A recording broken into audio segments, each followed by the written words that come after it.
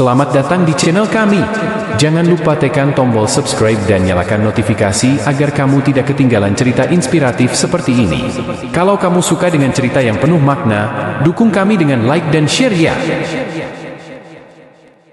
Lampu-lampu sorot itu menyilaukan. Ribuan pasang mata menatapnya dengan kagum, histeris. Suara mereka bergemuruh, meneriakkan namanya, Ariel, Ariel, Ariel. Ia tersenyum. Senyum tipis penuh pesona yang sudah ia latih di depan cermin bertahun-tahun lamanya. Tangannya memegang mikrofon erat-erat, dan dengan napas dalam, ia mulai menyanyikan lagu andalannya, lagu yang membuatnya terkenal, kaya, dan kosong. Di atas panggung, Ariel adalah segalanya, bintang, idola, inspirasi. Tapi di balik layar, di kamar hotel yang sunyi, ia hanyalah seorang lelaki yang kehilangan dirinya sendiri. Malam itu, setelah konser megahnya di Jakarta, Ariel berdiri di depan cermin kamar suite mewah. Make up masih menempel, rambut acak-acakan basah oleh keringat panggung. Matanya kosong. Tatapannya tidak memancarkan kebahagiaan, hanya kelelahan yang menyakitkan. Ia membuka sebotol minuman keras dan meneguknya dalam sekali teguk, berharap bisa menelan keheningan batinnya. Sudah lama ia sadar, gemerlap dunia ini tidak bisa menambal lubang di hatinya yang makin hari makin menganga. Apa arti semua ini? Gumamnya pelan. Ia teringat masa kecilnya. Di kampung kecil, ia biasa mengaji di surau bersama ibunya. Suara azan waktu maghrib yang lembut dulu begitu akrab di telinganya, tapi kini, bahkan ia tak ingat kapan terakhir kali ia mendengar azan. Ponselnya bergetar. Sebuah pesan masuk dari sang ibu. "Nak, kamu baik-baik saja. Jangan lupa salat, ya." Ibu selalu doakan Ariel. Ariel tak membalas. Ia hanya menatap layar itu lama. Air matanya nyaris menetes, tapi ego menahannya. Ia tak ingin terlihat lemah, bahkan oleh dirinya sendiri. Di meja, berserakan undangan pesta, kontrak kerja, dan majalah yang memajang wajahnya dengan judul Ariel, vokalis paling dicintai Indonesia. Lucu, dicintai semua orang, tapi tak mencintai diri sendiri. Ia kembali meneguk minumannya. Di luar, Jakarta masih hidup, tapi di dalam dirinya, Ariel merasa mati. Pagi itu, langit Jakarta mendung. Udara terasa berat, dan kepala Ariel berdenyut nyeri karena terlalu banyak minum semalam. Ia menyingkap tirai jendela hotel tinggi tempatnya menginap dan memandangi keramaian di bawah. Semua tampak berjalan begitu cepat, tapi hatinya diam, kosong. Di meja kerja, amplop coklat kecil tergeletak, dibawa oleh asistennya yang semalam hanya meletakkannya tanpa bicara. Ariel meraihnya dengan malas, tapi saat melihat tulisan tangan di sana, jantungnya berdebar. Untuk Ariel, dari ibu. Dengan tangan gemetar, ia membuka amplop itu. Di dalamnya, ada secari kertas tipis dengan tulisan tangan yang begitu dikenalnya, tulisan ibunya. "Nak, aku tahu hidupmu sekarang sibuk. Tapi ingat, panggung hanya sementara. Jangan sampai kehilangan arah. Ibu tidak butuh kamu jadi terkenal. Ibu hanya ingin kamu bahagia dan kembali pada Allah. Sujudlah, nak, bukan pada dunia, tapi padanya. Di situ kamu akan temukan ketenangan yang tak bisa dibeli." Ariel menahan napas. Tenggorokannya tercekat. Ia tak pernah tahu bahwa sekeping kertas bisa terasa lebih berat dari ribuan penonton yang menyebut namanya. Surat itu seperti tamparan. Pedih, tapi hangat. Sudah berapa lama ia tidak menelepon ibunya? Sudah berapa lebaran ia absen pulang? Sudah berapa waktu berlalu sejak terakhir kali ia menyentuh sajadah? Ponselnya kembali bergetar. Kali ini bukan pesan kerja, bukan juga notifikasi media sosial, tapi panggilan dari nomor tak dikenal. Entah kenapa, Ariel mengangkatnya. "Assalamualaikum, ini Ariel." Suara di ujung sana lirih, laki-laki tua. "Saya, Ustaz Rahman. Ibu kamu menitipkan nomor saya. Katanya, kalau kamu pernah merasa hilang, kamu bisa hubungi saya." Ariel membeku. Nama itu, Ustaz Rahman, adalah guru ngaji masa kecilnya, yang dulu setiap sore mengajarinya huruf demi huruf Al-Quran dengan penuh kesabaran. Untuk pertama kalinya dalam waktu yang sangat lama, Ariel merasa seperti ada jalan pulang. Tapi ia belum berani. Belum sanggup. Air mata itu akhirnya jatuh juga. Di kamar hotel paling mahal, di tengah segala kemewahan, Ariel menangis sendirian, tak tahu kemana harus melangkah. Tapi untuk pertama kalinya, hatinya mulai merindukan sesuatu, cahaya. Ariel berdiri di depan sebuah rumah sederhana di pinggiran Depok. Bukan gedung pencakar langit, bukan hotel bintang 5. Tapi ada sesuatu di rumah ini yang membuat jantungnya berdetak tak beraturan. Kenangan. Rumah itu milik Ustaz Rahman. Di beranda masih tergantung sangkar burung perkutut seperti dulu. Di sana, di teras kayu itu, dulu ia sering duduk sambil menunggu giliran mengaji. Tangan Ariel mengepal. Jari-jarinya dingin. Ia ragu. Bagian dari dirinya berkata, "Kau Ariel, vokalis terkenal. Kau tak perlu datang ke tempat seperti ini." Tapi suara kecil dalam hatinya, yang pelan tapi jujur, berbisik, "Disinilah dulu kamu belajar menyebut nama Tuhan pertama kali." Akhirnya, ia mengetuk pintu. Tak lama kemudian, pintu dibuka. Seorang lelaki tua berdiri dengan senyum lembut. Janggutnya mulai memutih, dan matanya sayu tapi penuh kehangatan. "Masya Allah, ini kamu, Ariel?" Ariel hanya menunduk. Suaranya tercekat. "Silakan masuk. Nah, sudah lama rumah ini menunggu langkahmu kembali." Suasana rumah itu hangat. Wangi kayu, aroma teh manis, dan ketenangan. Suatu perasaan yang sudah lama hilang dari hidup Ariel. Ia menatap dinding yang masih tergantung foto-foto santri kecil, termasuk fotonya sendiri, anak kecil dengan peci hitam dan senyum polos. "Ibu kamu sering kirim kabar. Beliau selalu bilang, 'Ustaz, doakan Ariel,' ya. Dia baik, hanya tersesat jalannya." Ustaz Rahman menatap Ariel dalam. "Dan doa seorang ibu, nak, cepat sampai." Air mata Ariel meleleh. Ia menunduk dalam-dalam, untuk menutupi wajahnya yang kini rapuh. Saya capek, Ustaz.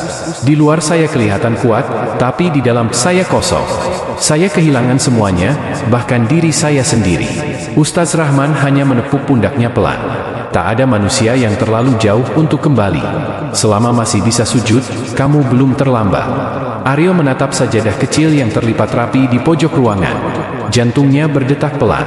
Ia belum siap, tapi untuk pertama kalinya, ia ingin mencoba. Walau langkahnya gemetar, hatinya perlahan mulai menemukan arah. Setelah bertahun-tahun, langit sore mulai menggelap. Udara di dalam rumah Ustaz Rahman terasa hangat dan menenangkan, seperti pelukan seorang ayah yang telah lama ditinggalkan. Ariel duduk diam di sudut ruangan, matanya terpaku pada sajadah hijau lusuh yang dulu sering ia gunakan saat masih kecil. Tangannya berkeringat, hatinya bergetar. "Kalau kamu mau, kita bisa salat maghrib bareng. Tak perlu hafal semuanya dulu. Cukup ikuti saja dulu gerakan dan rasanya." Suara Ustaz Rahman tenang, tanpa paksaan. Ariel mengangguk pelan. Tidak menjawab dengan kata-kata, hanya dengan hati yang mulai luluh. Ia berdiri, pelan-pelan, lalu mengambil wudhu. Saat air dingin menyentuh wajahnya, ia merasa seolah mencuci seluruh luka yang selama ini ia sembunyikan. Luka karena kesombongan, luka karena kesepian, luka karena lupa jalan pulang. Saat ia kembali ke ruang sholat, sajadah sudah terbentang. Ariel berdiri di belakang Ustaz Rahman, tubuhnya sedikit gemetar. Suara takbir menggema di dalam ruangan kecil itu. Lalu, sujud. Sujud pertamanya setelah sekian tahun. Dan di titik itulah, Ariel menangis. Bukan karena sedih, tapi karena rindu. Rindu pada dirinya sendiri yang dulu. Rindu pada Tuhan yang pernah begitu dekat. Rindu pada ketenangan yang tak pernah bisa ia beli dengan popularitas, panggung megah, atau pujian penggemar. Di dalam sujud itu, Ariel merasa tubuhnya kecil. Sangat kecil. Tapi anehnya, ia merasa begitu diterima, begitu dicintai, meski ia sudah terlalu lama meninggalkan Tuhan. "Ya Allah, kalau Engkau masih mau mendengarku, tolong jangan biarkan aku tersesat lagi." Doa itu lirih, tapi mengguncang dunia kecil di dadanya. Selesai salat, ia tidak langsung berdiri.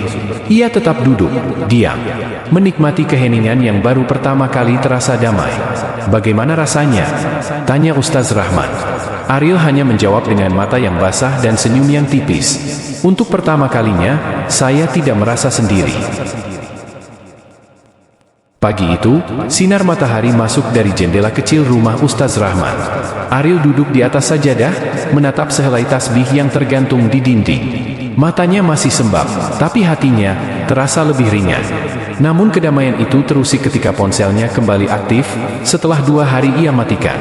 Puluhan notifikasi memenuhi layar. "Ariel, kamu di mana? Jangan lari dari tanggung jawab. Konser tinggal seminggu lagi." Fans kamu kecewa, bro. Ariel terdiam. Ia kembali menatap tangannya, tangan yang dulu menggenggam mikrofon di atas panggung megah, kini menggenggam tasbih kecil yang mulai terasa lebih berarti. Kamu masih bisa memilih, nak, kata Ustaz Rahman pelan sambil menuangkan teh hangat. Tapi pilihan itu akan menentukan kemana hidupmu dibawa. Ariel menarik napas panjang. Ia tahu dunia tidak akan berhenti menuntutnya. Label musik, menir, kontrak, dan ekspektasi ribuan penggemar. Tapi ada suara lain di dalam dirinya, suara sunyi yang penuh makna. Suara yang baru ia temukan kembali di rumah sederhana ini. Saya bingung, Ustaz, saya tidak ingin meninggalkan semuanya begitu saja. Tapi saya juga tak ingin kehilangan kedamaian yang baru saya temukan. Ustaz Rahman tersenyum bijak. Allah tidak pernah melarang kita punya mimpi. Tapi kadang, dia mengajarkan bahwa arah mimpi itu harus berubah agar tak menghancurkan kita. Malamnya, Ariel membuka laptop. Ia menulis email panjang kepada timnya. Bukan pengunduran diri, bukan juga kabur. Tapi permintaan, waktu. Aku tidak ingin menyanyi hanya untuk dipuja, tapi ingin menyanyi karena aku punya pesan, dan karena hatiku sudah sembuh. Itulah kalimat terakhir dalam email itu. Ia tak tahu apa yang akan terjadi selanjutnya. Mungkin ia akan ditinggalkan, mungkin dicemooh. Tapi satu hal pasti, untuk pertama kalinya, Ariel mulai memilih bukan karena dunia, tapi karena jiwanya. Pagi itu, notifikasi demi notifikasi membanjiri ponsel Ariel. Setelah email yang ia kirim malam sebelumnya, reaksi mulai berdatangan. Tapi bukan empati yang ia terima, melainkan kemarahan. Gila kamu, Ariel. Kita sudah kontrak konser internasional, kamu mau mundur begitu aja. Brand besar sudah deal. Kamu tahu berapa miliar yang kita buang. Jangan sok suci, dunia ini nggak bisa ditinggal seenaknya. Ariel membaca semuanya satu persatu. Dada sesak. Ia ingin menjelaskan, tapi tahu, sebagian dari mereka tidak akan pernah benar-benar mengerti.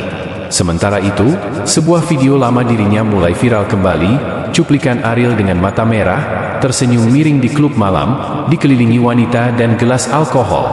Netizen ramai berkomentar, vokalis ini berubah karena sepi job? Munafik. Dulu kayak setan, sekarang sok alim. Pura-pura hijrah demi pamor doang. Ariel diam, menggenggam ponsel erat-erat, lalu mematikan layarnya. Ia pergi ke beranda rumah Ustaz Rahman. Langit tampak sendu. Daun-daun jatuh seperti hatinya yang runtuh perlahan. Ustaz, kenapa niat baik justru dibalas dengan luka? Tanyanya lirih. Karena yang paling sakit dari hijrah adalah meninggalkan sesuatu yang kamu cintai, bukan yang kamu benci. Ustaz Rahman duduk di sampingnya. Dunia tak pernah benar-benar sabar. Tapi Tuhan selalu menunggumu kembali. Malam itu, Ariel menangis dalam sujudnya. Tidak karena takut kehilangan ketenaran. Tapi karena untuk pertama kalinya, ia sadar, aku sedang kehilangan diriku sendiri. Dan aku sedang mencarinya kembali bersama Allah. Langit sore itu murung. Hujan turun perlahan, seolah ikut meresapi perasaan Ariel yang hampa. Ia duduk sendiri di pojok ruang tamu rumah Ustaz Rahman, menggenggam ponselnya yang kembali aktif hanya untuk satu hal, melihat pesan dari seseorang yang tak pernah ia duga. Ariel, aku dengar kamu berubah, dan aku menangis membacanya. Aku harap kamu masih ingat siapa aku. Itu pesan dari Nadia, satu-satunya wanita yang dulu mencintainya dengan tulus sebelum dunia gemerlap merenggut segalanya. Mereka pernah bersama saat Ariel belum dikenal siapa-siapa. Saat hidup masih sederhana, dan cinta mereka tak butuh penjelasan, hanya perasaan. Tapi Ariel menghancurkannya. Ia tinggalkan Nadia demi popularitas, demi wanita-wanita yang bersedia berpura-pura mencintai demi status. Aku tidak ingin membuka luka lama, Ariel. Tapi aku hanya ingin bilang, aku selalu mendoakanmu dalam diam. Air mata Ariel jatuh tanpa bisa ditahan. Ia memejamkan mata, mengingat senyum lembut Nadia. Senyum yang ia anggap tak penting, hingga kini terasa begitu mahal. Nadia, maaf, bisik Ariel, walau belum berani membalas pesan itu. Ustaz Rahman, dari kejauhan, melihat Ariel menggigil dalam diam. Ia tahu, itu bukan sekadar pesan cinta. Itu adalah suara masa lalu yang datang bukan untuk melemahkan, tapi untuk menguji seberapa kuat hijrah yang Ariel perjuangkan. Kadang, yang paling menyakitkan bukan ditinggalkan, tapi menyadari kita pernah menyia-nyiakan seseorang yang benar-benar tulus, ujar Ustaz lirih, seperti membaca isi hati Ariel. Malam itu, Ariel berdiri di depan cermin. Ia menatap wajahnya yang penuh luka batin.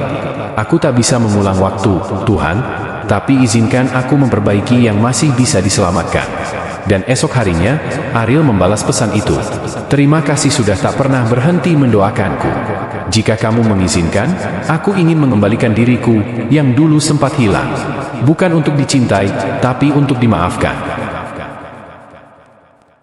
Di sebuah kafe kecil yang tenang di pinggiran kota, hujan turun seperti air mata langit. Ariel menunggu, duduk di meja dekat jendela.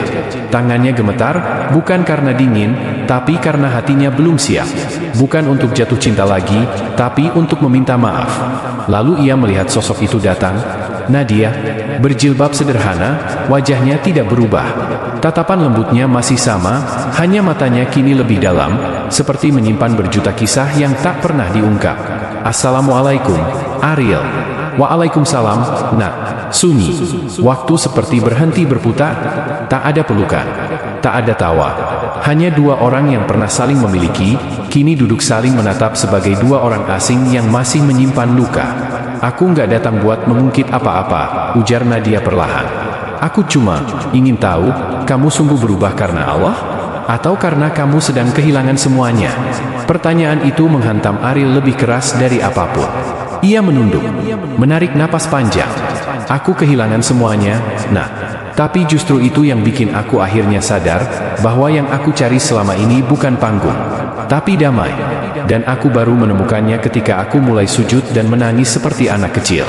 Air mata menetes di pipi Ariel. Nadia ikut menunduk, matanya berkaca. Aku tidak datang untuk kembali ke masa lalu, Ariel. Tapi kalau kamu serius menempuh jalan ini, maka aku akan tetap mendoakanmu. Dalam diam, seperti dulu. Nat, maafkan aku, ya. Aku terlalu mencintai dunia, sampai lupa mencintai orang yang paling tulus. Nadia tersenyum kecil, lalu berdiri. Allah selalu membuka pintu taubat, Ariel. Tapi kamu harus belajar membuka pintu memaafkan dirimu sendiri. Dan ia pergi, meninggalkan Ariel sendiri di tengah hujan. Tapi anehnya, Ariel merasa damai. Pertemuan itu tidak membuatnya rapuh. Justru ia merasa lebih kuat. Karena luka yang dulu ia sebabkan, kini menjadi bagian dari proses penyembuhan. Langkah Ariel terasa berat saat ia berdiri di depan sebuah rumah tua dengan pagar berkarat. Rumah itu pernah menjadi saksi tangis ibunya. Tempat ia tumbuh. Tempat ia berjanji takkan pernah lupa asal-usulnya. Janji yang ternyata ia hianati sendiri. Apa mereka masih mau menerimaku? Pikir Ariel sambil menatap pintu kayu yang dulu selalu terbuka untuknya. Perlahan, ia ketuk pintu. Tak lama kemudian, seorang perempuan tua membuka dengan wajah terkejut. Ibu. Ariel, suaranya gemetar, seperti tak yakin yang berdiri di hadapannya adalah anak yang dulu pergi tanpa pamit. Bu, suara Ariel nyaris tak keluar. Maaf, Ariel pulang. Tapi bukan sebagai artis, bukan sebagai vokalis. Ariel cuma anak ibu yang penuh dosa dan ingin dipeluk lagi. Tangis itu meledak. Sang ibu langsung memeluk Ariel, tubuhnya menggigil. Ibu nggak pernah berhenti sholat malam buat kamu, Nak. Bahkan saat kamu hilang, saat kamu lupa jalan pulang, ibu tetap yakin, doa bisa memanggilmu kembali. Air mata Ariel pecah di pelukan ibunya. Maafin Ariel, Ariel terlalu sombong, Bu. Dulu Ariel pikir popularitas bisa ganti semua yang Ariel tinggalin. Tapi ternyata semua itu kosong. Sepi. Nggak ada yang lebih berharga dari tangan ibu yang pernah menyuapi aku saat sakit. Sang ibu menggenggam wajah Ariel. Kalau Allah aja masih membuka pintu taubat, masa ibu nggak bisa membuka pintu rumah? Lalu dari dalam, muncul sosok ayahnya. Tidak berkata sepatah kata pun. Tapi pelukannya cukup untuk menjawab segalanya. Pelukan itu hangat, seperti masa kecil Ariel yang dulu penuh cinta. Hari itu, Ariel bukan hanya pulang ke rumah, tapi juga pulang ke cinta yang paling awal, cinta tanpa syarat. Panggung itu tidak megah, tidak ada lampu sorot menyilaukan, tidak ada histeria penonton. Hanya sebuah aula kecil di pesantren yang sederhana. Namun, inilah panggung pertama Ariel setelah hijrah. Bukan untuk menyanyikan lagu-lagu cinta duniawi, tapi untuk menyampaikan sebuah pesan, melalui lirik yang menenangkan jiwa, dan suara yang kini membawa makna. "Assalamualaikum," sapanya pelan dari atas panggung. "Dulu, saya nyanyi untuk tepuk tangan. Sekarang, saya menyanyi untuk mengingatkan bahwa hidup ini terlalu sebentar untuk kita habiskan tanpa arah." Beberapa anak santri tersenyum. Ada yang tak percaya, mantan vokalis idola mereka kini berdiri di hadapan mereka dengan air mata dan tasbih di tangan. Ariel membawakan lagu ciptaannya sendiri, tentang gelapnya dunia hiburan, tentang luka batin yang tersembunyi di balik ketenaran, dan tentang cahaya yang akhirnya menuntunnya kembali. Saat semua meninggalkan, ada satu yang tetap setia. Dia tak pernah pergi. "Dialah Tuhanku." Suara Ariel pecah di bait terakhir. Bukan karena nada, tapi karena rasa. "Saya bukan ustaz, saya bukan orang suci," lanjutnya usai lagu. "Saya cuma orang yang pernah tersesat, dan diberi kesempatan kedua." Malam itu, tidak ada tepuk tangan panjang. Tapi ada isak haru. Ada santri yang mulai menunduk, mulai merenung. Dan Ariel tahu, inilah panggung yang selama ini ia cari. Panggung yang tidak mengangkat namanya, tapi mengangkat hatinya menuju Allah. 2 minggu setelah penampilan pertamanya di pesantren, Ariel mendapat pesan yang membuat dadanya berdebar. Manajer lamanya, Fajri, ingin bertemu. "Gue denger lo udah balik ke rumah, RI. Gue di kota sekarang. Ada tawaran besar buat lo," tulisnya. Rasa penasaran dan kegelisahan campur aduk. Ariel tahu, Fajri bukan orang biasa. Ia dulu yang mengangkat Ariel dari panggung kecil ke konser-konser internasional. Tapi ia juga orang yang menuntun Ariel ke dalam dunia gelap, alkohol, pesta, dan kontrak tak bernurani. Mereka bertemu di sebuah kafe sore hari. Fajri masih sama, setelan jas mahal, senyum meyakinkan, tapi mata yang tak pernah benar-benar jujur. "Gue nggak bisa bohong, RI. Banyak label masih minat sama lo. Lagu lo masih didengar jutaan orang. Mereka pengen lo comeback. Konser, tur Asia, bayarannya gila-gilaan. Lo bisa naik lagi, lebih tinggi dari sebelumnya." Ariel terdiam. Dulu, ia akan langsung tanda tangan tanpa berpikir. Tapi sekarang, "Maaf, Faj. Gue udah nggak di jalur itu lagi. Gue udah nemuin sesuatu yang lebih tenang dari tepuk tangan." Fajri tertawa kecil, nada sinis. "Tenang? Lo mau nyanyi di musola seumur hidup? Lo buang kesempatan jadi legenda cuma karena cahaya yang lo bilang itu?" Ariel menghela napas panjang. "Gue emang pernah pengen jadi legenda. Tapi sekarang, gue cuma pengen jadi manusia yang bisa tidur tenang tanpa takut lupa sholat subuh." Fajri terdiam. Mungkin terkejut. Mungkin tidak percaya. "Lo berubah, RI. Tapi dunia ini nggak berubah. Dunia ini tetap keras. Lo nggak akan bisa hidup cuma dengan zikir." Ariel menatap Fajri dalam-dalam, senyum tipis di wajahnya. "Mungkin benar. Tapi sekarang gue punya Tuhan di sisi gue. Dan itu lebih cukup dari semua kontrak yang lo tawarkan." Fajri pergi dengan kecewa. Tapi Ariel tidak merasa kehilangan. Malam itu, di sejadahnya, Ariel menangis. Bukan karena sedih, tapi karena akhirnya ia bisa menolak dosa dengan tenang. Pagi itu, Ariel duduk sendirian di teras rumah orang tuanya. Di depannya terbuka sebuah laptop usang. Tangannya sempat gemetar saat mengetik kalimat pertama. Tapi setelah itu, jari-jarinya seakan tak mau berhenti. "Namaku Ariel. Dulu aku bernyanyi untuk dipuja. Tapi sekarang aku menulis agar bisa menyembuhkan diriku sendiri, dan mungkin kamu yang sedang membaca ini." Menulis adalah sesuatu yang tak pernah ia bayangkan sebelumnya. Ia terbiasa mengungkapkan isi hati lewat melodi, bukan kalimat panjang.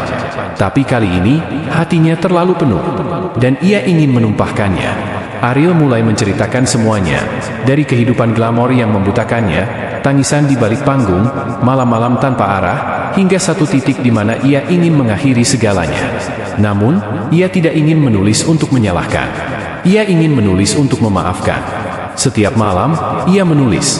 Bukan tentang kebesaran namanya di masa lalu, tapi tentang kekosongan yang menyertainya. "Aku pernah dikelilingi ribuan orang, tapi tetap merasa paling sendiri." Ariel menyadari satu hal, luka-luka yang ia alami dulu bukanlah hukuman. Mereka adalah jalan pulang. Tuhan sedang mendidiknya. Tuhan tidak pernah benar-benar meninggalkannya, ia saja yang terlalu sibuk memalingkan wajah. Buku itu ia beri judul, "Nada yang Hilang, Cahaya yang Kutemukan." Ia tak tahu apakah buku ini akan diterima orang. Tapi satu hal yang ia tahu, ia menulis dengan hati. Dan siapapun yang membacanya, akan merasa tidak sendiri. Setiap bab dalam buku itu adalah pengakuan. Tentang dosa, tentang jatuh, tentang bangkit, dan tentang harapan bahwa Tuhan tak pernah menutup pintu, bahkan bagi mereka yang paling berdosa. Beberapa minggu setelah Ariel menyelesaikan bukunya dan mengunggah versi digitalnya secara gratis di sebuah platform daring, ia tidak berharap banyak. Bahkan tak mengumumkannya di media sosial. Hanya satu status singkat di akun lamanya yang sudah nyaris tak aktif. Untuk siapapun yang sedang gelap, mungkin tulisan ini bisa jadi cahaya kecil. Ini kisahku, semoga ada kisahmu yang kembali pulang. Tanpa disangka, 2 hari kemudian, bukunya viral. Seseorang membagikan tangkapan layar dari salah satu kutipan dalam bukunya. Terkadang, Tuhan membiarkanmu hancur agar kamu bisa membangun dirimu kembali, dengan fondasi yang tak akan runtuh. Komentar mengalir deras. Ratusan, lalu ribuan orang mulai membagikan buku itu. Mereka menandai teman, pasangan, bahkan orang tua mereka. Banyak yang menulis, gue baca ini sambil nangis. Gue nggak nyangka Ariel ternyata pernah separah itu.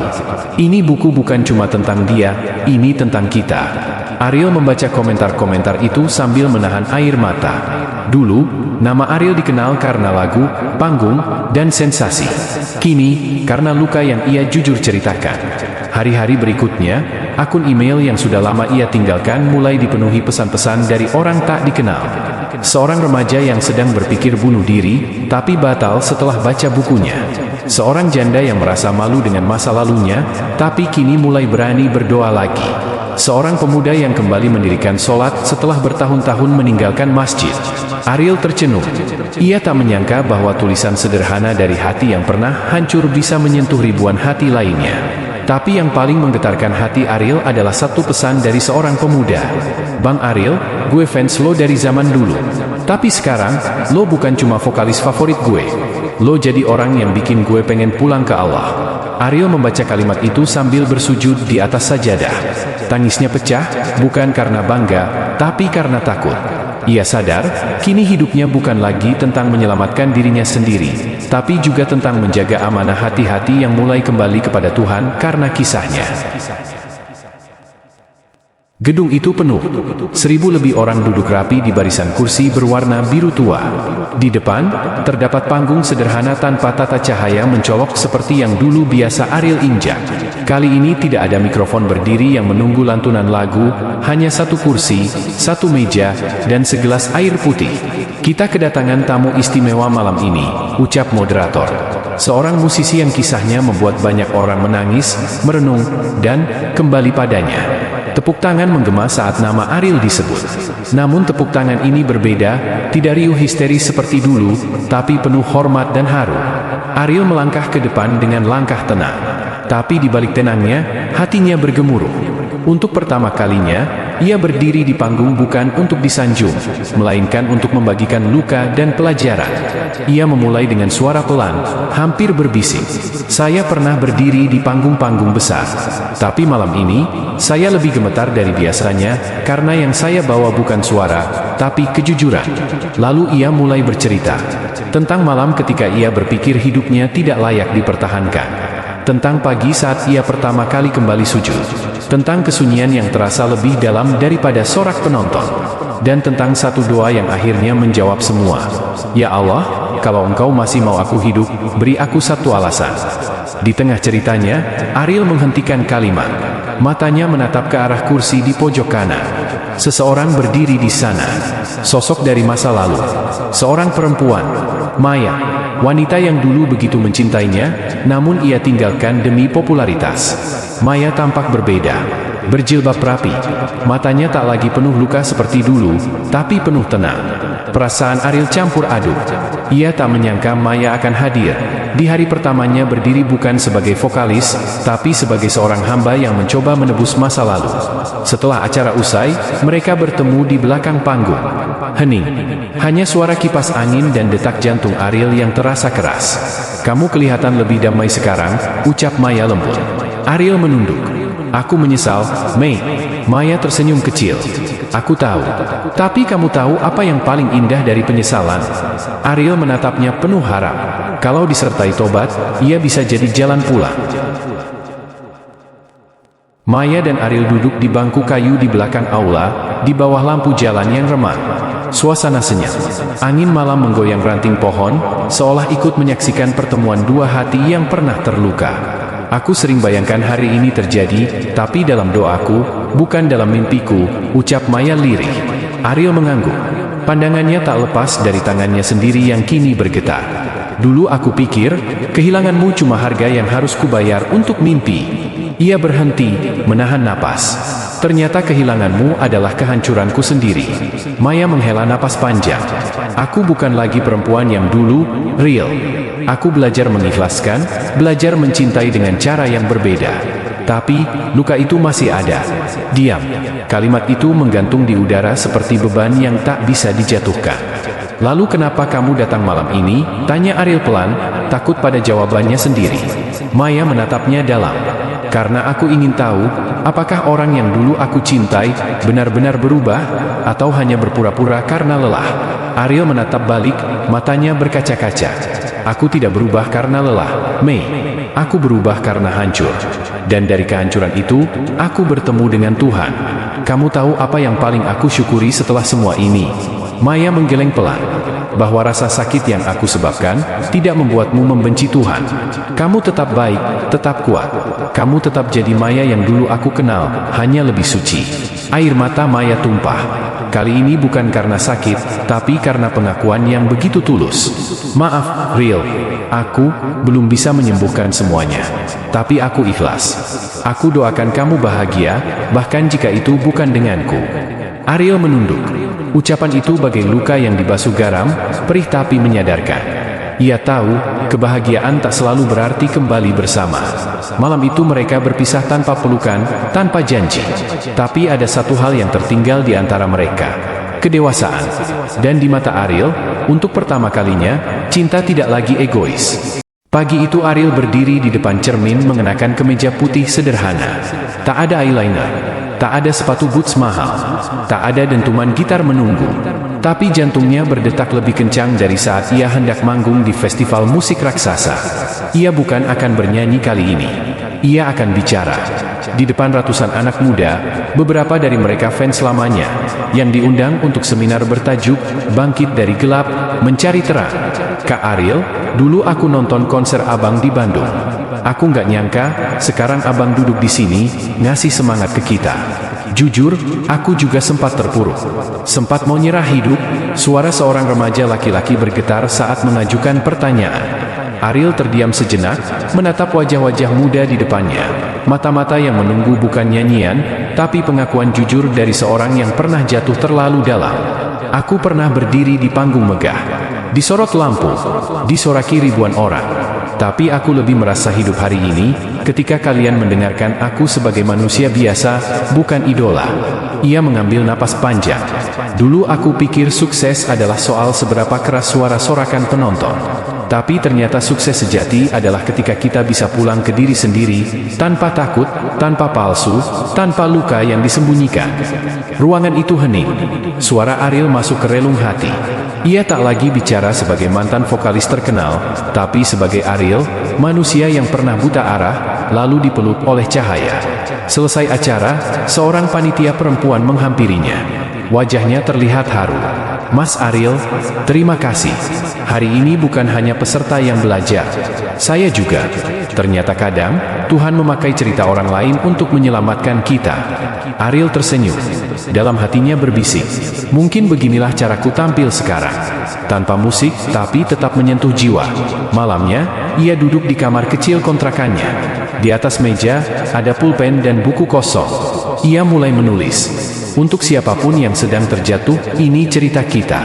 Aku pernah gelap, dan menemukan terang bukan karena aku hebat, tapi karena aku akhirnya membuka mata. Ia sadar, panggung barunya bukan lagi tempat glamor, tapi hati-hati yang menanti untuk disembuhkan. Pagi itu, Ariel membuka ponsel lamanya dan mendapati notifikasi yang membanjiri layar. Judul-judul berita daring memenuhi beranda media sosial. Ariel, mantan vokalis rock, kini jadi pembicara spiritual. Dari dunia malam ke dunia dakwah, transformasi mengejutkan Ariel. Pengakuan mengharukan Ariel, vokalis tersesat yang kini bimbing anak muda. Ariel terpaku. Jemarinya gemetar. Sorotan itu datang lagi, tapi bukan untuk konser, bukan karena album baru. Kali ini karena perjalanannya yang tak pernah ia bayangkan jadi konsumsi publik. Ia menarik napas dalam, antara takut dan bingung. Sebagian dari dirinya masih trauma akan ketenaran, yang dulu membuatnya kehilangan jati diri. Tak lama kemudian, ponselnya berdering. Nama yang muncul di layar membuatnya semakin gugup. Media TV nasional. Selamat pagi, Mas Ariel. Kami sangat tersentuh dengan kisah Mas. Apa Mas bersedia hadir di program kami minggu ini sebagai narasumber? Ini bisa jadi inspirasi banyak orang. Ariel terdiam. Sebagian dirinya ingin berkata tidak. Ia takut kembali ke dunia yang dulu menenggelamkannya. Tapi bagian lain dari hatinya berkata, bukankah sekarang kamu punya pesan? Bukankah ini waktunya bukan untuk dikenal, tapi untuk menginspirasi? Dengan suara pelan tapi pasti, ia menjawab, insya Allah, saya bersedia. Tapi, izinkan saya tetap menjadi Ariel yang baru. Saya tak mau kembali menjadi yang lama. Media itu menyetujui. Tiba harinya, Ariel tampil di televisi. Ia duduk di kursi narasumber, bukan dengan gaya flamboyan, tapi sederhana, tenang, dan rendah hati. Pembawa acara bertanya, apa yang membuat Mas Ariel berani meninggalkan dunia yang dulu sangat mencintai Mas? Ariel tersenyum, karena dunia itu mencintaiku hanya ketika aku bersinar. Tapi saat aku jatuh, yang menyelamatkanku bukan dunia, melainkan doa, tangis, dan keinginan untuk hidup dengan hati yang bersih. Tangis penonton studio pecah. Ratusan komentar positif membanjiri media sosial. Namun tak semua suka. Di balik layar, sebuah komentar masuk ke akun Ariel. Nggak usah sok suci, bro. Kita tahu siapa lo sebenarnya. Komentar itu menghujam seperti panah. Ia menatapnya lama. Tapi kali ini, ia tak membalas. Ia hanya menulis di buku hariannya. Ya Allah, jika ini cara MU menguatkanku, aku terima. Aku tahu ini bukan jalan yang mudah, tapi aku tak sendiri. Aku bersama MU. Malam itu, Ariel sujud lebih lama dari biasanya. Sorotan boleh datang kembali, tapi kali ini jiwanya tak lagi goyah. Senja baru saja turun ketika pintu rumah Ariel diketuk. Langkahnya pelan menuju pintu, dan begitu dibuka, waktu seolah berhenti. Di hadapannya berdiri seseorang yang hampir ia lupakan, namun tak mungkin benar-benar hilang dari ingatan. Bayu, mantan basis band lamanya, teman terdekat, saudara seperjuangan dalam dunia yang dulu penuh sorak dan dosa. Tapi kini, wajah Bayu tampak lelah, kusut, dan tak bercahaya. Real, boleh gue nginep malam ini? Suaranya pelan, nyaris seperti pengakuan dosa. Tanpa tanya, Ariel mempersilakan masuk. Aroma alkohol samar masih tercium dari jaket Bayu. Matanya merah, seperti habis menangis, atau terlalu lama dalam kehampaan. Mereka duduk di ruang tamu, hening. Hanya suara detak jam dinding yang mengisi ruangan. Gue lihat lo di TV, keren banget lo sekarang. Tapi gue nggak kayak lo, Real. Gue hancur. Gak ada yang nyari gue, gak ada yang peduli. Dulu kita bareng-bareng, sekarang lo naik, dan gue tenggelam. Ariel menatapnya dengan mata berkaca. Bukan karena malu, tapi karena ia tahu, rasa tersesat yang Bayu alami persis seperti yang dulu pernah mengurungnya. Bey, lo gak tenggelam, lo cuma belum mau berenang. Bayu tertawa pahit. Gue gak punya pelampung. Ariel berdiri, masuk ke kamar, lalu kembali membawa mushaf kecil. Ia duduk di samping Bayu, dan meletakkan mushaf itu di tangannya. Kalau dulu kita panggung bareng buat dunia, sekarang kita bisa panggung bareng buat surga, Bey. Bayu menunduk. Bahunya gemetar. Untuk pertama kali dalam hidup, ia menangis bukan karena dunia, tapi karena hatinya akhirnya disentuh.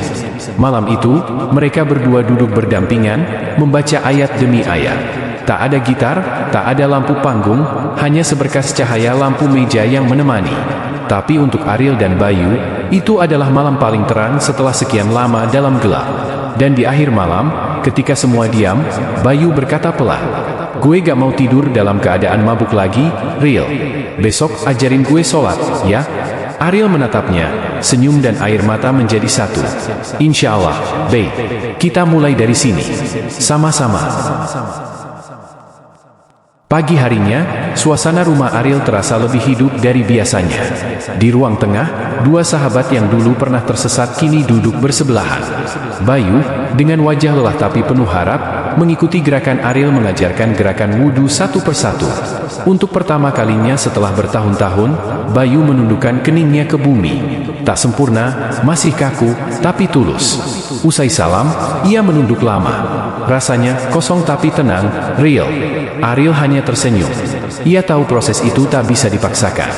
Hidayah bukan tentang kecepatan, tapi kesungguhan. Namun, tak lama setelah mereka selesai sarapan, sebuah pesan masuk ke ponsel Bayu. "Bro, dengar-dengar lo sekarang jadi ustaz ya? Hahaha, ayolah, balik. Kita ada manggung malam minggu. Fee-nya gede. Jangan jadi pecundang lah." Dari Dimas, mantan gitaris band lama mereka. Bayu menatap layar itu lama. Tangannya gemetar. Matanya seperti kehilangan cahaya tadi pagi. "Mereka manggil gue, Real, dan mereka tahu titik lemahnya gue, Dwi." Ariel diam sejenak. Lalu menjawab pelan, "Lo punya pilihan sekarang, Bay. Gue gak akan larang. Tapi ingat, gak semua cahaya itu terang. Kadang, cahaya dunia cuma fata morgana." Bayu tertawa pahit. "Lo gampang ngomong, Real. Lo udah berubah, udah punya panggung baru. Gue masih bayang-bayang dari band yang udah mati. Lo bukan bayangan, Bay. Lo calon cahaya." Sore itu, Bayu keluar rumah tanpa banyak bicara. Ariel hanya bisa berdoa, semoga ini bukan titik jatuhnya lagi. Tapi malamnya, Ariel mendapat panggilan tak terduga. Nomor tak dikenal. "Lo temennya Bayu?" "Iya, kenapa?" "Dia pingsan di belakang bar. Overdosis alkohol. Kami sudah panggil ambulans." Tubuh Ariel lunglai. Matanya kosong. Ia merasa seperti ditarik kembali ke lubang masa lalunya. Kalau kamu merasa tersentuh dengan kisah Ariel sejauh ini, jangan ragu untuk memberikan super thanks di bawah video ini atau ikut live streaming kami dan manfaatkan fitur super chat untuk memberikan dukungan langsung. Setiap bantuan dari kamu sangat berarti bagi kami untuk terus berkarya. Ariel menatap langit malam dari jendela ambulans, mencoba menenangkan detak jantungnya yang bergemuruh. Di sampingnya, tubuh Bayu terbaring lemah, wajahnya pucat dan penuh luka batin yang belum sembuh. Masker oksigen menutupi hidung dan mulutnya. Detik demi detik terasa begitu lama. "Kenapa, Bayu? Lo baru saja bilang lo tenang. Kenapa lo kembali?" bisik Ariel dalam hati, sambil menggenggam tangan sahabatnya erat. Sesampainya di IGD, para petugas medis segera membawa Bayu masuk. Ariel tertahan di ruang tunggu, duduk sendiri, dengan napas tak menentu. Di hadapannya ada cermin kecil yang menggantung di dinding, dan di bayangannya, ia melihat dirinya, yang dulu hancur, rapuh, dan berantakan. Bayu adalah cerminan dirinya. Hanya saja Ariel sudah diberi kesempatan lebih dulu untuk bangkit.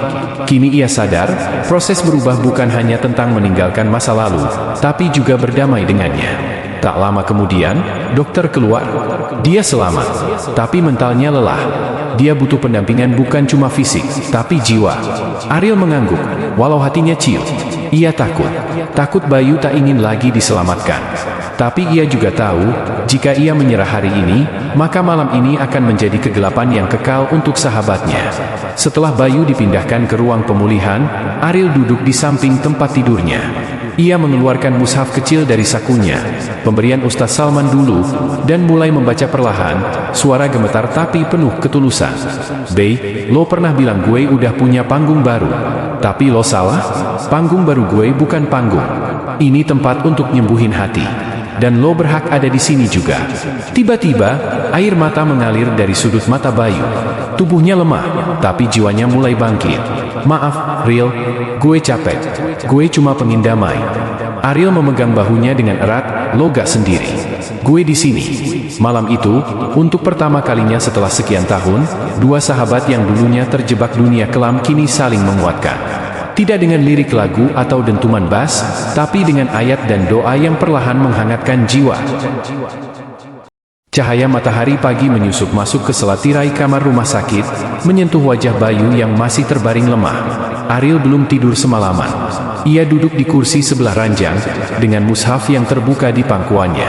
Suaranya serak, tapi ayat-ayat yang ia lantunkan terasa hangat, menyusup jauh ke dalam hati Bayu. Bayu membuka matanya perlahan. "Lo gak tidur, Real?" Ariel menoleh sambil tersenyum lelah. Gak apa-apa. Gue cuma takut kehilangan lo lagi. Sunyi menyelimuti mereka. Tapi kali ini bukan sunyi yang penuh luka, melainkan sunyi yang hangat, seperti pelukan setelah badai panjang. Beberapa hari kemudian, Bayu mulai bisa duduk dan berjalan pelan. Ariel menyarankannya mengikuti program pemulihan mental dan spiritual di tempat yang dulu juga menolongnya, sebuah pondok kecil di pinggir kota, yang tenang dan damai, dipenuhi cahaya subuh dan suara hati yang mulai sembuh. Bayu sempat ragu. Gue gak tahu bisa sembuh atau enggak. Hati gue kayak pecahan kaca, Real. Ariel menjawab lembut, lo gak harus nyatuin semuanya sekarang. Tapi kalau lo ikhlas, Allah bisa bikin pecahan itu jadi mozaik yang lebih indah dari sebelumnya.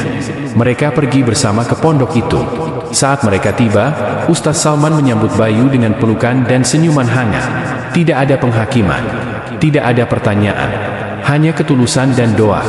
Hari-hari di pondok berjalan lambat tapi menyembuhkan.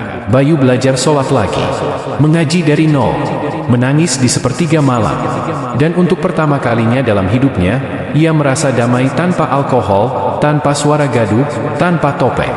Di malam ke-10, saat mereka duduk berdua di beranda, Bayu menatap langit penuh bintang dan berbisik, gue gak nyangka, Real, gue bisa tenang kayak gini. Ariel tersenyum sambil menahan haru. Gue juga gak nyangka bisa nemuin lo lagi dalam keadaan kayak gini. Tapi inilah hadiah dari doa. Bayu menunduk. Air matanya jatuh lagi. Tapi kali ini bukan air mata gelap, melainkan air mata terang, tanda sebuah awal yang baru. Setelah sebulan di pondok, Bayu terlihat jauh berbeda. Tubuhnya memang belum sepenuhnya pulih, tapi sorot matanya telah berubah.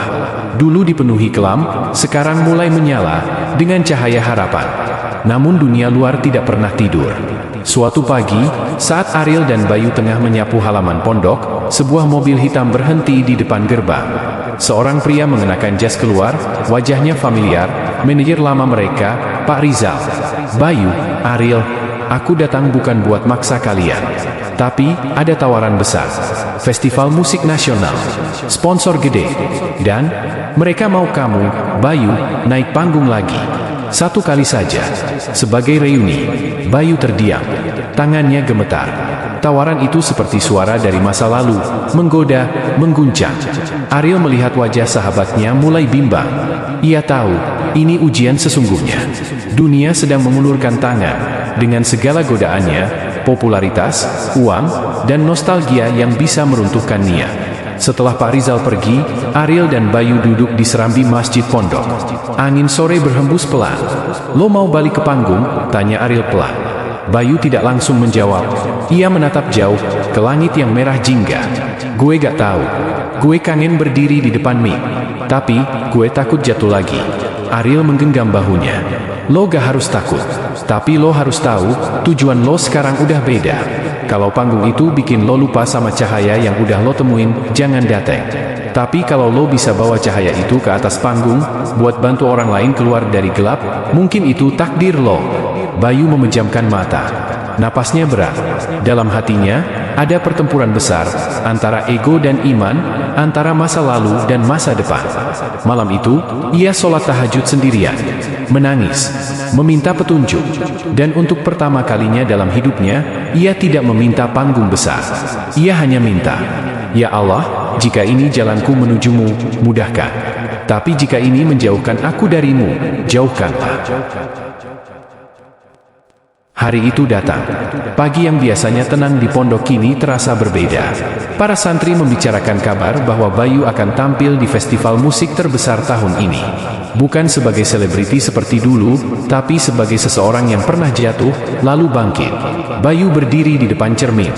Kali ini, bukan dengan kacamata hitam atau gaya nyentrik. Ia mengenakan jaket sederhana, celana panjang gelap, dan topi lusuh, semua miliknya sejak di pondok. Namun matanya memancarkan keyakinan yang belum pernah ia rasakan. Ariel mendatanginya, membawa Al-Quran kecil. Bawa ini ke panggung. Biar lo ingat, bukan tepuk tangan manusia yang harus lo kejar. Bayu tersenyum. Gue takut, Real. Gue juga pernah takut, jawab Ariel, tapi kita udah gak hidup untuk menuruti rasa takut. Sore itu, ribuan orang berkumpul. Nama, Bayu Rebon, terpampang besar di layar panggung. Banyak yang penasaran, banyak yang meragukan. Tapi ketika Bayu melangkah ke atas panggung, semua hening. Ia berdiri di tengah lampu sorot, memegang mic, tapi tak langsung bernyanyi. Dulu gue ada di panggung ini karena haus akan pujian. Tapi malam ini, gue di sini bukan untuk itu. Gue cuma mau cerita bahwa dari titik terendah gue, Allah masih mau angkat gue. Dan kalau dia bisa angkat gue, dia juga bisa angkat lo semua. Tiba-tiba, layar LED di belakang menampilkan potongan video perjalanan hidup Bayu, dari panggung megah, ke rumah sakit, ke pondok pesantren, hingga momen ia menangis saat sujud. Penonton menahan napas. Beberapa mulai meneteskan air mata. Bayu lalu menyanyikan satu lagu. Bukan lagu hits lamanya, tapi lagu baru yang ia tulis sendiri berjudul Cahaya Itu Nyata. Liriknya tentang kehilangan, pencarian, dan akhirnya menemukan Tuhan. Air mata Ariel jatuh di antara kerumunan. Ia melihat sahabatnya tidak hanya kembali, tapi berubah. Dan suara itu, yang dulu menggetarkan karena ego, kini menggetarkan karena kejujuran. Ketika lagu berakhir, panggung sunyi. Lalu tepuk tangan membuncah. Bukan karena hiburan, tapi karena harapan. Banyak yang merasa, kalau Bayu bisa berubah, mungkin aku juga bisa. Beberapa hari setelah penampilan Bayu di festival musik itu, hidupnya berubah drastis, bukan dalam bentuk popularitas seperti dulu, tapi dalam cara yang lebih mendalam dan tak terduga. Ia tak menyangka bahwa sebuah lagu bisa menyentuh begitu banyak orang. Email dan pesan pribadi berdatangan. Banyak anak muda bercerita tentang luka, pencarian, dan keinginan untuk bangkit kembali. Namun, satu surat membuat Bayu terdiam lama. Itu surat dari ibunya Luna, mantan kekasihnya yang meninggal karena overdosis bertahun-tahun lalu. Isinya hanya satu halaman, namun tiap kalimatnya seperti menghujam ke dalam hati. Bayu, aku adalah ibu dari gadis yang dulu kamu cintai, Luna. Saat dia pergi, aku sempat menyalahkanmu atas semua kehancuran itu. Tapi malam itu, ketika aku melihatmu di panggung, menyanyikan tentang Tuhan, aku menangis bukan karena sedih, tapi karena harapan. Untuk pertama kalinya, aku melihat kamu tidak sedang tampil, tapi sedang jujur. Luna dulu sering bilang, Bayu punya jiwa yang sedang tersesat, tapi aku tahu dia sedang mencari cahaya. Malam itu aku melihat cahaya itu sudah kamu temukan. Terima kasih, karena akhirnya kamu jadi pria yang Luna percaya kamu bisa jadi. Dari seorang ibu yang telah berdamai. Butia. Bayu menangis terisak sendirian di musola pondok malam itu. Surat itu diletakkannya di samping mushaf. Ia tidak mengira bahwa kejujurannya di atas panggung bisa menyembuhkan luka orang lain yang selama ini bahkan tidak ia tahu masih ada. Ariel yang datang menyusulnya ikut duduk diam di sisinya. Tak ada kata, hanya hening. Tapi malam itu menjadi saksi bahwa sebuah kegelapan memang bisa melahirkan cahaya paling tulus, kalau seseorang berani mencari dan berserah. Bayu menatap langit-langit dan berkata lirih, Luna, akhirnya aku mengerti. Allah izinkan aku kehilangan segalanya dulu, supaya aku tahu apa yang paling layak dicari di dunia ini. Dan malam itu, untuk pertama kalinya dalam hidupnya, Bayu merasa bebas. Bukan karena dimaafkan orang lain, tapi karena ia sudah memaafkan dirinya sendiri. 3 bulan setelah surat dari Butia, Bayu dan Ariel memutuskan melakukan sesuatu yang tak pernah mereka pikirkan sebelumnya, berkeliling ke panti-panti rehabilitasi, pesantren yatim, dan komunitas pecandu pulih untuk berbagi kisah mereka. Bukan untuk panggung, bukan untuk tepuk tangan, tapi untuk menyampaikan satu pesan. Tak ada kegelapan yang terlalu pekat untuk dikalahkan oleh cahaya Allah. Mereka tidak menyebutkan masa lalu secara gamblang. Bayu tak pernah lagi menyebut nama-nama panggung lamanya. Tapi setiap kali dia bicara, suara seraknya membawa luka yang telah sembuh, dan itu yang paling menyentuh. Di sebuah panti rehabilitasi di Bandung, seorang anak laki-laki bertanya, Kak, beneran bisa ya, kita berubah? Aku udah terlalu rusak. Bayu menatap anak itu dalam-dalam, menahan air mata yang hampir jatuh. Dulu aku pikir juga begitu. Tapi ternyata, Allah tidak mencari yang sempurna. Dia mencari yang mau kembali. Anak itu menangis di pelukan Bayu. Dan saat itu, Ariel sadar, tujuan hidup Bayu bukan untuk terkenal lagi, tapi untuk menjadi jawaban atas doa orang-orang yang dulu seperti dirinya. Di malam terakhir mereka dalam perjalanan dakwah itu, Bayu dan Ariel duduk di bawah langit yang sama dengan malam pertama mereka berbagi kisah di pesantren dulu. Bayu berkata lirih, dulu aku pikir hidup itu tentang sorotan lampu. Sekarang aku sadar, hidup itu tentang bagaimana kita jadi cahaya untuk orang lain, meski hanya satu orang. Ariel tersenyum. Dan kamu sudah jadi itu, Bayu. Bukan hanya untuk mereka, tapi untuk aku juga. Mereka diam sejenak, lalu menunduk dalam sujud panjang. Bukan karena takut, tapi karena bersyukur. Perjalanan dari kegelapan menuju cahaya memang tak mudah. Tapi ketika seseorang menemukan jalan itu, dia tak hanya menyelamatkan dirinya sendiri, dia jadi cahaya bagi dunia. Dan itulah yang menjadi takdir Bayu. Bukan vokalis hebat, bukan selebriti ternama, tapi manusia yang pulang kepada Tuhannya dengan hati yang tenang. Pagi itu, embun masih menempel di jendela saat Ariel bangun lebih awal dari biasanya. Tapi kali ini bukan karena cemas atau kegelisahan, melainkan karena kerinduan untuk berbicara dengan Tuhannya. Di sudut kecil rumah singgah, ia bentangkan sajadah. Tak ada suara selain detak jantungnya yang makin kencang. Ketika takbir terucap, dadanya terasa sesak, namun bukan karena luka lama, melainkan karena ia merasa diterima, dimaafkan. Tangisnya pecah saat ia bersujud. Sujud yang bukan hanya menundukkan tubuh, tapi merobohkan keangkuhan yang selama ini ia banggakan. Ya Allah, kalau Engkau ampuni aku tak pantas bahagia. Tapi kalau Engkau ampuni agar aku bisa membawa yang lain kepada MU, izinkan aku hidup. Doa itu mengalir begitu saja, tulus dari hati yang pernah hancur. Beberapa menit kemudian, Ariel duduk memeluk lutut di atas sajadah. Teringat semua kenangan, saat dia berteriak di atas panggung, saat terjebak di kamar hotel dengan botol di tangan, dan saat ia ditinggalkan oleh semua yang dulu memujanya. Tapi sekarang, kini ia tahu satu hal, bahwa cinta manusia bisa hilang. Tapi cinta Tuhan, saat sudah menemukanmu, akan menarikmu keluar dari lumpur sekalipun kau sudah tak percaya pada cahaya. Ariel mengambil buku kecil dari rak, di halaman depan tertulis, untuk siapapun yang tersesat, kamu tidak sendirian. Itu tulisan ustaz yang pertama kali ia temui di masjid pinggir jalan waktu itu. Ariel tersenyum. Tangisnya belum reda, tapi hatinya sudah mulai tenang. Dalam sujudnya pagi ini, ia merasa sesuatu yang baru, sesuatu yang belum pernah ia rasakan bahkan di atas panggung konser, keikhlasan. Senja kembali menyapa langit Jakarta, menguningkan jendela musola kecil di mana Ariel kini rutin duduk selepas Asya.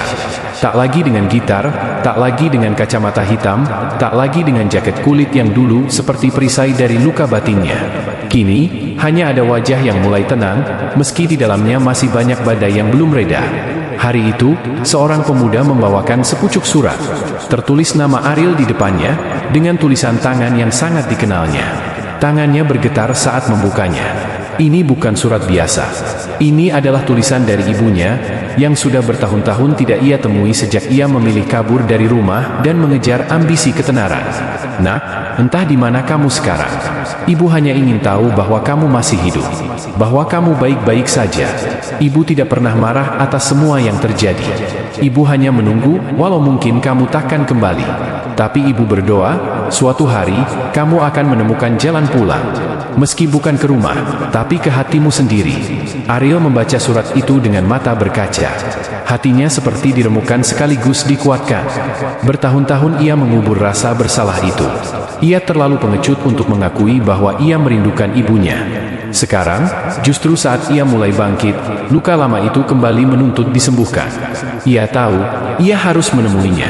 Tapi ia juga tahu, tak mudah berdiri di hadapan orang yang sudah terlalu lama ia kecewakan.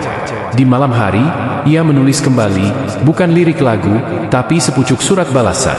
Isinya sederhana, tapi berat ditulis. Bu, aku pulang.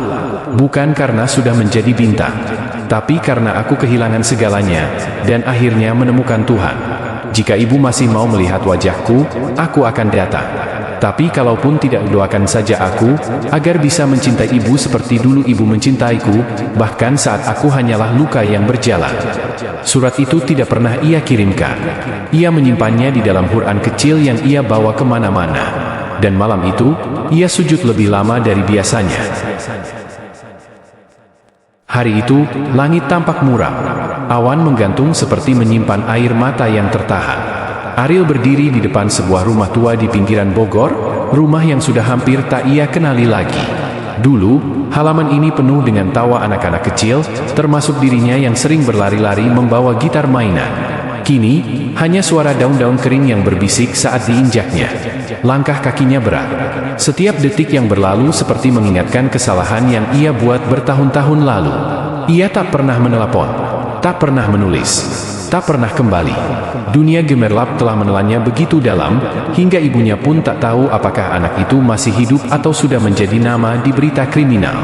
Tangannya terangkat hendak mengetuk pintu, tapi dia menggantung terlalu lama. Tiba-tiba ia takut. Bagaimana jika ibu tak mau melihatku? Bagaimana jika penyesalan ini datang terlambat? Lalu pintu itu terbuka, bukan oleh tangannya, melainkan oleh takdir. Seorang perempuan tua dengan kerudung lusuh berdiri di ambang pintu. Tubuhnya kecil, matanya tampak sayu, dan punggungnya membungkuk seiring usia yang tak lagi muda. Tapi ada sesuatu di wajahnya yang tidak berubah, rasa rindu yang tak pernah padam. Ariel menunduk. Ia tidak mampu menatap wajah itu.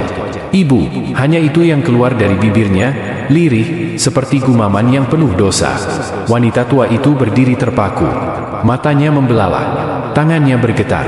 Seakan-akan waktu berhenti. Ariel, ia tak menjawab. Ia hanya jatuh bersimpuh, mencium kaki perempuan itu sambil terisak. Suaranya pecah. Bukan lagi vokal merdu yang dulu ia banggakan, tapi tangisan anak lelaki yang akhirnya menemukan jalan pulang. Ibu, maafkan aku. Ibu, aku tersesat terlalu jauh. Perempuan itu tak berkata apa-apa. Ia hanya memeluk kepala anaknya dan menangis dalam diam.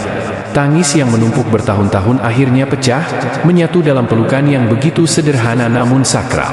Pelukan yang tak menghakimi, yang tidak menuntut penjelasan, hanya menerima. Setelah beberapa saat, mereka duduk di ruang tamu. Tak banyak berubah. Foto Ariel kecil masih tergantung di dinding, meski sudah mulai kusam. Di bawahnya ada lukisan lafaz, Bismillah, yang dulu dibuat Ariel waktu masih SD. Ibunya menyimpannya seolah itu warisan termahal. Ibu nggak pernah berhenti doain kamu, nak, katanya sambil menggenggam tangan Ariel. Ibu tahu, kamu akan pulang. Tapi ibu nggak tahu kapan. Kadang ibu takut, kalau kamu pulang cuma dalam keranda. Ariel terdiam. Hatinya mencelos mendengar kalimat itu. Bu, aku udah bukan siapa-siapa sekarang. Aku bahkan bukan Ariel yang dulu. Aku nggak punya apa-apa lagi. Yang ibu butuh cuma satu, jawab ibunya lembut. Anakku kembali. Itu sudah cukup. Ariel meneteskan air mata. Di dunia yang mengukur manusia dengan popularitas dan uang, hanya seorang ibu yang bisa melihat nilai manusia dari tangis dan ketulusannya. Malam itu, mereka makan bersama. Bukan makanan mewah. Hanya nasi hangat, tempe goreng, dan sambal terasi. Tapi Ariel tak pernah merasa makan selekap itu. Bukan karena lauknya, tapi karena ia makan di hadapan keikhlasan yang memaafkan segalanya. Sebelum tidur, ibunya mengeluarkan sesuatu dari laci, sehelai sajadah tua, dan sepotong Quran kecil yang sampulnya sudah mulai lepas. Ibu simpan ini, nunggu kamu datang, biar kamu bisa mulai lagi. Dari sini, Ariel memegangnya. Dan malam itu, untuk pertama kalinya setelah bertahun-tahun, ia salat Isya berjamaah bersama ibunya. Di atas sajadah yang sama, di bawah langit yang basah oleh air hujan dan air mata. Malam itu, Ariel tak bisa tidur. Langit luar jendela memantulkan cahaya redup dari bulan yang nyaris penuh. Di sebelahnya, terdengar dengusan napas ibunya yang tenang dalam tidur. Tapi dalam dada Ariel, ribuan suara berkecamuk.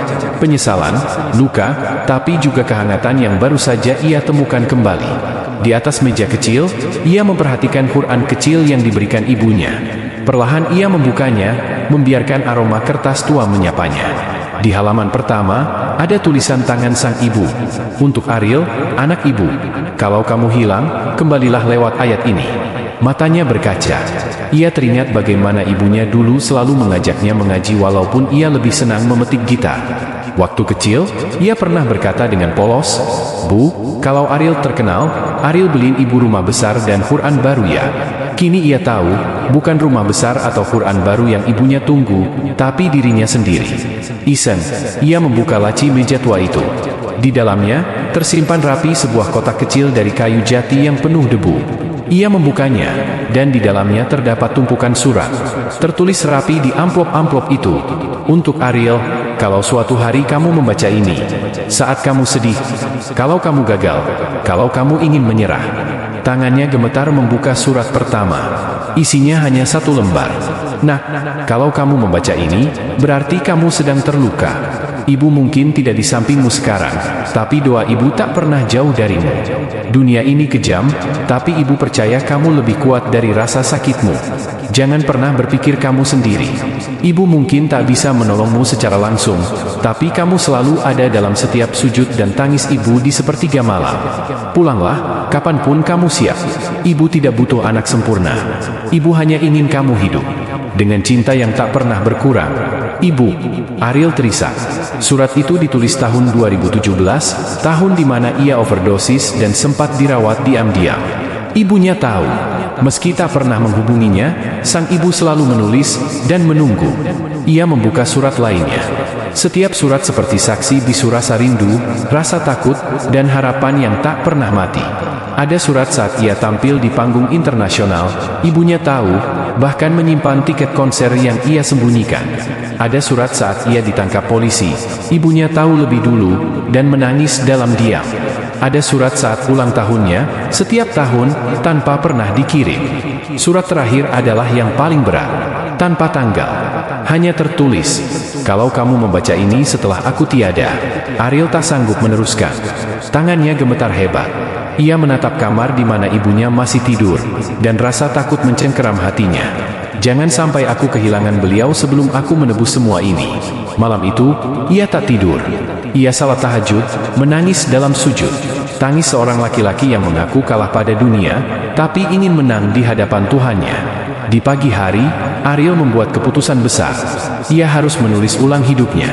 Bukan sebagai Ariel si vokalis, bukan sebagai artis, bukan sebagai mantan narapidana, tapi sebagai anak dari seorang ibu yang tidak pernah berhenti percaya padanya. Studio itu masih berdiri megah. Logo band lamanya masih terpampang di dinding. Sedikit pudar, tapi tetap menyimpan aura kejayaan masa lalu. Ariel berdiri di depan pintu kaca, menatap bayangannya sendiri. Rasa ragu menahan langkahnya, seperti ada suara yang membisikkan, "Kamu bukan bagian dari tempat ini lagi." Namun, setelah menarik napas dalam-dalam, Ariel mendorong pintu dan masuk. Aroma khas studio, campuran dari kabel listrik, kayu, dan sedikit bau kopi basi yang tumpah di pojok ruang, membawanya ke masa lalu. Tempat ini pernah menjadi rumah kedua baginya, disinilah ia tertawa, berteriak, mencipta lagu, dan mulai kehilangan dirinya sendiri. Teknisi lama mereka, Donnie, menyapanya kaku. Ariel?" Ariel mengangguk. Senyumnya hambar. Donnie mencoba bersikap biasa, meski jelas ada gugup di matanya. Terakhir kali mereka bertemu, Ariel dalam keadaan mabuk berat, melempar mikrofon, mengancam meninggalkan band karena visi seni yang tidak dihargai. Tapi hari ini, dia datang dengan kepala tertunduk. "Kalau masih ada waktu, aku pengen rekam sesuatu. Bukan buat album, cuma buat hati yang belum tenang," ujar Ariel pelan. Donnie mengangguk tanpa banyak tanya. Studio dinyalakan. Lampu merah menyala. Ariel berdiri di balik kaca kedap suara. Headphone dikenakan. Gitar akustik tua yang dulu ia sebut jiwa kedua, kini kembali dipeluknya. Lagu pertama dimulai. Petikan nada pelan, seperti aliran sungai yang mencari jalan keluar dari bebatuan. Suaranya masuk, berat, serak, dan pecah di bagian ref. "Ibu, maaf aku terlalu jauh. Aku nyasar, tenggelam dalam cahaya palsu. Kuharap doamu masih berjalan menuju langit yang aku lupakan." Tiba-tiba suaranya terhenti. Air mata mengalir deras. Ariel membuka headphone, menunduk, tangan gemetar. Ia terduduk di lantai studio. Tangisnya pecah. Tangis yang sudah bertahun-tahun ia tahan. Bukan karena salah satu not yang fals, tapi karena selama ini dia berusaha lari dari luka dengan membungkamnya. Dan kini, ketika ia kembali, luka itu justru menyambutnya seperti sahabat lama. "Maaf ya, Don, aku kira udah sembuh. Tapi ternyata, aku masih berdarah," gumamnya. Donnie tak berkata apa-apa. Ia hanya berjalan pelan ke ruang rekaman, duduk di sebelah Ariel, dan meletakkan tangan di pundaknya. Tak ada musik, tak ada suara, hanya diam yang berbicara. Dalam diam itu, Ariel menyadari satu hal, proses sembuh bukan soal melupakan, tapi menghadapi. Dan studio ini, yang dulu jadi tempat ia kehilangan dirinya, kini menjadi tempat pertama ia mencoba menemukan kembali serpihannya. Malam itu Ariel kembali ke kamar kontrakannya yang sederhana. Hujan mengguyur deras, seperti menggambarkan isi hatinya yang sedang terombang-ambing antara luka dan harapan. Suasana kamar sunyi. Tak ada suara musik, tak ada suara televisi. Hanya suara detak jam tua di dinding dan rinai hujan di luar jendela. Ia duduk di lantai, membuka kotak kayu tua yang ia simpan di bawah tempat tidur. Di dalamnya ada tumpukan surat-surat yang dulu ia tulis, namun tak pernah dikirim. Surat untuk sang ibu, surat untuk sang adik, surat untuk mantan kekasihnya, Nara, dan surat untuk dirinya sendiri. Tangannya gemetar saat ia mengambil salah satu kertas kusut yang tertanggal 2 tahun lalu. Bu, malam ini aku mabuk lagi. Tapi bukan karena senang, karena takut. Takut kalau suatu hari ibu nggak ada lagi, dan aku belum sempat minta maaf. Takut kalau aku mati, tapi bukan mati yang dikenang. Aku takut jadi kosong, Bu. Seperti sekarang, Ariel menarik napas dalam. Surat itu kusut, tinta sudah mulai memudar. Tapi sakitnya masih terasa seolah baru ditulis kemarin. Ia menelusuri setiap surat, membaca kembali semua isi hati yang dulu ia pendam. Tangannya berhenti pada sebuah amplop berisi surat yang belum sempat ia buka. Ia bahkan lupa pernah menulisnya. Dengan jantung berdegup, ia menarik kertas dari dalamnya. Tulisan tangannya sendiri, tapi berbeda dari biasanya. Kali ini tidak penuh keluh kesah, tidak penuh amarah. Ariel, kamu masih hidup. Dan itu sudah cukup alasan untuk bangkit. Mungkin kamu bukan lagi bintang, tapi kamu tetap manusia. Kamu boleh gagal, kamu boleh jatuh. Tapi tolong, jangan biarkan rasa bersalah membunuhmu pelan-pelan. Kamu pernah punya cahaya. Sekarang waktunya kamu belajar menyalakannya kembali, walau hanya secercah. Tangis Ariel pecah lagi. Tapi kali ini berbeda. Ini bukan tangisan yang lemah. Ini adalah tangis pelepasan. Ia menangis bukan karena dia ingin menyerah, tapi karena dia akhirnya mau menerima bahwa luka itu bagian dari dirinya. Malam itu, untuk pertama kalinya, Ariel mengambil buku catatan baru. Ia mulai menulis. Bukan lagu, bukan surat untuk orang lain, tapi surat untuk masa depan. Terima kasih karena kamu memilih hidup. Karena kamu tetap ada, meski dunia memutuskan menjauh. Kita akan menyembuhkan luka ini, perlahan. Tapi pasti, karena kita sudah terlalu lama hilang. Kini saatnya pulang. Kamar itu tetap sepi. Tapi dalam kesunyian itu, lahir harapan baru. Dan untuk pertama kalinya dalam bertahun-tahun, Ariel tidur dengan hati yang sedikit lebih tenang. Pagi itu langit Jakarta begitu tenang, seolah menyimpan keheningan sebelum badai besar. Ariel bangun lebih awal dari biasanya. Tidak ada bunyi alarm. Tidak ada suara ponsel. Tapi hatinya seperti tahu, hari ini bukan hari biasa. Ia berdiri di depan cermin kecil yang mulai buram oleh goresan-goresan waktu. Wajahnya menua, matanya sayu, tapi ada cahaya yang kembali muncul, cahaya yang dulu sempat hilang bertahun-tahun. Di tangannya tergenggam selebaran kecil, undangan untuk tampil di sebuah acara amal sederhana yang digagas oleh seorang sahabat lama. Acara itu bukan konser besar, bukan festival musik ternama. Hanya panggung kecil di panti asuhan, untuk anak-anak yang tak punya siapa-siapa. Panggung terakhir, pikirnya. Tapi bukan sebagai akhir, melainkan sebagai titik balik. Sore harinya, Ariel tiba di lokasi. Tempat itu jauh dari gemerlap. Aula kecil dengan kursi plastik dan panggung seadanya.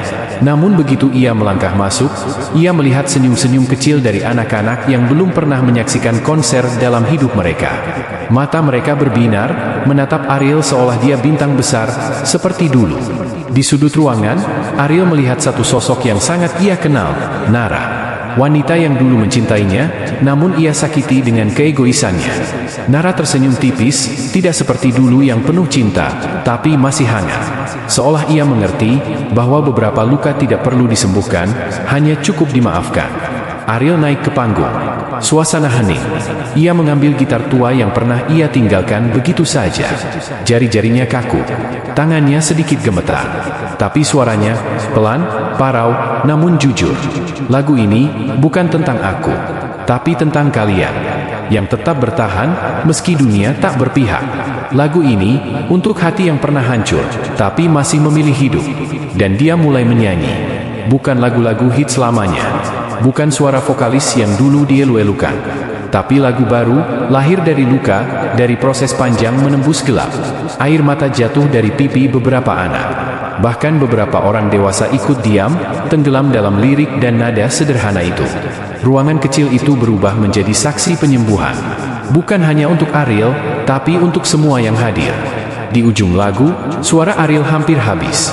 Tapi sebelum dia turun dari panggung, satu anak berdiri dan berteriak, "Kak Ariel, kamu hebat, jangan pergi lagi ya." Ariel tak bisa menahan air matanya. Ia turun, memeluk anak itu, lalu berkata pelan, "Kamu tahu, dulu aku tersesat, dan aku pikir aku sendirian. Tapi ternyata, kalianlah yang menemukan aku." Malam itu, Ariel menuliskan satu kalimat di buku catatannya.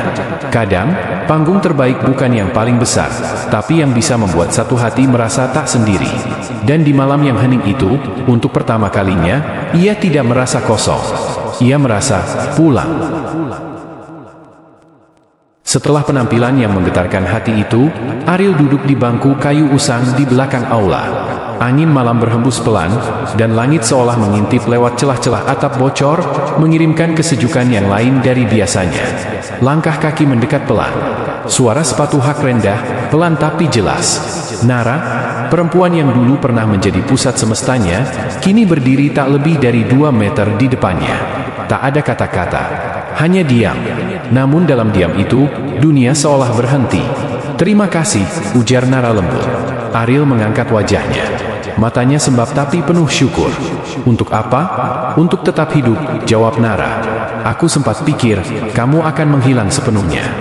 Ariel menunduk, lalu menggeleng. "Aku juga pikir begitu." Ada jeda panjang. Kemudian Nara duduk di sampingnya. Jarak di antara mereka cukup untuk menyimpan ribuan kenangan yang dulu dibangun, lalu hancur. Tapi malam itu, kedekatan tidak lagi terasa menyakitkan. "Maaf," suara Ariel lirih. "Untuk semuanya. Untuk kepergianku. Untuk egoku. Untuk luka yang aku buat." Air mata Nara jatuh perlahan. Tapi ia tidak menangis karena terluka. Ia menangis karena akhirnya mendengar kalimat yang tak pernah ia harapkan tapi sangat ia butuhkan. "Kadang kita tidak butuh alasan. Hanya butuh keberanian untuk jujur," balas Nara. Dan di saat itu, Ariel melakukan sesuatu yang belum pernah ia lakukan sebelumnya. Ia memeluk Nara, bukan sebagai kekasih, bukan sebagai mantan, tapi sebagai seorang manusia yang menyesal, yang ingin menebus, yang ingin menunjukkan bahwa ia akhirnya belajar mencintai dengan cara yang benar. "Terima kasih, karena pernah mencintai aku. Meskipun aku dulu tidak pantas." Malam itu, tidak ada janji untuk kembali bersama. Tidak ada rayuan seperti dulu. Tapi ada pemahaman yang dalam, bahwa cinta sejati bukan hanya tentang memiliki, melainkan tentang merelakan, dan mendoakan dari kejauhan. Keesokan paginya, Ariel menerima pesan di ponselnya. "Kak Ariel, bolehkah kamu datang lagi minggu depan? Anak-anak masih ingin dengar cerita dan lagu dari kakak." Ariel menatap layar ponselnya cukup lama. Kemudian ia tersenyum, lalu membalas, "Tentu, aku akan datang. Kali ini, aku takkan pergi lagi." Dan begitulah, dari seorang vokalis yang kehilangan arah, kini Ariel menjadi sosok yang ditunggu, bukan karena ketenarannya, tapi karena ketulusannya. Terkadang, kehidupan tidak memberi kita kesempatan kedua, tapi ketika ia memberi, jangan pernah sia-siakan. Karena mungkin, kesempatan itu adalah satu-satunya jalan menuju cahaya. Suatu pagi yang tenang, Ariel duduk di teras rumah kecilnya yang kini lebih sering dipenuhi tawa anak-anak dari komunitas binaannya. Secangkir teh hangat dan udara segar menjadi teman setianya. Namun pagi itu berbeda. Seorang relawan muda menghampirinya dengan sebuah amplop coklat tua. "Ini dikirim ke alamat ini, Kak. Dari Bandung," katanya penting. Ariel mengernyitkan dahi. Ia membuka amplop itu perlahan. Di dalamnya, ada sebuah surat tua, lusuh dan sedikit rapuh. Dan tulisan tangannya, meskipun sudah lama tidak dilihat, masih ia kenali dengan jelas. Ibunya. Dengan tangan gemetar, ia membuka surat itu dan mulai membaca. Kalimat demi kalimat mengalir bagai aliran sungai yang membuka kembali pintu kenangan paling dalam. "Ariel, anakku, jika suatu saat kamu membaca surat ini, mungkin ibu sudah tidak lagi ada di dunia ini. Tapi ibu ingin kamu tahu, tidak ada satu hari pun ibu tidak mendoakanmu. Kamu boleh jauh, kamu boleh jatuh, kamu boleh salah, tapi kamu tidak pernah sendiri. Di setiap malam yang kamu habiskan dalam gelap, ibu menghabiskannya dalam doa. Di setiap langkahmu yang goyah, ibu berdoa agar Tuhan membimbingmu kembali. Kembalilah, nak."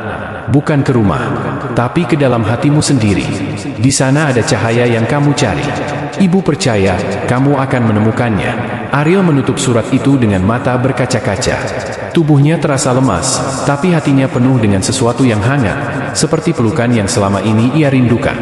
Ia menangis, bukan karena kehilangan, tetapi karena merasakan cinta paling murni, cinta seorang ibu yang tidak pernah putus berharap, bahkan ketika dunia seolah tak memberi harapan. Hari itu, Ariel pergi ke makam ibunya. Sudah bertahun-tahun ia tak berani datang. Kini ia berdiri di sana, membawa gitar tua dan secari kertas lagu.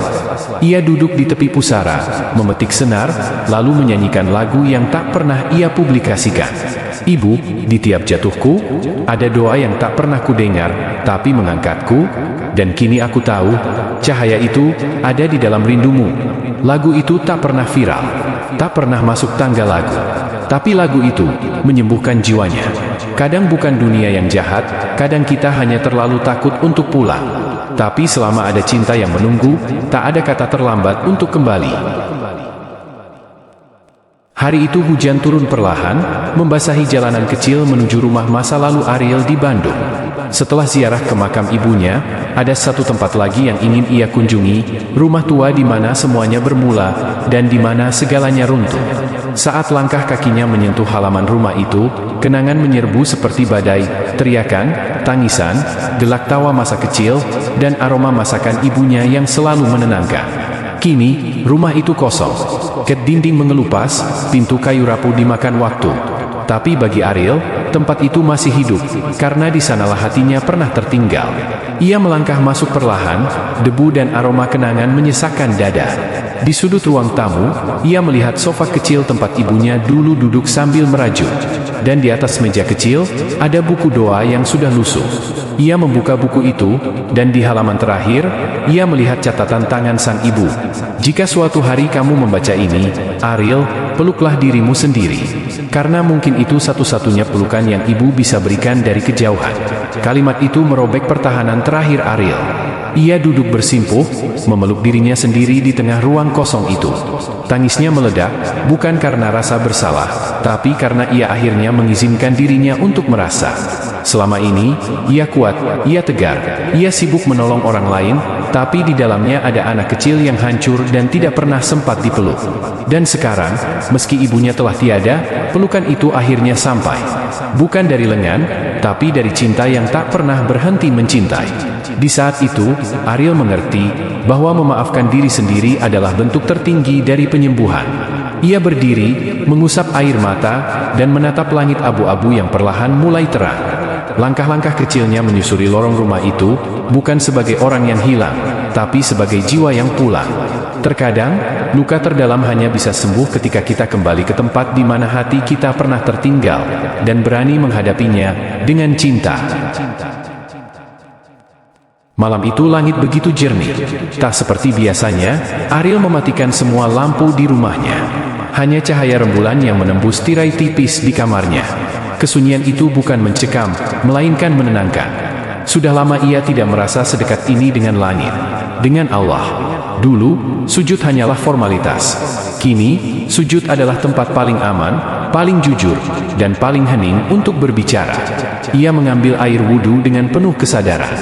Setiap tetes yang membasuh wajah dan tangan, terasa seperti membasuh masa lalu. Tangisan kecil menyertai, tanpa suara, tapi begitu dalam. Lalu ia menggelar sajadah kecil milik ibunya yang kini selalu ia simpan, dan berdiri. Sendiri, di hadapan Tuhan. Allahu Akbar, tak ada permintaan, tak ada keluhan. Hanya air mata yang turun seiring gerakan ruku dan sujud. Ketika keningnya menyentuh sajadah, Ariel tak bisa bangun lagi. Ia larut, bukan dalam kesedihan, tapi dalam penyerahan total. Ya Allah, jika Engkau masih menerimaku, aku tak ingin kembali ke kegelapan. Bimbing aku siap, meski pelan. Ia menangis seperti anak kecil. Tangis yang tak malu, tak ditahan. Karena malam itu, untuk pertama kalinya, Ariel tidak merasa sendiri. Dan saat ia selesai, saat ia duduk dalam tasyahud akhir dan memberi salam, ada sesuatu yang berbeda dalam hatinya. Tenang, seperti mata air baru yang muncul setelah musim panjang tanpa hujan. Damai yang tak bisa dijelaskan oleh logika. Ketika ia berdiri dan menggulung sajadah, ponselnya berbunyi. Sebuah pesan masuk dari nomor yang tak ia kenal. "Ariel, aku dengar lagu baru kamu." Aku menangis. "Terima kasih. Aku sedang berada di titik paling gelap dalam hidupku, dan lagu itu menguatkanku." Air mata Ariel kembali jatuh. Ia belum merilis lagu itu ke publik, hanya membagikannya ke beberapa sahabat yang dulu bersamanya di jalan dakwah. Tapi entah bagaimana, lagu yang ia tulis dalam tangisan, sampai juga ke hati orang yang sedang terpuruk. Malam itu, ia sadar satu hal, keikhlasan sujud akan memantul jauh. Lebih jauh dari yang kita bisa kira. Bahkan bisa menyelamatkan jiwa yang tidak kita kenal. Dan malam itu, Ariel pun memulai kebiasaan baru. Sujud sebelum tidur. Bukan untuk meminta, tapi untuk bersyukur karena masih diberi kesempatan kembali. 2 pekan berlalu sejak malam sujud itu. Sejak malam di mana Ariel merasa diangkat dari lumpur, disucikan oleh air mata dan ampunan. Ia mulai hidup lebih tenang. Karya-karya barunya tak lagi dibuat untuk popularitas, tetapi untuk menyentuh jiwa. Banyak yang mengirim pesan padanya, mengatakan bahwa lagu-lagunya kini seperti doa yang bersuara. Namun tak semua kabar datang membawa harapan. Pagi itu, saat membuka pintu rumah, Ariel melihat sebuah amplop tua diletakkan di bawah keset. Tak ada nama pengirim, hanya tulisan tangan samar di pojok, untuk Ariel yang dulu pernah hilang. Hatinya berdebar. Ia membawa amplop itu ke ruang tamu. Tangan gemetar saat membukanya. Kertasnya kuning, aroma masa lalu begitu kentara. Ketika ia mulai membaca, ia langsung tahu, ini dari dia, orang yang pernah disakiti paling dalam oleh dirinya. Namanya adalah Nadia. "Ariel, mungkin kamu tidak mengingat semua yang pernah kamu ucapkan padaku dulu. Tapi aku ingat semuanya. Malam-malam kamu pulang dalam keadaan hancur, mencaci semua yang kau benci, termasuk aku. Aku diam, karena saat itu aku mencintaimu terlalu dalam. Tapi kamu berubah. Kamu menjauh. Kamu memilih panggung daripada rumah. Kamu memilih tepuk tangan daripada tangan yang pernah menggenggam doamu. Aku menulis ini bukan untuk menyakitimu, tapi karena aku dengar lagu barumu. Dan aku menangis. Bukan karena lagu itu indah, tapi karena aku tahu itu dari hatimu yang sesungguhnya. Hati yang dulu pernah aku kenal. Aku sudah memaafkanmu, Ariel. Tapi kumohon, jangan hancurkan orang-orang yang kini mencintaimu seperti dulu aku pernah mencintaimu. Jangan ulangi luka yang pernah kau toreh." "Nadia." Air mata Ariel jatuh tanpa suara. Tangannya gemetar. Tubuhnya lunglai. Ia merasa separuh jiwanya ditarik kembali ke masa lalu, ke tempat paling gelap yang pernah ia injak. Satu surat, satu pesan, dan semua luka itu menganga kembali. Tapi anehnya, kali ini ia tidak marah, tidak menyangkal, tidak lari. Ia mengambil surat itu, melipatnya dengan rapi, dan menyimpannya di dalam laci tempat ia biasa menyimpan lirik lagu. Sore itu, Ariel tidak menulis lagu. Ia hanya duduk di studio kecilnya, menatap langit senja. Tapi dalam diam itu, ia berkata pelan, "Terima kasih, Nadia, karena mengingatkanku bahwa cahaya tak akan ada artinya kalau aku kembali mencintai gelap." Dan malam itu, ia kembali sujud. Kali ini dengan rasa takut, tapi juga dengan harapan bahwa luka masa lalu tidak datang untuk mengacaukan kedamaian, tetapi untuk menguatkan langkah menuju cahaya yang lebih abadi. Langit Jakarta malam itu tampak murung, seolah ikut merasakan gejolak yang mulai tumbuh kembali di dada Ariel. Ia duduk di sofa kecil studionya, memegang ponsel dengan tangan yang berat. Di layar, terpampang pesan dari manajer lamanya. "Ariel, kami dapat tawaran dari label internasional. Kontrak besar. Mereka minta kamu jadi frontman lagi. Gaji ratusan juta per bulan. Bebas bikin lagu, asal tetap jadi Ariel yang dulu. Kita bisa hidup besar lagi." Pikirkan, Ariel yang dulu. Kata itu berputar-putar dalam pikirannya seperti racun yang mulai merasuk. Dulu, sosok yang dipuja, disanjung, tapi juga paling kosong di dalam. Ariel memejamkan mata. Ia tahu godaan ini bukan sekadar materi, tapi ujian terbesar sejak ia menemukan cahaya. Dan yang paling membuatnya goyah bukanlah uang, tapi kerinduannya terhadap panggung, pada dentuman musik, pada suara ribuan orang yang memanggil namanya. Itu candu lama yang belum sepenuhnya mati. Malam itu, Ariel mengunjungi tempat konsernya yang paling legendaris. duduk di kursi kosong paling belakang, menatap panggung kosong, lampu-lampu yang sudah padam. Di situ, ia seolah bisa mendengar gema tepuk tangan masa lalu. Merasakan sorotan lampu yang dulu membuatnya merasa seperti raja, padahal ia hanya budak dari kehampaan. Apakah aku siap kehilangan semuanya lagi, demi cahaya yang baru kutemukan? Bisiknya dalam hati. Tiba-tiba, suara kecil dari belakang membuatnya terkejut. Bang Ariel, ia menoleh. Seorang bocah lelaki berdiri malu-malu, memegang selembar kertas. Aku cuma mau bilang terima kasih. Lagu abang yang judulnya Langit yang Menangis, bikin aku kuat waktu ibu meninggal. Ariel tertegun. Bocah itu mengulurkan gambar tangan.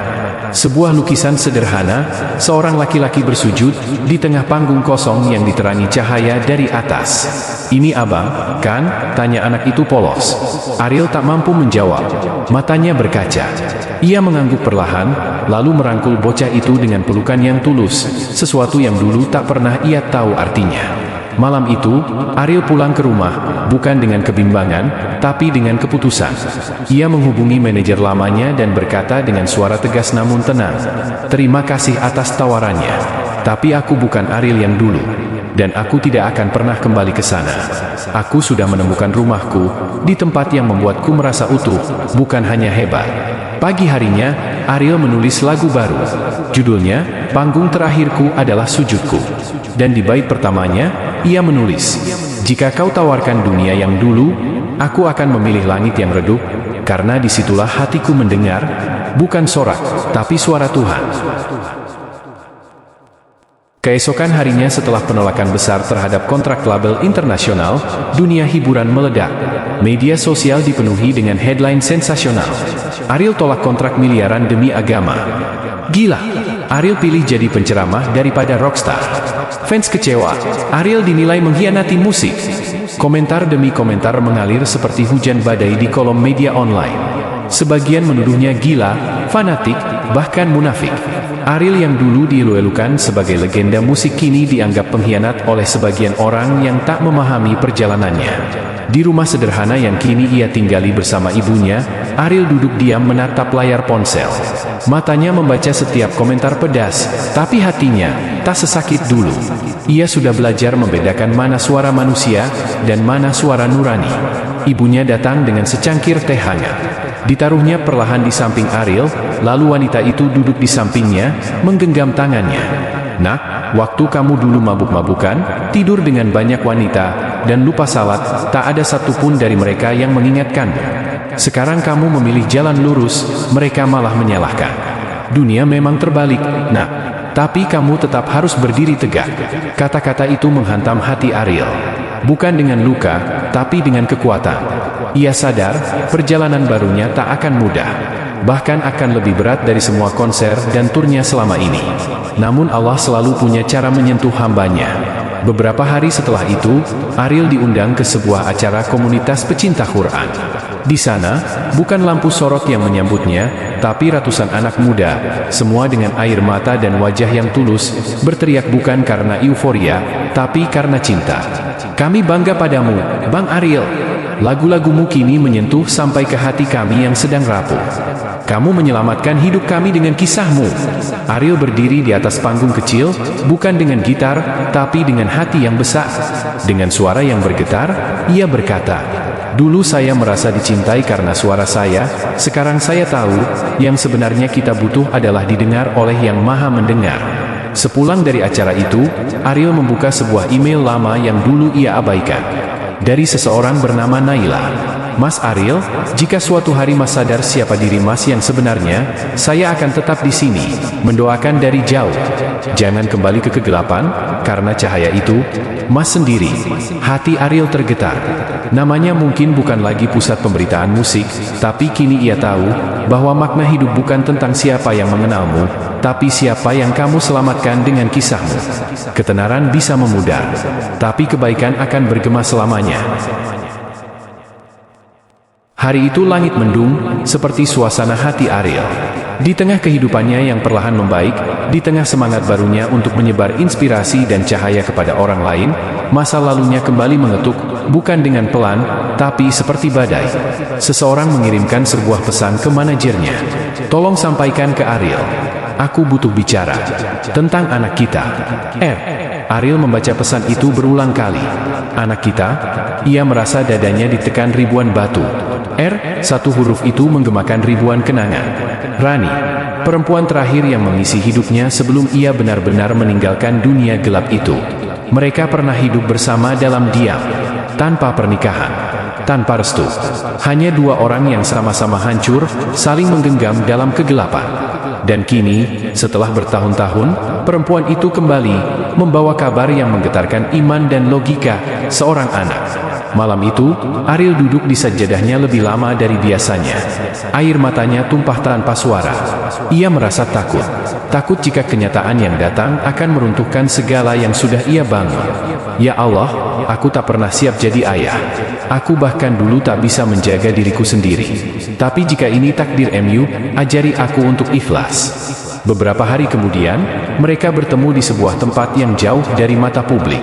Rani datang dengan wajah lelah dan mata sembab. Tapi di sebelahnya, berjalan seorang anak lelaki, berumur sekitar 6 tahun, memiliki mata yang sangat mirip dengannya. Namanya Ryan, aku memberinya nama itu karena aku ingin dia punya harapan, bahkan meski aku hidup dalam luka, kata Rani lirih. Ariel tak bisa berkata apa-apa. Dunia seperti berhenti. Anak itu memandangnya dengan polos, lalu berkata, Om Ariel, aku sering lihat Om di YouTube, Om yang suka nyanyi lagu tentang Allah. Ya, hati Ariel seperti ditampar langit. Anak ini, darah dagingnya, mendengar suara hidayahnya, bahkan sebelum tahu bahwa dia adalah ayahnya. Pertemuan itu membuat dunia Ariel kembali berputar. Tapi kini bukan karena ketakutan, melainkan karena rasa tanggung jawab yang luar biasa. Di tengah popularitas barunya sebagai inspirator dan penyampai kisah taubat, ia dihadapkan pada kenyataan bahwa ia harus menjadi sesuatu yang jauh lebih berat, seorang ayah. Masa lalu memang tak bisa kuhapus, tapi jika Allah memberiku kesempatan, aku ingin menulis masa depan yang penuh cahaya. Untuk Ryan, untuk Rani, dan untuk jiwaku yang akhirnya tahu arti cinta yang sesungguhnya. Hari-hari setelah pertemuan dengan Rani dan Ryan tak pernah lagi sama. Ariel kini terbangun setiap pagi dengan hati yang tak hanya penuh rasa syukur, tapi juga beban baru, bagaimana menjadi ayah yang tak pernah ia miliki. Ia menatap wajah Ryan yang tertidur di sofa studio, tempat ia biasa merenung dan menulis lirik-lirik tentang hidayah. Bocah kecil itu sudah mulai memanggilnya, Abi. Sebuah panggilan yang membuat dada Ariel serasa pecah. Abi, kalau aku besar, aku mau nyanyi kayak Abi. Tapi nyanyi buat Allah ya. Kalimat polos itu menusuk jauh ke dalam hatinya. Ia sadar, Allah tidak sekadar mengembalikannya dari jurang, tapi juga memberinya amanah yang sangat dalam, mendidik hati kecil yang lahir dari dosanya menjadi cahaya baru di dunia ini. Namun, hidup tak pernah memberi hadiah tanpa ujian. Kabar tentang anak rahasia Ariel mulai menyebar. Bukan karena dirinya, tapi karena seseorang dari masa lalunya yang penuh iri hati mulai membocorkan potongan-potongan cerita yang tak utuh ke media. Judul-judul mulai bermunculan. Ariel, vokalis Hijrah ternyata punya anak di luar nikah? Hidayah atau pencitraan? Publik mulai ragu pada perubahan Ariel. Komentar-komentar pedas membanjiri kolom media sosialnya. Penggemar yang dulu menyanjungnya kini mulai bertanya-tanya. Beberapa menyindir, beberapa menghakimi. Bahkan beberapa ustaz yang dulu dekat dengannya mulai menjaga jarak. Lihatlah, dia ternyata cuma pura-pura suci. Topeng belaka. Malam itu, Ariel menangis di depan Ryan yang sedang tidur. Air matanya jatuh ke tangan kecil anak itu. Ya Allah, jika ini harga dari kebenaran, aku terima. Tapi jangan ambil dia dariku. Di tengah malam yang sunyi, Ariel bangkit. Ia mengambil pena dan mulai menulis surat terbuka. Bukan untuk membela diri, tapi untuk jujur. Diunggah di kanal YouTube-nya yang kini jutaan pengikut. Dalam video sederhana itu, ia bicara, "Saya bukan orang suci. Saya adalah orang yang pernah kotor, pernah tersesat, dan pernah membuat banyak luka. Tapi saya tidak pernah pura-pura. Saya hanya sedang berjuang menjadi lebih baik. Saya tidak malu dengan masa lalu saya, karena masa lalu itulah yang mengantarkan saya pada Allah." Suasana hening. Air mata membasahi pipinya saat ia berkata, "Dan tentang anak saya, ya, dia adalah darah daging saya. saya mencintainya. Dan saya akan memperjuangkannya dengan seluruh hidup saya. Karena jika Allah bisa menerima taubat saya, mengapa kalian tidak bisa menerima kenyataan saya? Esoknya, video itu viral. Namun bukan karena sensasi, melainkan karena kejujuran. Komentar berubah drastis. Banyak yang mendoakan, banyak yang menangis. Bahkan salah satu tokoh agama yang sebelumnya dia mengunggah ulang videonya dengan caption, "Inilah taubat yang sebenar-benarnya. Bukan yang bersih dari dosa, tapi yang berani menghadapinya dan tetap memilih Allah sebagai tujuannya." Ariel menggenggam tangan Ryan, membawanya ke panggung kecil di pesantren, di mana mereka berdua menyanyikan nasyid tentang cinta seorang ayah yang pernah hilang, tapi kini kembali untuk membimbing. Cahaya tidak selalu datang dari langit. Terkadang, ia lahir dari luka yang kita peluk dalam doa. Pagi itu, langit Bandung seperti tersenyum. Kabut tipis menyelimuti halaman pesantren tempat Ariel dan Ryan kini menghabiskan sebagian besar waktu mereka. Di antara lantunan suara anak-anak mengaji, terdengar suara tawa kecil Ryan, bersih, jujur, dan menyembuhkan. Ariel duduk di serambi masjid, menatap anak itu yang sedang belajar menulis huruf hijaiyah. Tangannya kecil, goresannya belum sempurna, tapi matanya penuh semangat. "Abi." "Iya, sayang. Boleh nggak? Aku bangga sama Abi." Ariel terdiam. Pertanyaan polos itu menghantam seperti gelombang pasang di dada. Ia menoleh dan menatap mata Ryan. "Tentu boleh, tapi Abi belum sempurna, Ryan." Tapi Abi nggak nyerah. Abi berani jujur. "Abi sayang aku." "Itu cukup kan buat bangga?" Tangis yang ditahan akhirnya tumpah. Ariel memeluk Ryan erat-erat. Untuk pertama kalinya dalam hidupnya, ia merasa layak dicintai bukan karena ketenaran, bukan karena suara emas, tapi karena keberanian untuk menjadi manusia seutuhnya, dengan segala luka dan cintanya. Namun babak baru tak selamanya tenang. Di balik popularitas video kejujuran yang diunggah Ariel, datang tawaran demi tawaran.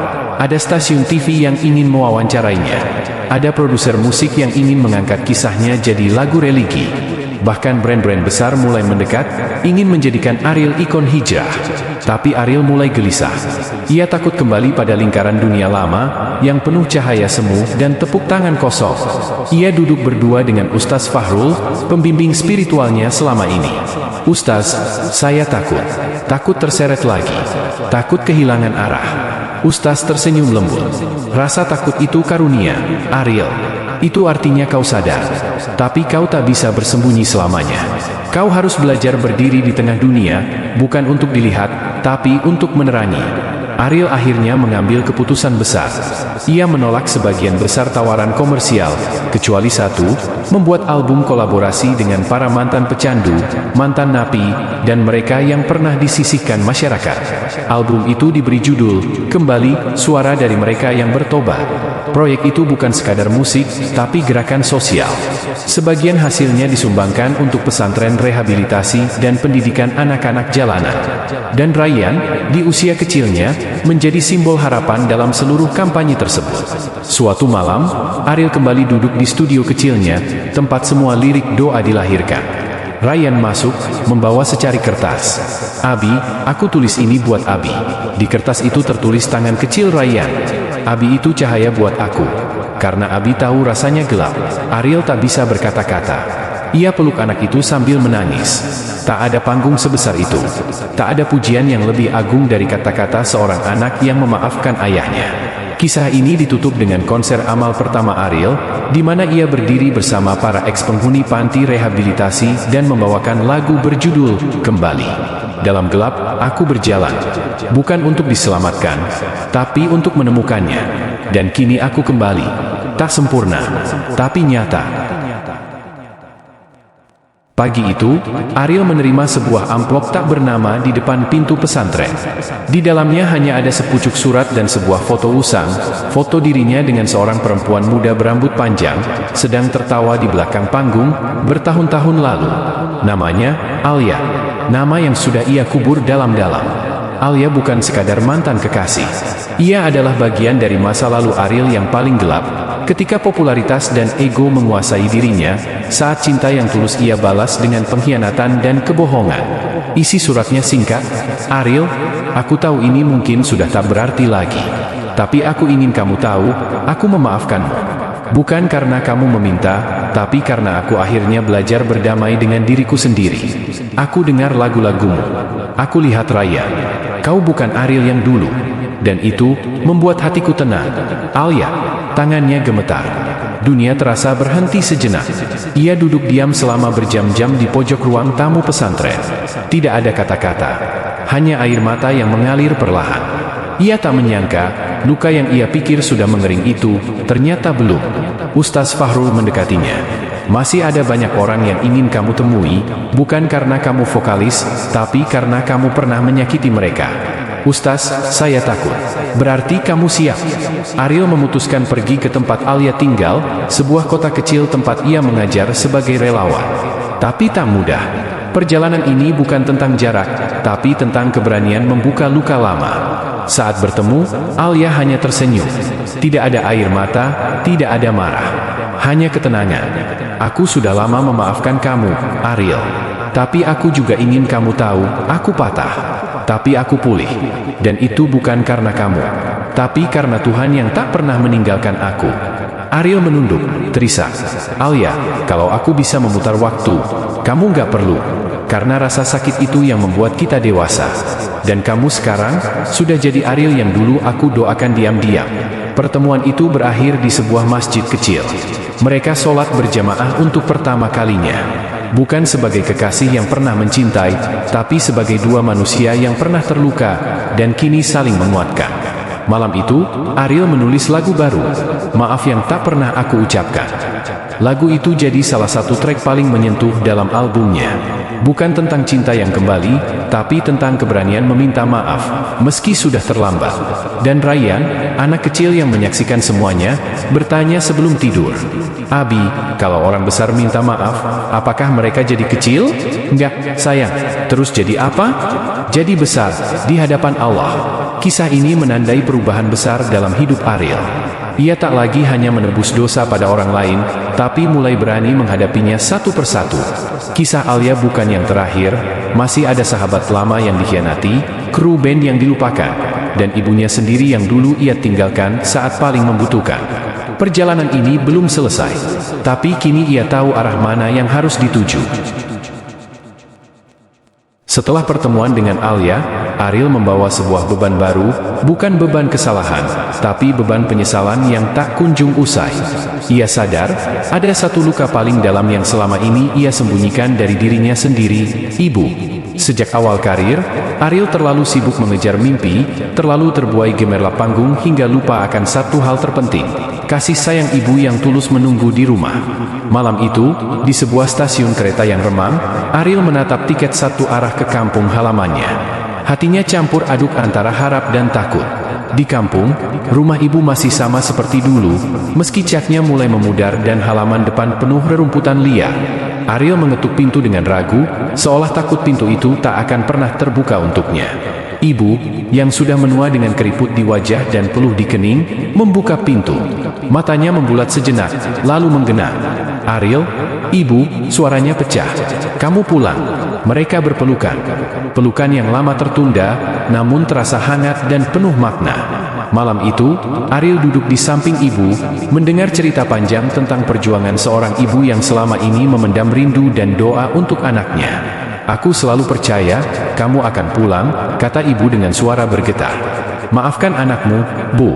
Aku terlalu jauh melangkah tanpa mengingatmu. Tak apa, nak. Tuhan yang jaga kamu. Tapi ingat, rumah ibu selalu ada untukmu, kapanpun kamu butuh. Air mata Ariel jatuh tanpa bisa dibendung, bukan karena malu, tapi karena rasa syukur yang luar biasa.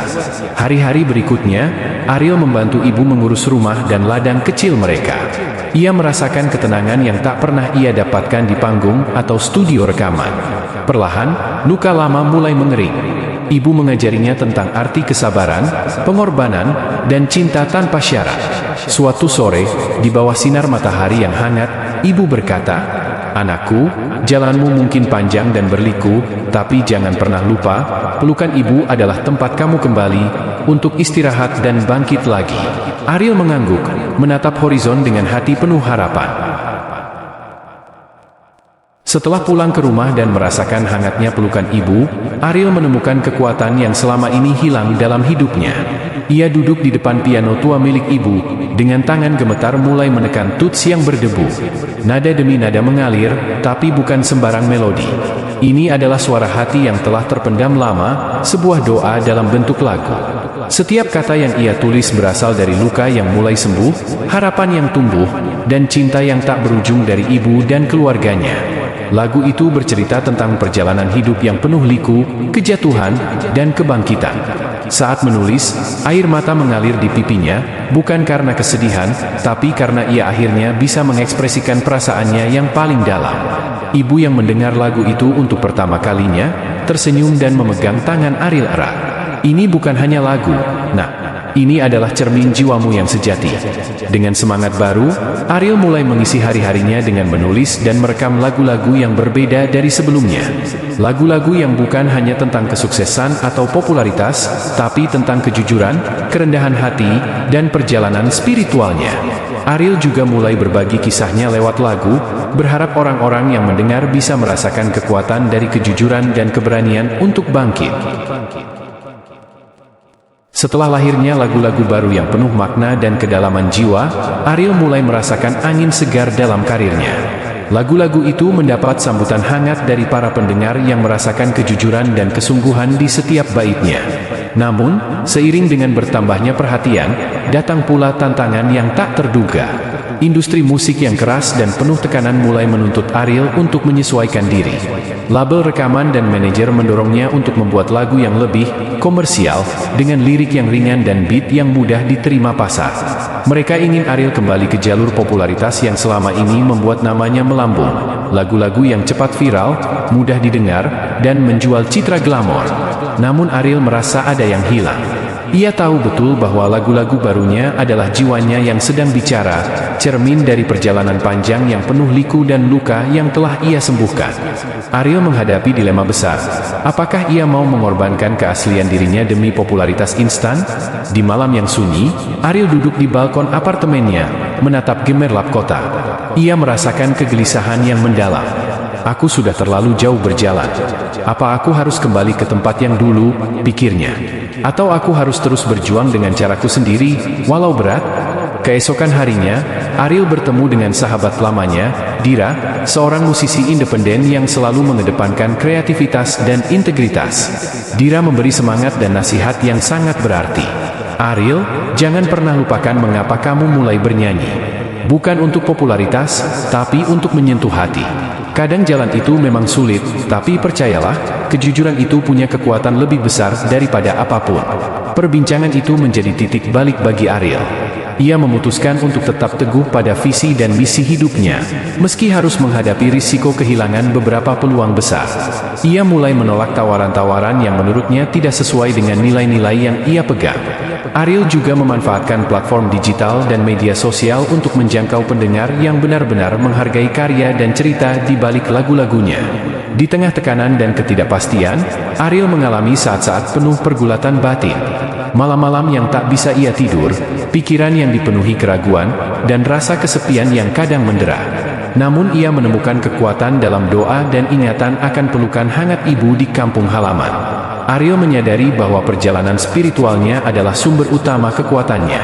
Suatu hari, dalam sebuah wawancara, Ariel mengungkapkan dengan tulus, "Bagi saya, musik adalah bahasa jiwa. Aku ingin lagu-laguku menjadi cahaya bagi siapa saja yang sedang terjatuh. Aku tak ingin mengejar ketenaran, tapi ingin berbagi harapan dan keberanian." Meski jalan yang dipilih tidak mudah, Ariel merasakan kedamaian dalam hatinya. Ia tahu, setiap langkah yang ia ambil adalah bagian dari perjalanan menuju cahaya yang tak terduga. Kisah ini menggambarkan pergulatan batin Ariel dalam mempertahankan keaslian diri di tengah tekanan industri musik yang serba cepat dan penuh tuntutan, dengan kekuatan emosional yang mendalam dan inspirasi spiritual sebagai penopangnya. Setelah Ariel mengambil keputusan besar untuk menjaga keaslian dirinya, hidupnya tidak lagi sama. Ia mulai menerima konsekuensi atas pilihan itu, beberapa tawaran besar hilang, popularitasnya sedikit meredup, dan sorotan media pun berkurang. Namun, di balik semua itu, ada cahaya yang mulai muncul, dukungan dari orang-orang yang benar-benar memahami dan menghargai perjuangannya. Di sebuah acara musik kecil yang digelar komunitas independen, Ariel bertemu dengan sekelompok musisi muda dan pecinta musik yang melihat karya-karyanya sebagai sumber inspirasi. Mereka menyambut Ariel dengan tangan terbuka, tanpa pretensi, hanya keinginan tulus untuk berbagi dan belajar bersama. Di tengah kehangatan pertemuan itu, seorang wanita bernama Lila, seorang produser musik yang selama ini mengagumi karya Ariel, menghampirinya. "Ariel, aku percaya lagu-lagu kamu punya kekuatan untuk mengubah banyak hati. Aku ingin membantu kamu menghasilkan album yang benar-benar mencerminkan siapa kamu." Dukungan Lila menjadi titik terang baru dalam hidup Ariel. Bersama-sama, mereka mulai merancang proyek musik yang penuh kejujuran, mengangkat kisah-kisah nyata dan perjuangan hidup, bukan sekadar lagu-lagu komersial. Namun, proses itu bukan tanpa tantangan. Ada keraguan, konflik kreatif, dan momen-momen ketika Ariel hampir menyerah. Tapi setiap kali rasa lelah datang, ia teringat kembali perjuangannya selama ini, pelukan hangat ibu, dan doa yang tak pernah putus. Perlahan tapi pasti, karya mereka mulai mendapat perhatian. Para pendengar mulai merasakan kedalaman emosi dalam setiap lagu, dan banyak yang mengaku terinspirasi oleh cerita hidup Ariel. Di satu malam yang dingin, Ariel duduk sendirian di studio rekaman.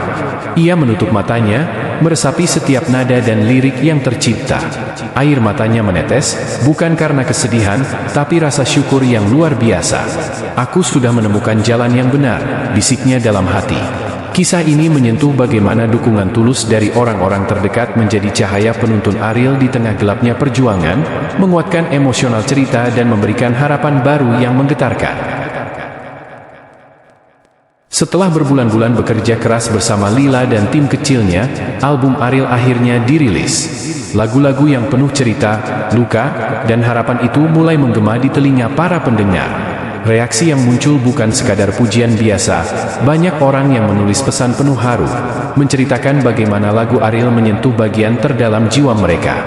Suatu malam, Ariel menerima pesan dari seorang wanita muda bernama Dina, yang menulis, "Lagu-lagumu membantuku bertahan saat aku merasa tak berdaya.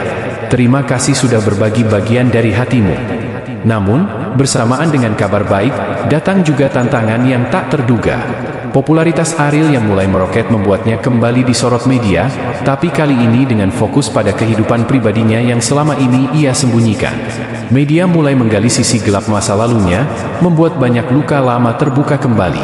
Beberapa teman dekat mulai menjauh, dan Ariel merasakan tekanan yang begitu berat.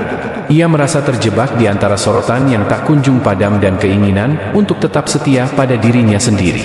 Di tengah badai itu, Ariel merasa hampir runtuh. Malam-malamnya penuh dengan kegelisahan, dan rasa takut mulai merayapi jiwanya. Namun, saat itulah suara kecil dari dalam dirinya kembali berbicara. "Ingat, kau bukan sendirian. Perjalanan ini adalah tentang menemukan cahaya di dalam gelap." Dengan napas yang dalam dan hati yang bergetar, Ariel memutuskan untuk menghadapi semua itu dengan jujur dan terbuka. Ia mulai berbagi kisah perjuangannya melalui vlog dan wawancara, tak lagi menyembunyikan luka dan kegagalannya. Langkah itu bukan hanya membebaskannya, tapi juga menguatkan para pendengarnya yang merasa terinspirasi oleh keberaniannya. Kisah ini penuh dengan konflik emosional, dari puncak kesuksesan yang menggoda hingga ujian batin yang berat, menghadirkan kisah perjuangan Ariel yang semakin dalam dan manusiawi. Setelah berbulan-bulan menghadapi badai media dan tekanan batin, Ariel mulai merasakan titik jenuh yang sangat dalam. Ia hampir menyerah pada rasa putus asa yang mencekik. Namun, di saat-saat tergelap itu, sebuah kejadian kecil mengubah segalanya. Suatu hari, Ariel menerima surat dari seorang penggemar yang bercerita tentang perjuangannya melawan depresi dan bagaimana lagu Ariel memberinya harapan. Surat itu bukan hanya sekadar kata-kata, melainkan suara hati yang penuh rasa percaya dan cinta. "Aku tahu kau juga pernah tersesat," tulis si penggemar. "Tapi kau masih berdiri. Itu memberiku alasan untuk bertahan." Membaca surat itu, Ariel menangis. Tangisan yang selama ini ia tahan mulai mengalir bebas, membersihkan beban yang selama ini menyesakkan dadanya. Di momen itu, Ariel sadar bahwa luka-luka yang ia bawa bukan untuk dihancurkan, melainkan untuk diubah menjadi kekuatan. Ia mulai menulis lagu baru, yang lebih jujur dan penuh harapan, lagu yang menceritakan tentang bangkit dari kegelapan. Proses itu bukan mudah. Ariel harus menggali kembali setiap rasa sakit dan kekecewaan, lalu merangkainya menjadi karya seni yang indah dan menyentuh. Tapi kali ini, ia tidak lagi sendiri. Lila dan teman-temannya terus mendukung, mengingatkan bahwa cahaya selalu ada di ujung terowongan. Lagu baru Ariel perlahan mulai dikenal, tidak hanya karena melodi atau liriknya, tapi karena kisah di baliknya yang nyata dan menginspirasi. Kisah ini menampilkan puncak emosional dan titik balik yang kuat dalam perjalanan Ariel, dari luka menjadi kekuatan, dari keputusasaan menjadi harapan yang membara. Matahari pagi menembus tirai jendela, menyinari ruangan kecil tempat Ariel duduk dengan gitar kesayangannya. Suara petikan senar yang lembut mengalun, membawa kisah tentang perjalanan panjang yang penuh liku dan perjuangan. Hari ini, Ariel merasa berbeda. Hatinya dipenuhi kedamaian yang dulu tak pernah ia rasakan. Setelah melewati gelapnya malam-malam tanpa bintang, kini ia berdiri dengan cahaya baru yang menyala dalam dadanya. Konser kecil yang diadakan di sebuah kafe sederhana menjadi saksi bisu dari transformasi luar biasa ini. Para penonton, yang datang bukan hanya untuk mendengar musik, tapi untuk merasakan getaran jiwa yang Ariel tuangkan lewat setiap lagu. Di tengah lagu, Ariel berhenti sejenak. Ia memandang ke arah kerumunan dengan mata yang basah oleh haru. Suara serak tapi penuh keyakinan keluar dari bibirnya. Terima kasih telah menjadi bagian dari perjalanan ini. Dari kegelapan, aku menemukan cahaya. Dan aku yakin, setiap dari kita punya cahaya itu di dalam diri. Suara tepuk tangan membahana, bukan hanya sebagai penghormatan pada seorang musisi, tapi pada seorang manusia yang berani bangkit dan menginspirasi.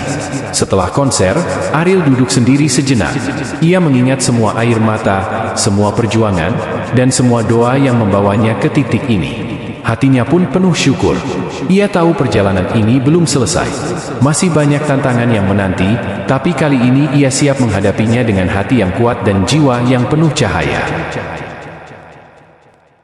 Langit Jakarta malam itu tak berbintang. Tapi di dalam sebuah gedung pertunjukan megah yang penuh gemerlap lampu, nama Ariel kembali menggema. Lagu-lagu karyanya menyentuh ribuan jiwa yang hadir malam itu. Mereka berteriak histeris, menangis, dan menyebut namanya penuh cinta. Ariel berdiri di panggung, dengan jaket kulit hitam dan mikrofon yang kini seperti bagian dari jiwanya. Namun ada satu hal yang terasa hilang, ia tidak lagi merasa hidup. Tepuk tangan, sorak-sorai, lampu sorot, bahkan pelukan para penggemar, semuanya kini hanya menjadi gema kosong. Sejak hijrahnya, Ariel mencoba menyeimbangkan dua dunia, musik dan dakwah, tapi tekanan dari industri, dari ekspektasi penggemar, dan juga dari dirinya sendiri, mulai mengikis kedamaian batin yang pernah ia temukan. Ariel menunduk sejenak di tengah konser. Lagu yang ia nyanyikan malam itu adalah ciptaannya sendiri, tentang kegelapan masa lalu dan cahaya yang kini ia pegang erat. Namun saat menyanyikan bagian ref, dadanya terasa sesak. Apakah ia benar-benar memegang cahaya itu? Atau, apakah ia hanya hidup dalam bayangan sorotan? Setelah konser usai, Ariel berjalan melewati lorong sempit menuju ruang ganti. Di sanalah ia sering menemukan keheningan yang jujur. Di dinding tergantung poster-poster konser lamanya, wajahnya terpampang di mana-mana. Tapi hari itu, ia merasa seperti asing bagi dirinya sendiri. Manajernya masuk membawa bunga dari penggemar, hadiah-hadiah, dan juga undangan untuk tur internasional. Ariel, kamu harus bangga. Dalam waktu 2 bulan, kamu sudah full booking. Bahkan ada tawaran dari luar negeri, dari Dubai dan London. Ariel hanya mengangguk. Iya, keren ya, ucapnya pelan. Namun dalam diamnya, ia tahu, bukan itu lagi yang ia kejar. Malam itu ia pulang sendiri ke apartemennya. Bukan ke rumah mewah yang dibelikan label, bukan juga ke villa tempat peristirahatan. Ia memilih tempat sunyi untuk berpikir. Ia membuka Al-Quran kecil yang sering ia bawa, hadiah dari ustaz yang dulu menuntunnya saat hijrah. Ia membaca perlahan.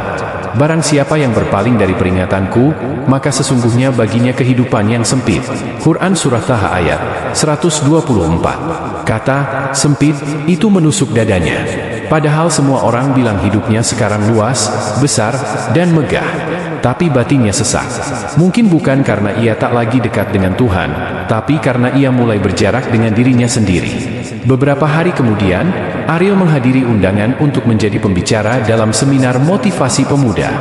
Ia berbicara dengan tulus, membuka luka masa lalu, bercerita tentang titik baliknya, tentang saat ia nyaris kehilangan segalanya.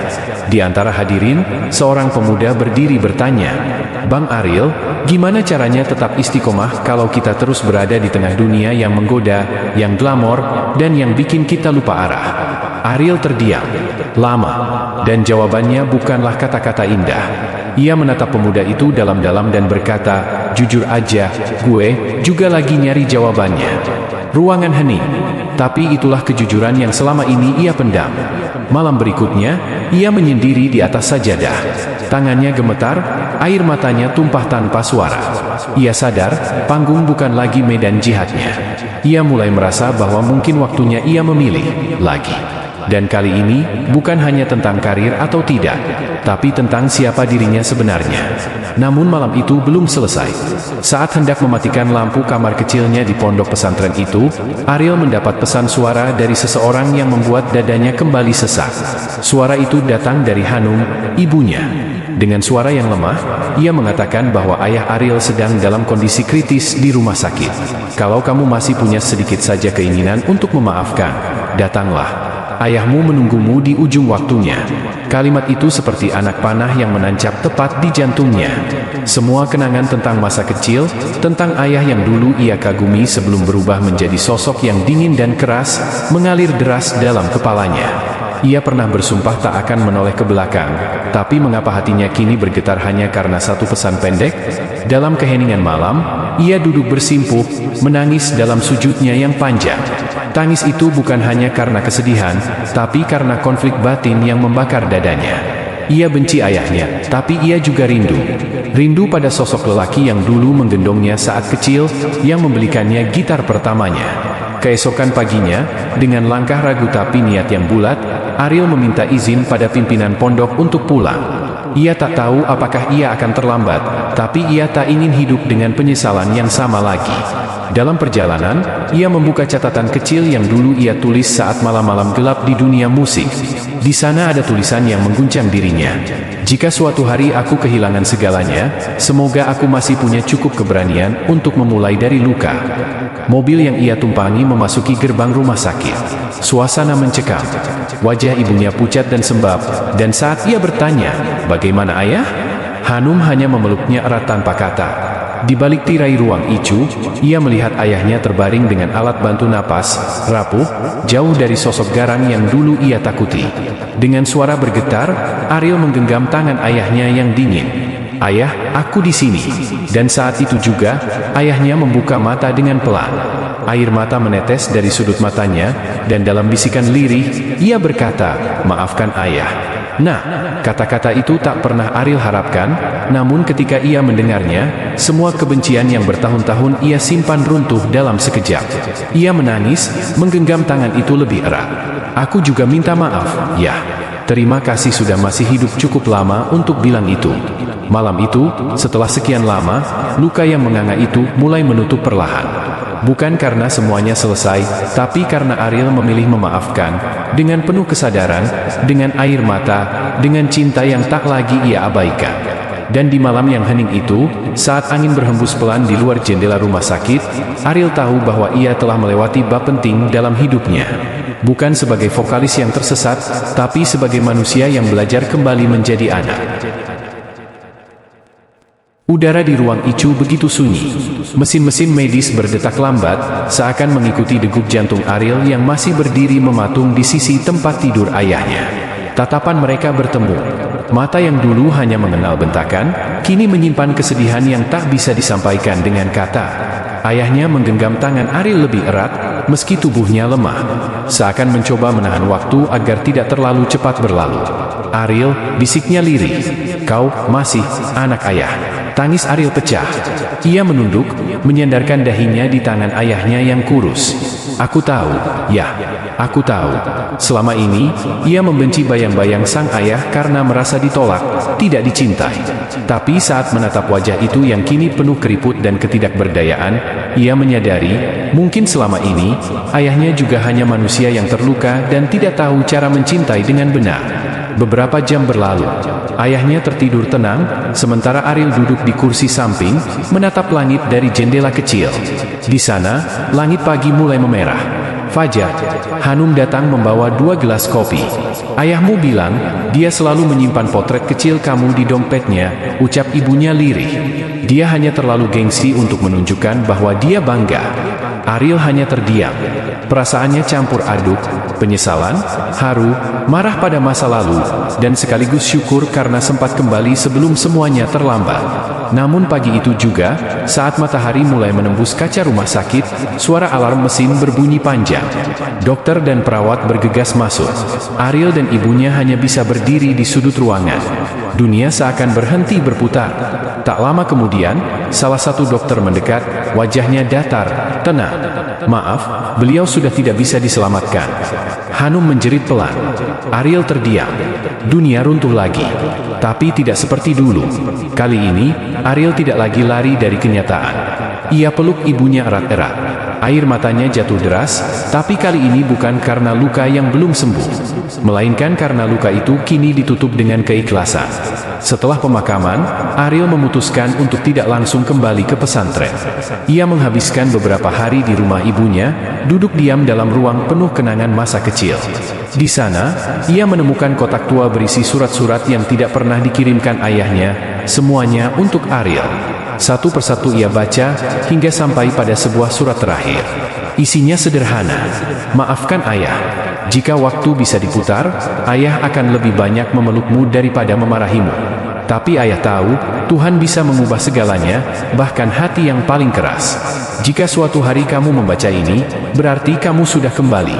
Dan ayah akan bahagia, meski hanya dari langit. Ariel menangis sampai lemas.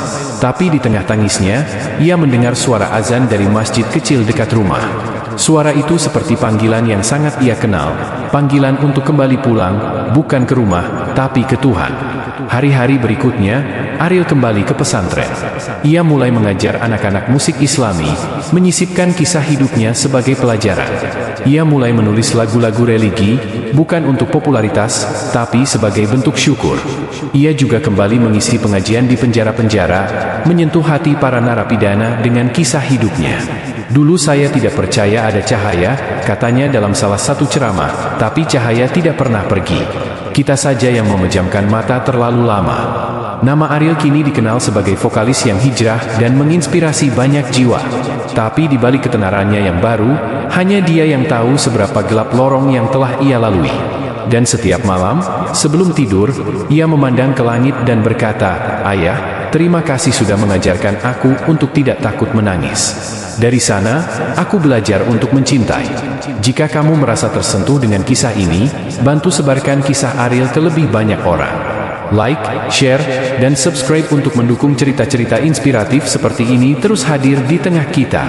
Ingin berdonasi lewat Super Thanks atau Super Chat? Dukunganmu sangat berarti untuk keberlanjutan cerita-cerita penuh makna. Malam itu, aula masjid besar di Jakarta dipenuhi oleh ratusan anak muda. Sebagian besar dari mereka mengenakan jaket kulit, topi terbalik, dan gaya busana yang biasa ditemukan di konser musik.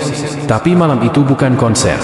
Malam itu adalah malam zikir dan sharing spiritual yang diadakan oleh komunitas hijrah yang dibina oleh Ariel. Di tengah keriuhan yang tenang itu, Ariel berdiri di belakang panggung kecil yang disusun sederhana. Lampu-lampu kuning hangat menyinari ruangan, menciptakan suasana syahdu yang berbeda dari panggung-panggung besar yang dulu pernah ia huni. Tangannya menggenggam mic, bukan untuk menyanyi, tapi untuk berbicara dari hati. Teman-teman, suaranya serak. Aku berdiri di sini bukan sebagai orang suci, tapi sebagai orang yang pernah jatuh sedalam-dalamnya. Pernah merasa hancur, hina, kosong.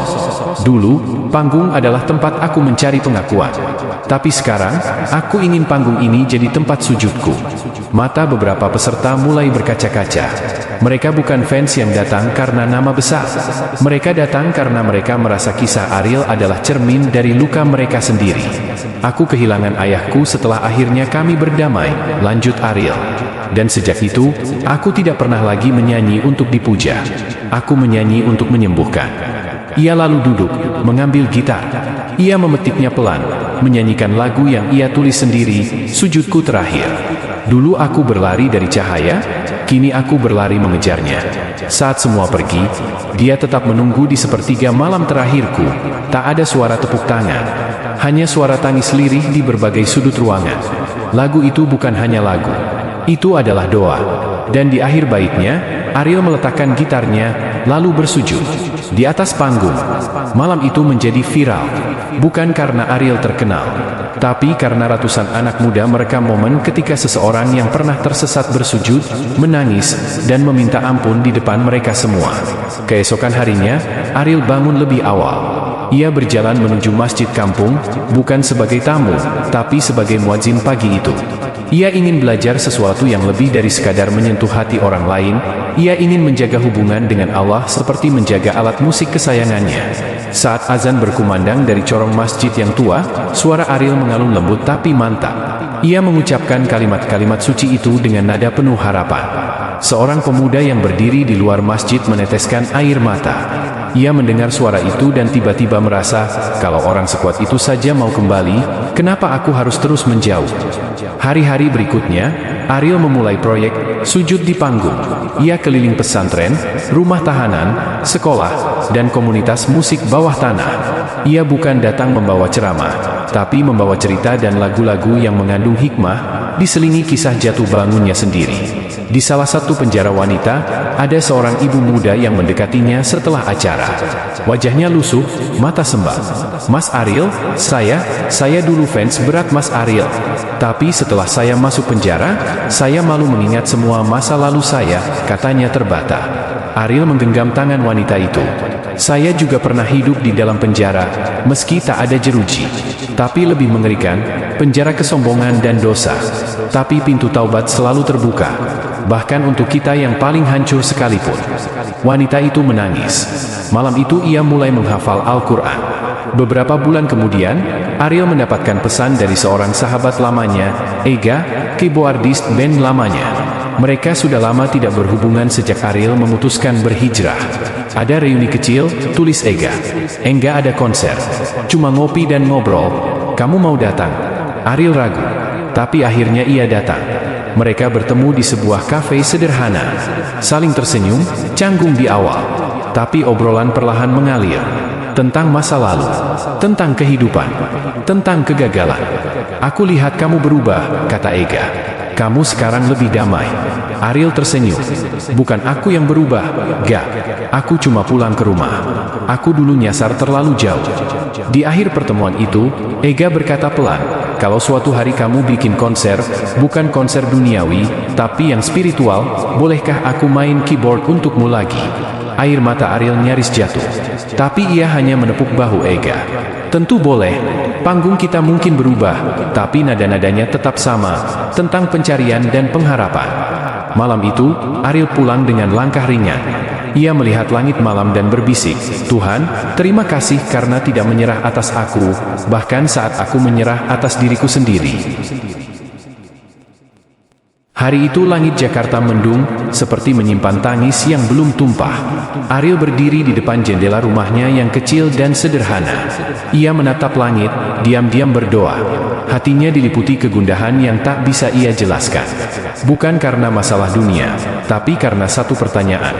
Apakah aku sudah cukup berarti dalam hidup orang lain? Sejak ia memilih untuk meninggalkan dunia gemerlap musik dan menempuh jalan hijrah, Ariel telah kehilangan banyak hal.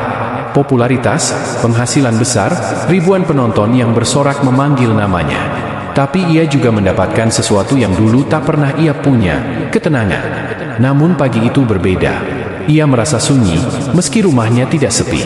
Mungkin karena hatinya mulai digoda ego yang dulu hampir membunuhnya. Tiba-tiba, ponselnya bergetar. Sebuah pesan dari nomor tak dikenal masuk. "Mas Ariel, saya Fikri, anak pesantren yang dulu pernah Mas kunjungi. Saya cuma mau bilang, karena Mas Ariel, saya berani kembali ke rumah dan minta maaf sama ayah saya. Sekarang beliau sudah wafat. Tapi saya bersyukur bisa minta maaf sebelum terlambat. Terima kasih, Mas." Ariel tak bisa menahan air matanya.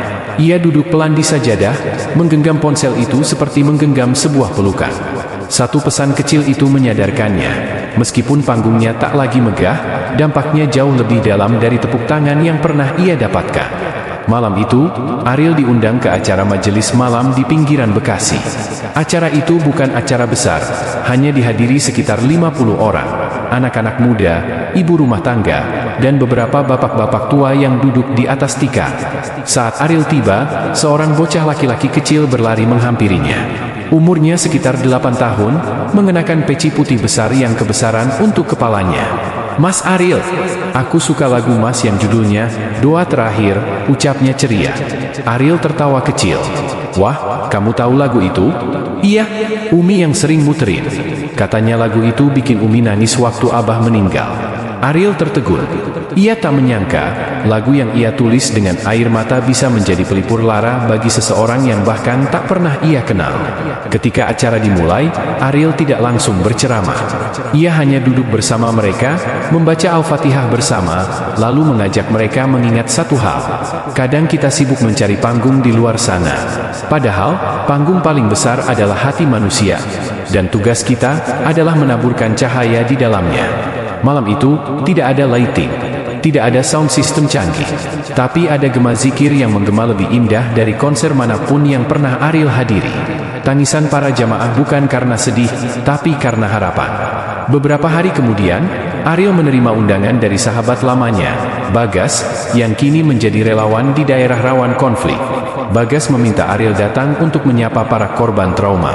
Tempatnya terpencil, bro, tapi mereka butuh harapan. Butuh cerita. Dan kamu punya itu, kata Bagas. Tanpa ragu, Ariel mengangguk. Perjalanan ke sana memakan waktu 12 jam, melewati jalan berlumpur, hutan, dan desa-desa yang belum tersentuh sinyal. Tapi sesampainya di sana, Ariel disambut dengan senyuman anak-anak yang polos dan mata-mata orang tua yang lelah, tapi bersinar. Malam itu, Ariel duduk di bawah pohon besar. Anak-anak duduk melingkar di sekitarnya. Ia tidak membawa gitar. Ia hanya membawa suara dan cerita. "Aku pernah punya segalanya, tapi tetap merasa kosong," kata Ariel. "Lalu aku kehilangan segalanya, dan justru mulai merasa utuh." Ia menceritakan kisahnya, tentang kehilangan ayah, tentang kesombongan yang menghancurkan, tentang panggung yang tak memberi kebahagiaan sejati. Seorang anak kecil, kurus, memakai baju sobek, mengangkat tangan.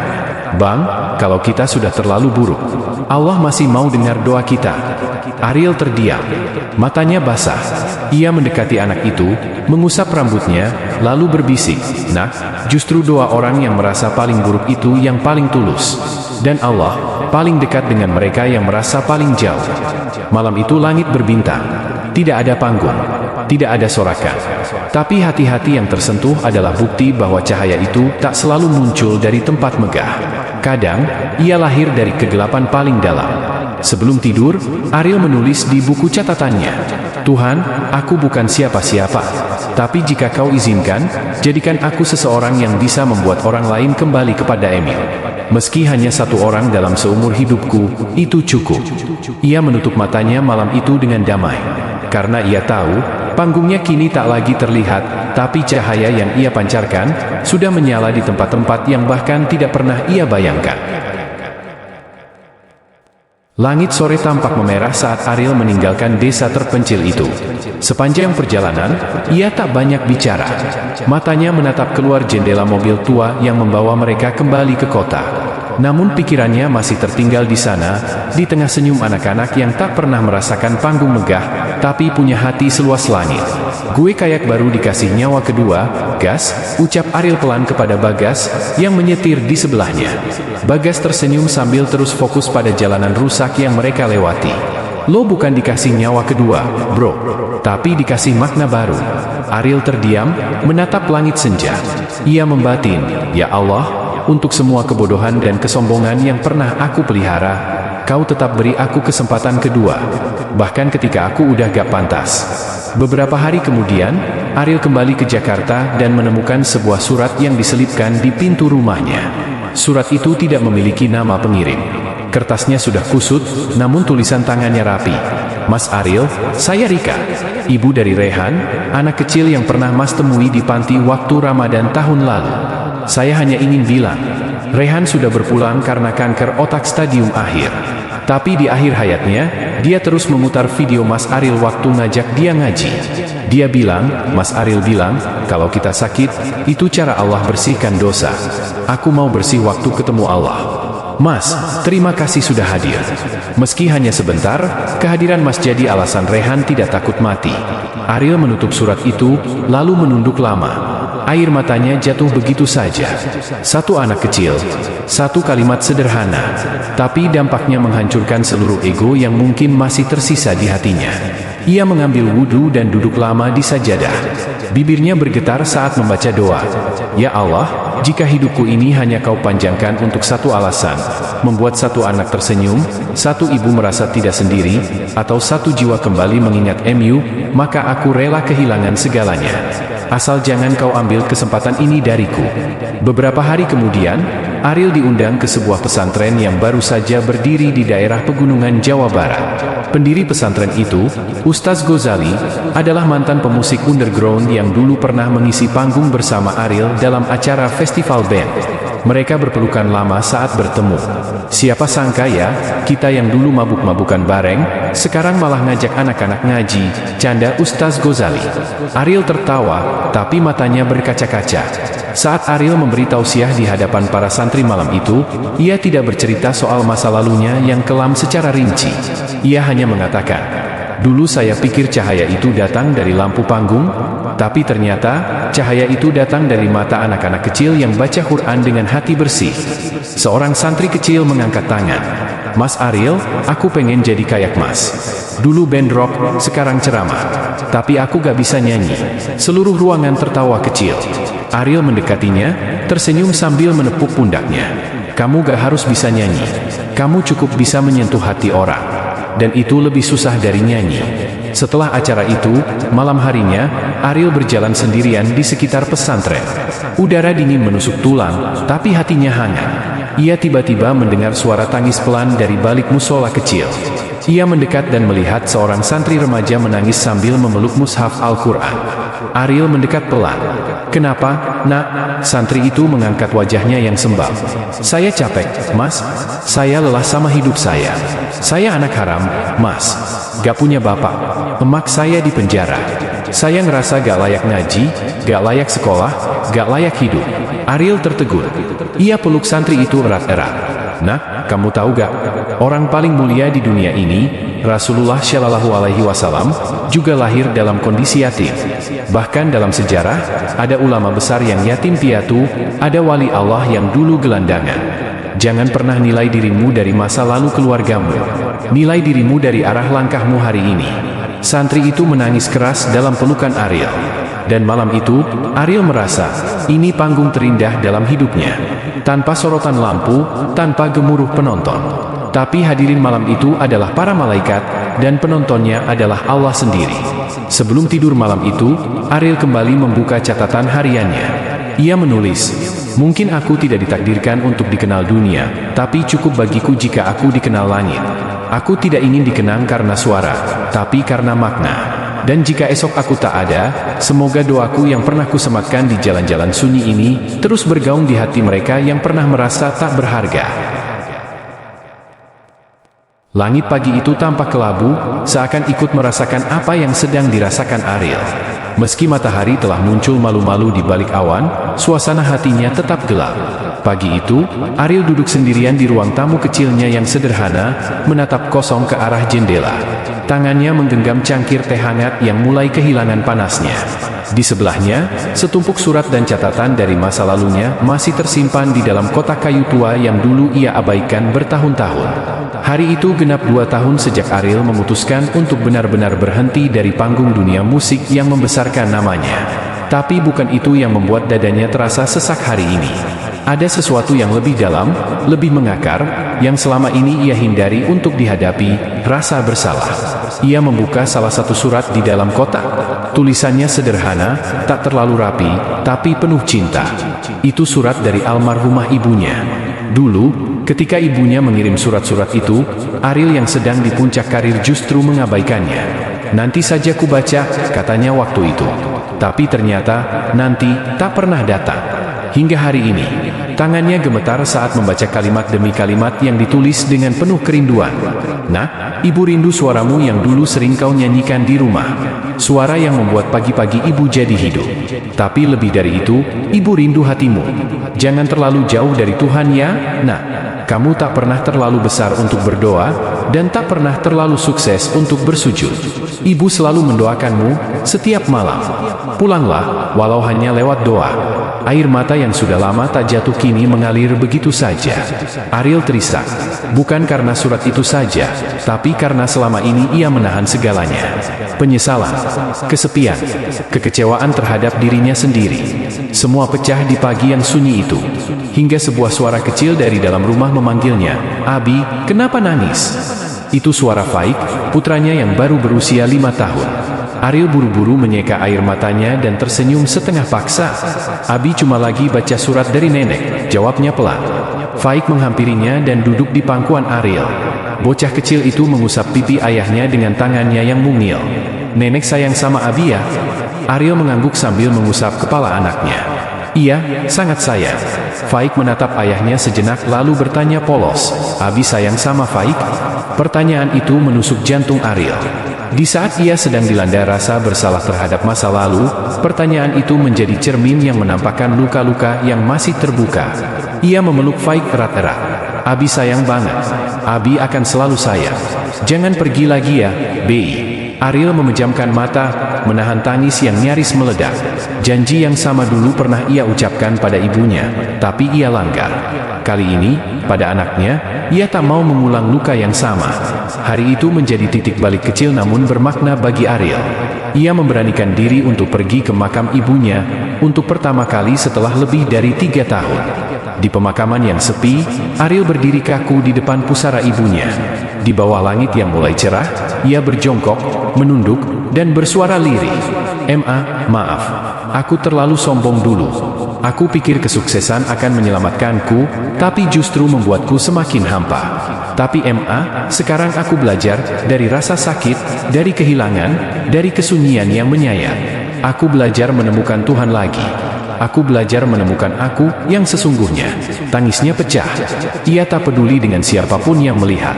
Hari itu, ia biarkan hatinya terbuka lebar, seolah membasuh luka yang terlalu lama ia sembunyikan. Sekembalinya dari makam, Ariel merasa ringan. Tapi ia tahu perjalanannya belum selesai. Masih banyak orang yang ia lukai. Masih banyak sahabat yang ia abaikan.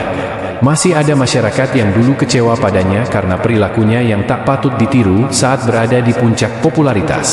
Sore itu, ia menulis di sebuah buku catatan kecil, "Aku ingin kembali. Bukan ke panggung, tapi ke hati orang-orang yang pernah aku lukai. Aku ingin hidup untuk memberi cahaya, walau hanya setitik." Dalam sunyi kamar, Ariel menyalakan kembali gitarnya yang sudah lama disimpan. Senarnya sedikit berkarat, tapi suaranya masih sama. Ia petik perlahan, menciptakan melodi yang lahir dari luka dan harapan. Faik duduk di sudut kamar sambil tersenyum. "Abi nyanyi lagi ya?" Ariel mengangguk. "Tapi kali ini, Abi nyanyi untuk Allah dan untuk kamu." Dan disitulah, di dalam kesederhanaan, Ariel menemukan kedamaian. Bukan karena ia telah berubah sepenuhnya, tapi karena ia memilih untuk terus berjalan dari kegelapan menuju cahaya yang tak terduga. Malam itu langit tampak bening. Bintang-bintang menggantung di langit seperti harapan-harapan kecil yang berpendar di tengah kelamnya hati manusia. Di sebuah rumah sederhana di pinggiran kota, Ariel duduk termenung di teras rumah. Ia baru saja selesai meninabobokan Faik, dan kini giliran dirinya sendiri yang harus menenangkan badai di dalam dadanya. Sudah hampir sebulan sejak ia kembali menyentuh gitarnya, menyanyikan bait-bait lama dan menuliskan lirik baru. Tapi malam ini, entah kenapa, suara dalam dirinya kembali terasa asing. Ia takut. Bukan takut akan gagal bernyanyi, melainkan takut kalau suara hatinya ternyata telah mati sejak lama. Tangannya gemetar saat ia memetik senar pertama.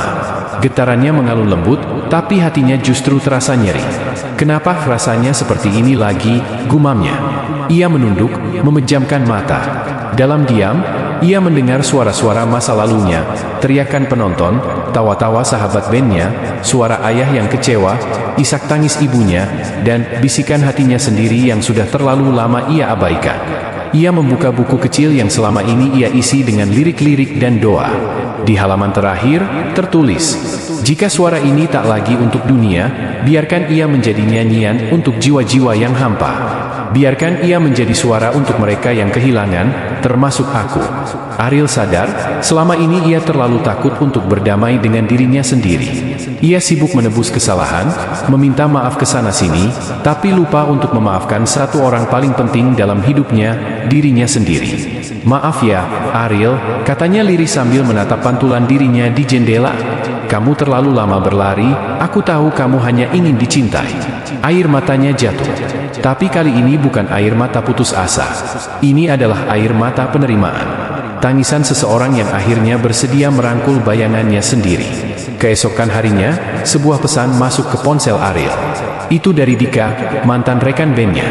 "Dika, bro, beberapa teman komunitas musik bikin acara amal minggu depan.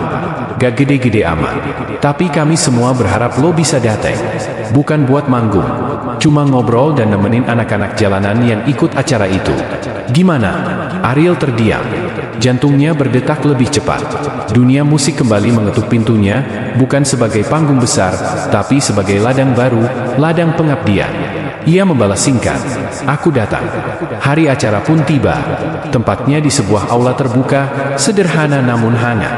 Anak-anak muda, sebagian besar mantan pecandu, pengamen jalanan, dan remaja putus sekolah, berkumpul dengan antusias. Di tengah mereka, Dika berdiri mengenalkan Ariel, bukan sebagai mantan vokalis band terkenal, tapi sebagai seseorang yang pernah jatuh, lalu memilih bangkit. Ariel berdiri di hadapan mereka. Mikrofon di tangannya terasa lebih berat dari biasanya. Bukan karena beban teknis, tapi karena ia tahu, setiap kata yang keluar dari mulutnya malam ini akan menghidupkan atau memadamkan cahaya di hati mereka. "Assalamualaikum. Gue bukan siapa-siapa. Gue bukan datang sebagai artis, bukan datang sebagai orang hebat. Gue cuma datang sebagai Ariel, seseorang yang pernah kehilangan segalanya, termasuk dirinya sendiri." Ruangan menjadi hening. "Beberapa tahun lalu, gue punya segalanya, popularitas, kekayaan, cinta publik. Tapi gue kehilangan ibu gue, kehilangan ayah gue, kehilangan arah. Gue pikir gue bisa sembuh dengan diam, sembunyi. Tapi ternyata luka harus disembuhkan, bukan disembunyikan." Seseorang di belakang tampak menyeka air mata. Di sudut ruangan, seorang anak pengamen menatap Ariel dengan mata berbinar. Ia tahu, malam itu bukan sekadar cerita. Itu adalah cermin. "Gue gak tahu apakah gue bisa memperbaiki semuanya. Tapi malam ini, gue pengen kalian tahu, kalian berharga. Bahkan saat dunia bilang kalian sampah, kalian tetap punya cahaya. Sama kayak gue dulu." Lalu Ariel mengambil gitarnya. "Boleh gue nyanyi satu lagu?" Sorak-sorai menggema. Tapi bukan sorakan seperti di panggung besar. Ini lebih jujur, lebih tulus. Sorakan dari jiwa-jiwa yang merindukan harapan. Ariel memainkan gitar, lalu menyanyikan lagu yang ia tulis semalam. "Aku pernah hilang dalam gemerlap dunia, mabuk pujian, lupa cara pulang. Tapi dalam gelap aku temukan cahaya, bukan dari sorotan, tapi dari cinta yang sederhana." Suara itu, suara Ariel, kembali. Tapi kali ini bukan untuk menyihir ribuan penonton. Suara itu hadir untuk menyembuhkan. Bukan untuk dirinya saja, tapi untuk setiap orang di ruangan itu. Untuk setiap jiwa yang pernah merasa hancur, tapi ingin bangkit kembali. Setelah lagu itu selesai, aula kembali hening. Tak ada tepuk tangan meriah, tak ada euforia. Hanya linangan air mata dan pelukan. Malam itu, Ariel duduk bersama anak-anak jalanan, makan nasi bungkus, dan mendengar cerita mereka. Dan di tengah gelak tawa dan air mata itu, Ariel tahu, ia akhirnya kembali. Bukan sebagai bintang, tapi sebagai manusia. Udara pagi itu mengalir tenang di antara sela-sela pohon jati yang tumbuh di sekitar panti rehabilitasi tempat Ariel berkunjung. Tempat itu bukan asing lagi baginya. Dulu ia pernah datang sebagai pengisi acara, tapi hari ini ia datang sebagai teman, sebagai pendengar, sebagai seseorang yang ingin mengerti, bukan hanya berbagi. Langkah Ariel pelan menyusuri lorong panjang menuju sebuah ruang terapi kelompok. Di sana, belasan pria dan wanita duduk membentuk lingkaran. Wajah-wajah mereka bukan wajah yang asing bagi kesedihan. Mata mereka memancarkan luka, namun juga kerinduan untuk didengar. Seorang perempuan muda yang belum lama keluar dari dunia kelam narkoba menatap Ariel dengan penuh penasaran. "Mas Ariel," suaranya pelan, tapi menggugah. "Boleh aku tanya sesuatu?" Ariel mengangguk lembut. "Kenapa Mas Ariel bisa kuat sampai sekarang?" "Aku kadang pengen nyerah. Rasanya semua orang udah muak sama aku." Ariel menatap gadis itu. Namanya Nisa.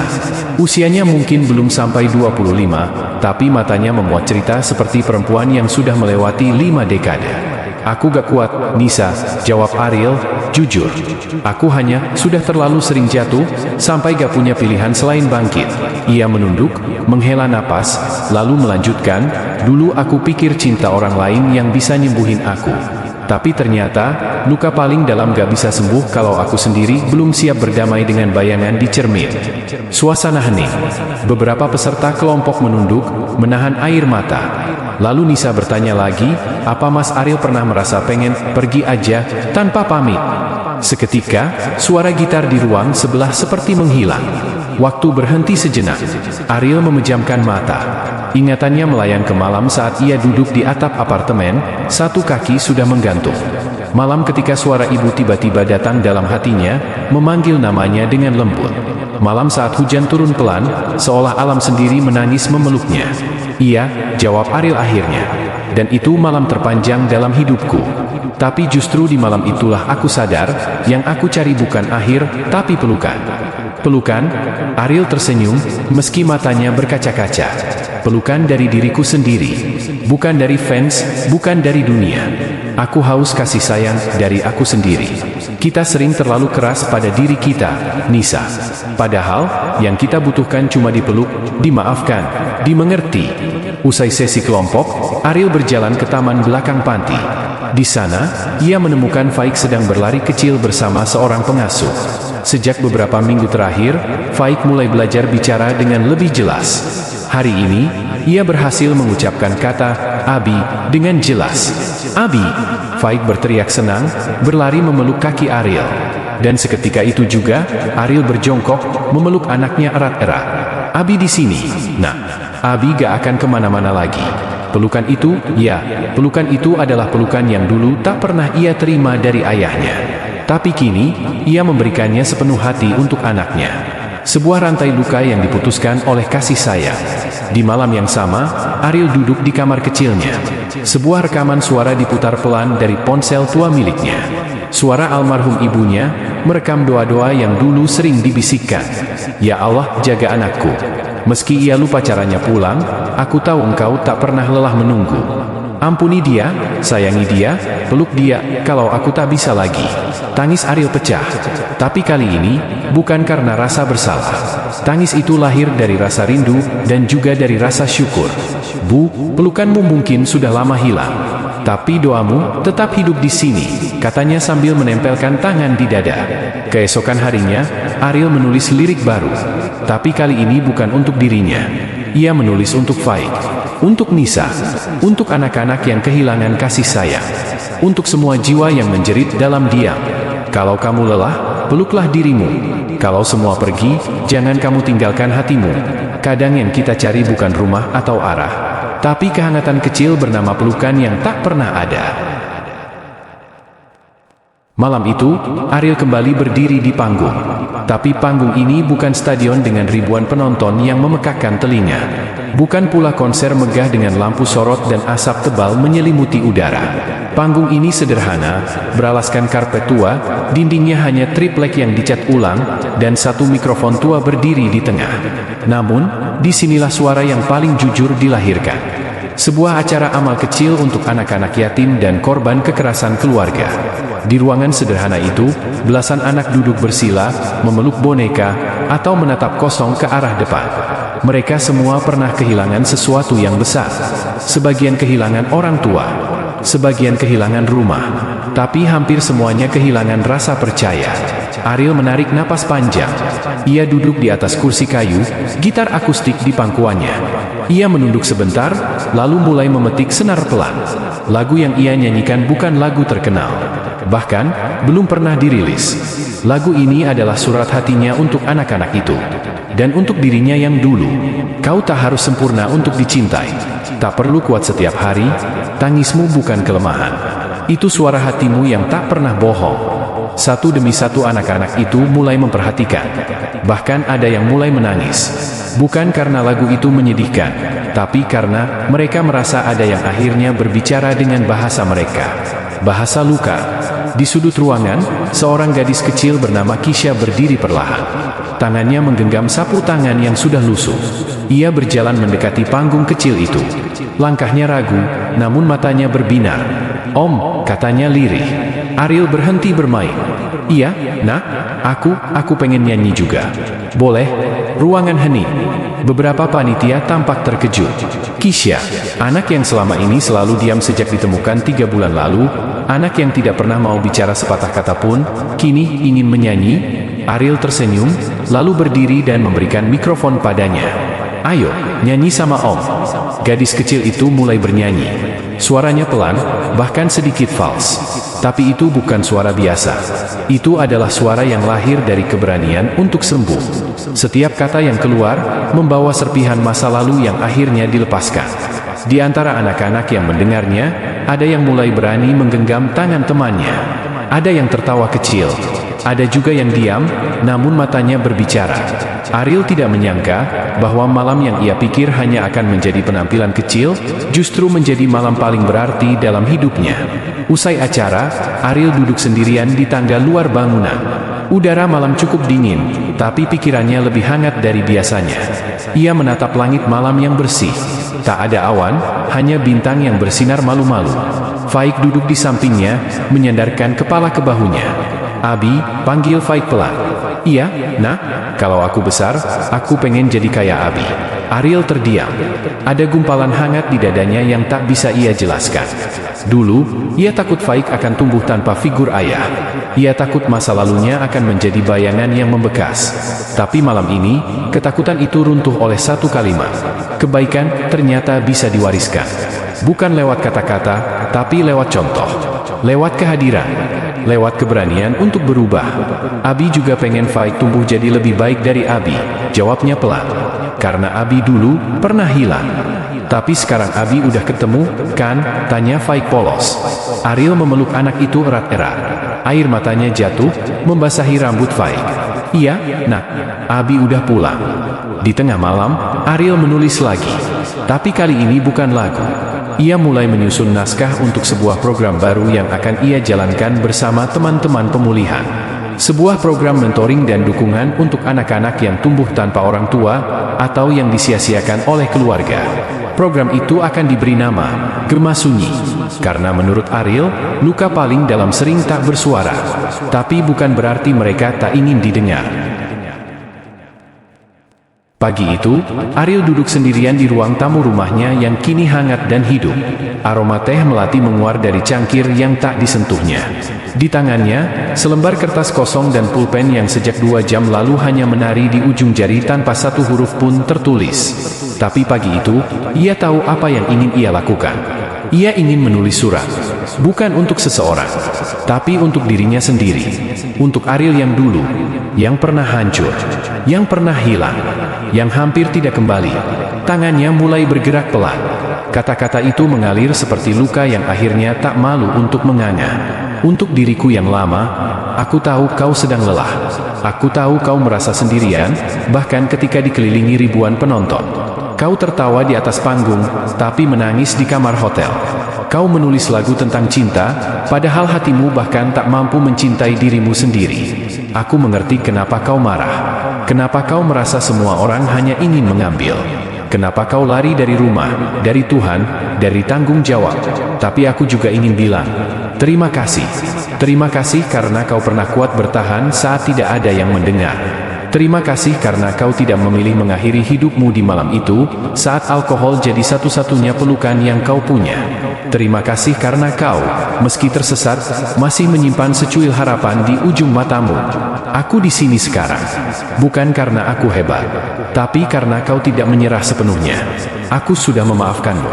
Semua keputusan salah, semua luka yang kau buat ke orang lain, semua kebodohan yang kau banggakan sebagai jiwa bebas. Aku sudah memaafkan. Dan aku harap kau juga bisa memaafkan dirimu sendiri. Karena sekarang, kita tidak lagi sendirian. Kita sudah pulang. Dan kita punya seseorang yang memanggil kita Abi dengan mata berbinar. Salam damai dari masa depanmu, Ariel. Surat itu selesai. Tapi tangisnya belum. Ariel menunduk. Helaan napasnya panjang. Untuk pertama kalinya dalam hidup, ia bisa melihat dirinya yang dulu, bukan dengan benci, tapi dengan belas kasih. Ia tahu, banyak orang tidak akan pernah memahami kenapa seseorang bisa hancur begitu dalam. Tapi ia mengerti, dan itu cukup. Beberapa jam kemudian, ia tiba di studio tempat anak-anak dari program Gema Sunyi mulai berkumpul.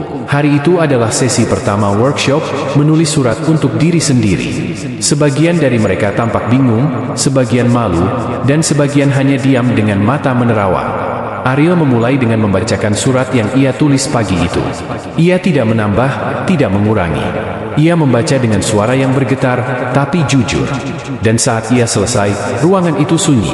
Bukan karena bosan, tapi karena hati mereka terlalu penuh untuk berkata-kata. Lalu, satu anak laki-laki berusia 13 tahun, yang sebelumnya dikenal sebagai anak nakal, dan sering melawan, mengangkat tangan. Om Ariel, kalau aku nggak bisa nulis, boleh aku ngomong aja? Ariel tersenyum. Boleh banget. Anak itu berdiri. Ia mengusap matanya dengan tangan kaus yang lusuh. Aku cuma pengen bilang ke diriku dulu, waktu masih dipukulin tiap malam, waktu sering kelaparan di jalanan, kalau aku bangga dia bertahan. Aku marah sih, karena dia nggak pernah melawan. Tapi sekarang aku ngerti, dia bukan lemah, dia cuma pengen hidup. Beberapa anak lain mulai menangis. Tidak ada terapi sehebat kejujuran yang dibagikan tanpa takut dihakimi. Ariel tahu, mereka semua sedang belajar satu hal besar hari itu. Berdamai dengan masa lalu bukan berarti melupakan, tapi memeluknya. Malamnya, di kamar, Faik masuk membawa secari kertas. Abi, aku juga bikin surat, katanya bangga. Ariel mengambilnya dan membaca. Untuk Abi, dulu aku sering tanya ke Allah, kenapa aku cuma punya satu orang tua. Tapi sekarang aku ngerti, Allah cuma kasih satu, karena yang satu ini udah cukup segalanya buat aku. Dari Faik, air mata Ariel tak tertahan. Ia peluk anak itu erat, lebih erat dari sebelumnya. Karena kali ini, ia bukan hanya memeluk anaknya, tapi juga dirinya sendiri. Yang dulu, yang kini, yang akan datang. Ia memejamkan mata, dan dalam hatinya, ia tahu, ia tidak lagi berjalan dalam gelap. Ia sedang menari dalam cahaya. Hari itu, Jakarta diguyur hujan sejak pagi. Langit muram, jalanan padat, tapi suasana dalam studio rekaman itu terasa berbeda. Hangat, penuh harap. Ariel duduk di depan mikrofon, di balik kaca tebal. Di tangannya, lirik lagu baru yang belum pernah ia nyanyikan di hadapan siapapun. Lagu yang tidak sekadar dibuat untuk dijual. Ini adalah lagu pertamanya sejak perjalanannya keluar dari kegelapan. Lagu yang bukan hanya berasal dari hati, tapi juga dari luka, penyesalan, dan penerimaan yang panjang. Sebuah surat yang dibungkus melodi. Ia menatap produser di balik kaca. Pria tua itu mengangguk pelan, memberi isyarat bahwa semua sudah siap. Dan di detik berikutnya, musik mulai mengalun perlahan. Piano, pelan, seolah mengetuk pintu-pintu lama yang terkunci. Ariel menarik napas, dan menyanyikannya. Di malam yang sunyi, aku memanggil namaku sendiri, tak ada yang menjawab, selain gema dari hati yang sepi. Aku jatuh, aku retak, aku hampir mati. Tapi tangan tak terlihat itu, memelukku kembali. Suara Ariel pecah, bukan karena nada yang salah, tapi karena emosi yang meluap. Ia berhenti, menunduk, tangannya bergetar. Di ruang kontrol, sang produser tidak memotong. Ia tahu, ini bukan rekaman biasa. Ini semacam penyucian, ruang pengakuan, tempat semua luka akhirnya berani keluar. Ariel mengangkat wajahnya, menatap mic, dan lanjut bernyanyi. Kini ku tahu, bukan aku yang menemukan cahaya, tapi cahaya yang tak pernah menyerah mencariku. Setelah rekaman, Ariel duduk sendirian di sudut ruang studio. Teh hangat di tangannya sudah dingin, tapi pikirannya justru terasa panas, penuh pertarungan. Ia tak menyangka, menyanyikan lagu itu akan membuatnya segitu rentan, tapi juga segitu bebas. Masih bisa nyanyi dengan hati, kata seorang teknisi muda sambil lewat. Itu jarang, Bang. Ariel tersenyum kecil. Mungkin karena sekarang, aku baru benar-benar tahu isi hatiku. Ia menatap lirik lagu yang ditulisnya sendiri. Di pojok kertas itu, ada coretan Faik, anaknya, yang iseng menuliskan, "Abi pasti bisa. Abi kuat." Malamnya, Ariel berjalan menyusuri lorong panti rehabilitasi tempat ia dulu pernah tinggal sementara. Bukan untuk terapi, kali ini, tapi untuk berbagi. Ia datang sebagai tamu, diminta untuk memberi motivasi kepada para penghuni yang sedang menjalani pemulihan. Ariel yang penyanyi itu, bisik seseorang. "Bukan cuma penyanyi. Dia juga selamat," jawab satu lagi. Ketika Ariel berdiri di depan puluhan pria yang sebagian besar masih berjuang melawan kecanduan, ia tidak membawa lirik, tidak membawa gitar. Hanya membawa satu hal, kisahnya. Ada yang bilang, ketergantungan itu kutukan, ucapnya pelan. Tapi buat saya, justru itu jadi jalan pulang. Karena saat semuanya hancur, saya akhirnya bisa menemukan siapa saya sebenarnya. Seseorang di barisan belakang menangis. Seorang pria paruh baya dengan tangan penuh bekas sayatan. Ia berdiri dan berkata, saya pernah ingin mati. Tapi dengar cerita Mas Ariel, saya rasa saya masih punya alasan untuk hidup." Dan malam itu berubah jadi malam penuh pengakuan, bukan rasa malu. Ariel mendengarkan, memeluk, tidak sebagai artis, tapi sebagai manusia. Sebagai seseorang yang pernah jatuh, dan tahu betapa sulitnya bangkit tanpa tangan yang benar-benar mau merangkul. Di rumah, Faik tertidur di sofa sambil memegang gitar kecil yang dibelikan Ariel. Wajahnya damai. Ariel duduk di lantai, memandangi anak itu. Ia merasa seperti sedang melihat masa depannya sendiri, masa depan yang tenang, setelah semua gelombang. Ia teringat satu percakapan bersama ibunya sebelum wanita itu meninggal. Waktu itu, ia masih remaja, sedang marah karena ayahnya pergi dan tak pernah kembali. "Ibu," katanya kala itu, "kenapa kita selalu ditinggalkan?" Ibunya menatapnya lama, lalu menjawab, "Karena Tuhan ingin kamu belajar menjadi seseorang yang tak akan pernah meninggalkan."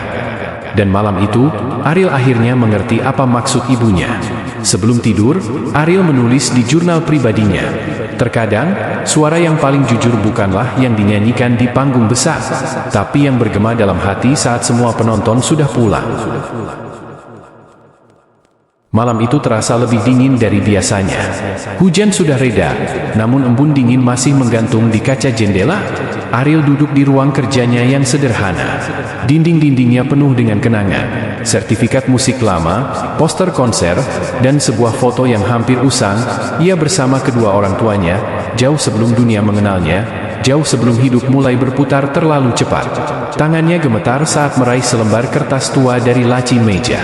Surat dari ibunya, yang ia simpan sejak remaja namun tak pernah berani baca sepenuhnya. Malam ini, entah kenapa, Ariel merasa waktunya tepat.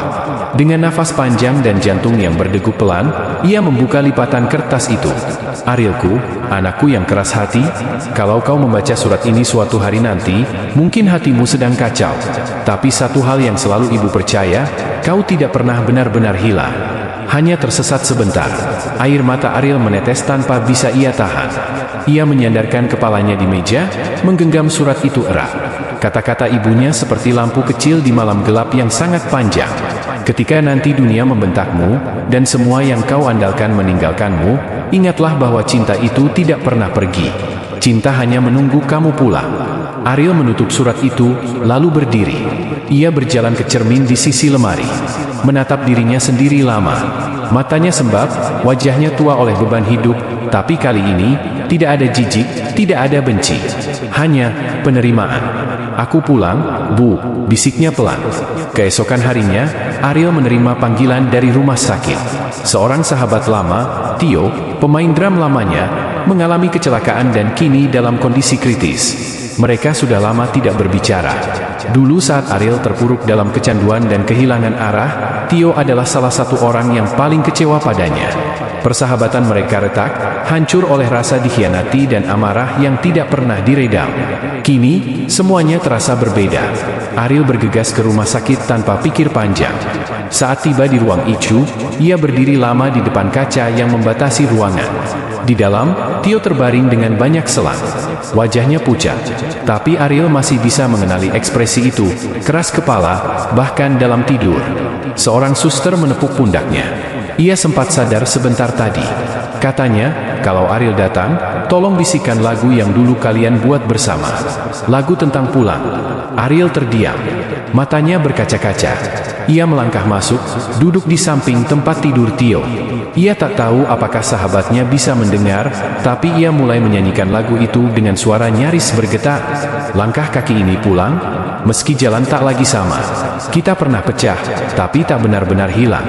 Karena hati kita tahu, rumahnya di mana. Tio tidak membuka mata, tapi air mata jatuh di ujung matanya. Ariel tahu, sahabatnya mendengar. Mungkin tidak dengan telinga, tapi dengan jiwa yang tak pernah betul-betul pergi. Sore harinya, Ariel duduk sendiri di taman rumah sakit. Ia membuka ponselnya. Ada banyak pesan dari penggemar, dari orang-orang yang baru mengenalnya bukan karena sensasi masa lalunya, tapi karena perubahan yang ia perjuangkan. Satu pesan mencuri perhatiannya. Bang Ariel, terima kasih sudah buat saya percaya kalau masa lalu nggak harus mengubur kita. Saya juga korban. Tapi lihat abang, saya rasa saya masih bisa jadi seseorang. Terima kasih, Bang. Dari saya yang dulu ingin mengakhiri hidup, tapi sekarang pengen hidup lebih lama, karena ingin lihat abang tetap berdiri. Pesan itu mengguncang Ariel. Ia sadar, perjalanan hidupnya bukan lagi tentang dirinya sendiri. Ini tentang mereka yang menonton, diam-diam berdoa dalam hati, semoga dia berhasil, agar aku juga punya harapan. Dan saat itulah ia tahu, ia harus menulis lagi. Bukan sekadar lagu, tapi sebuah memoir. Sebuah kisah jujur tentang jatuh, patah, dan bangkit. Bukan untuk popularitas, tapi untuk pelita. Malam menjelang, Faik duduk di pangkuannya, membuka buku gambar sambil bercerita tentang sekolah. Ariel mendengarkan dengan mata berbinar. Abi, besok aku tampil nyanyi juga loh. Lagu tentang bintang. Guru bilang aku pinter nyanyi karena mirip Abi. Ariel tertawa kecil. Kalau Faik nyanyi tentang bintang, berarti Abi harus jadi langitnya ya, biar kamu punya tempat bersinar. Faik mengangguk, memeluk ayahnya erat. Dan di pelukan anaknya yang kecil itu, Ariel tahu, ia tidak lagi tersesat. Hujan turun pelan ketika Ariel menapaki tangga menuju aula komunitas. Malam itu, ia diundang menjadi pembicara dalam sebuah acara bertajuk Bangkit dari Luka. Aula itu tidak besar, hanya mampu menampung 100 orang, namun setiap kursi dipenuhi wajah-wajah yang haus akan harapan. Ariel sempat ragu ketika menerima undangan ini. Ia bukan motivator. Ia tidak pernah merasa cukup layak untuk berdiri sebagai seseorang yang sudah sembuh. Tapi suara hati kecilnya, yang dulu nyaris mati karena kesombongan dan dosa, kini membisikkan sesuatu yang lebih jujur, kamu tidak harus sempurna untuk menjadi pelita. Ia menarik napas panjang, melangkah ke podium sederhana di depan ruangan. Nama saya Ariel, ucapnya perlahan. Dulu saya seorang vokalis yang dicintai banyak orang, dan saya mengkhianati semuanya. Ruangan hening. Tak ada yang bersuara. Tak ada yang menertawakan. Yang ada hanya keheningan yang dalam, dan kejujuran yang menggantung di udara. Saya pernah menyakiti banyak orang. Saya pernah mabuk di panggung. Pernah tidur di trotoar. Saya pernah merasa bahwa dunia tidak butuh saya lagi, dan saya sempat berpikir untuk menghilang selamanya. Tapi malam itu, malam di mana saya nyaris menabrakkan diri ke tiang jalan karena terlalu mabuk, anak saya, Faik, memeluk saya dan berkata, Abi, jangan pergi. Suara Ariel bergetar. Saya sadar bahwa meskipun saya sudah jatuh begitu rendah, masih ada yang menunggu saya pulang. Bukan hanya keluarga, bukan hanya teman, tapi Tuhan. Tangis mulai terdengar dari kursi penonton. Seseorang menutupi wajahnya, seseorang yang lain menggenggam tangan temannya erat. Jadi kalau kalian malam ini datang ke sini dengan beban yang berat, izinkan saya bilang, kamu belum terlambat. Luka kamu bukan akhir dari cerita, tapi pintu masuk menuju lembaran baru. Luka itu pelita, karena melalui luka itulah cahaya bisa masuk. Tepuk tangan pelan meletup, bukan karena sensasi, bukan karena nama besar, tapi karena kata-kata yang keluar dari hati yang pernah patah.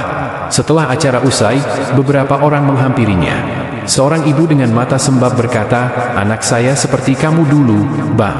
Saya selalu doakan dia kembali. Tapi malam ini, saya jadi punya harapan lagi. Ariel menggenggam tangan ibu itu erat. Jangan pernah berhenti mendoakan. Saya ada di sini karena doa yang tidak pernah putus. Malam semakin larut. Ariel pulang ke rumah dengan hati penuh kehangatan. Di ruang tengah, ia mendapati Faik tertidur di sofa dengan buku cerita terbuka di dadanya. Ia mengangkat tubuh kecil itu, membaringkannya di kamar, lalu duduk di tepi ranjang. Matanya tertumbuk pada lukisan sederhana yang digambar Faik beberapa waktu lalu. Ia, Faik, dan seorang perempuan berjilbab berdiri bersama di depan masjid. Seketika, kenangan tentang Naya kembali menghampiri. Sudah lama ia tidak menghubungi Naya. Mereka berpisah secara damai, namun menyisakan ruang kosong yang tak bisa diisi siapapun. Naya adalah satu dari sedikit orang yang pernah melihat Ariel saat jatuh, dan tetap berdiri di sampingnya. Tanpa pikir panjang, Ariel membuka ponselnya dan menulis pesan. "Naya, semoga kamu baik dimanapun kamu berada. Terima kasih karena pernah percaya bahwa aku bisa pulang." Ia tidak mengirimkannya. Ia hanya menyimpannya sebagai draft. Karena kadang, kata-kata itu cukup hanya untuk diri sendiri. Beberapa hari kemudian, Ariel duduk bersama pengurus yayasan rehabilitasi yang dulu pernah menampungnya. Kali ini, bukan sebagai pasien, tapi sebagai sukarelawan. "Kami ingin bikin program baru, Bang Ariel," kata seorang pengurus. "Namanya, Nada Harapan. Anak-anak korban narkoba akan diajak belajar musik, terapi lewat lagu. Kami harap abang bisa jadi mentor mereka." Ariel terdiam. Pandangannya kosong menatap keluar jendela. Lalu perlahan ia tersenyum. "Dulu musik yang menghancurkan saya, sekarang, biar musik juga yang menyembuhkan." Malam itu, Ariel duduk di studio kecil miliknya. Di hadapannya berdiri 5 anak muda dengan wajah malu-malu, tapi mata penuh semangat. Salah satu dari mereka, Dimas, anak 17 tahun yang pernah tertangkap mencuri karena butuh uang untuk beli sabu, berkata pelan, "Bang Ariel, terima kasih udah kasih kami kesempatan. Kami nggak bisa janji akan langsung jadi baik, tapi kami nggak mau mati sia-sia." Ariel menatap anak-anak itu satu persatu. Lalu ia berkata, "Kalian tidak harus sempurna hari ini. Kalian cuma perlu bertahan 1 hari. Lalu besok, coba bertahan 1 hari lagi. Lalu 1 hari lagi. Sampai tiba-tiba, kalian sadar, kalian sudah berjalan cukup jauh dari titik gelap itu." Suasana hening. Lalu gitar dipetik pelan. Dimas mulai bernyanyi, suaranya masih gemetar, tapi ada sesuatu yang jujur dari nadanya. Dan untuk pertama kalinya dalam hidup Ariel, ia merasa, inilah makna sebenarnya dari semua luka yang ia lewati. Bukan untuk dikenang dalam derita, tapi untuk menyelamatkan mereka yang sedang berada di tempat ia pernah berada. Langit malam itu tidak berisik. Tidak ada angin, tidak ada gemuruh hujan, bahkan tak sepotong pun awan yang melintasi bulan. Tapi justru dalam diamnya malam itu, Ariel merasakan sesuatu yang aneh, seolah ada sesuatu yang akan berubah dalam hidupnya. Studio kecil di lantai 2 rumahnya masih menyala. Suara gitar pelan dari rekaman anak-anak binaannya terputar lembut. Ia duduk di sana sendirian, memandangi foto kecil Faik yang tertempel di dinding dengan magnet berbentuk bintang. Di sebelahnya, ada foto dirinya bersama almarhum ayah dan ibunya. "Ayah, Ibu, kalau dulu kalian masih ada, aku mungkin gak akan jatuh separah itu," gumamnya pelan, setengah berbisik, seakan mengadu pada dinding yang bisu. Tapi tiba-tiba, suara langkah kecil terdengar dari tangga. "Abi belum tidur?" tanya Faik dengan suara serak karena baru bangun tidur. Ariel tersenyum dan membuka pelukannya. Anak itu segera duduk di pangkuannya, menempelkan kepala kecilnya di dada Ariel. "Kenapa Abi sedih?" tanya Faik, polos. Ariel terdiam sejenak, lalu mengelus rambut anak itu perlahan. "Abi cuma lagi ingat masa lalu. Tapi sekarang Abi bahagia karena kamu ada," jawabnya. Faik tersenyum dan menunjuk ke arah bintang di langit. "Kalau kangen sama kakek nenek, Abi bisa kirim doa. Mereka pasti dengar." Ariel terhenyak. Kalimat polos itu menamparnya lebih keras daripada semua omelan dunia. Ia memejamkan mata dan menunduk, lalu berbisik lirih, "Ya Allah, ampuni aku. Dulu aku jauh, tapi sekarang aku ingin dekat. Aku ingin hidup dengan lebih baik, demi anakku, demi semua orang yang pernah kusakiti." Malam itu, Ariel mengajak Faik berwudu. Keduanya salat berjamaah. Di sujud terakhirnya, air mata Ariel tumpah, membasahi sajadah yang dulu hanya menjadi hiasan rumah.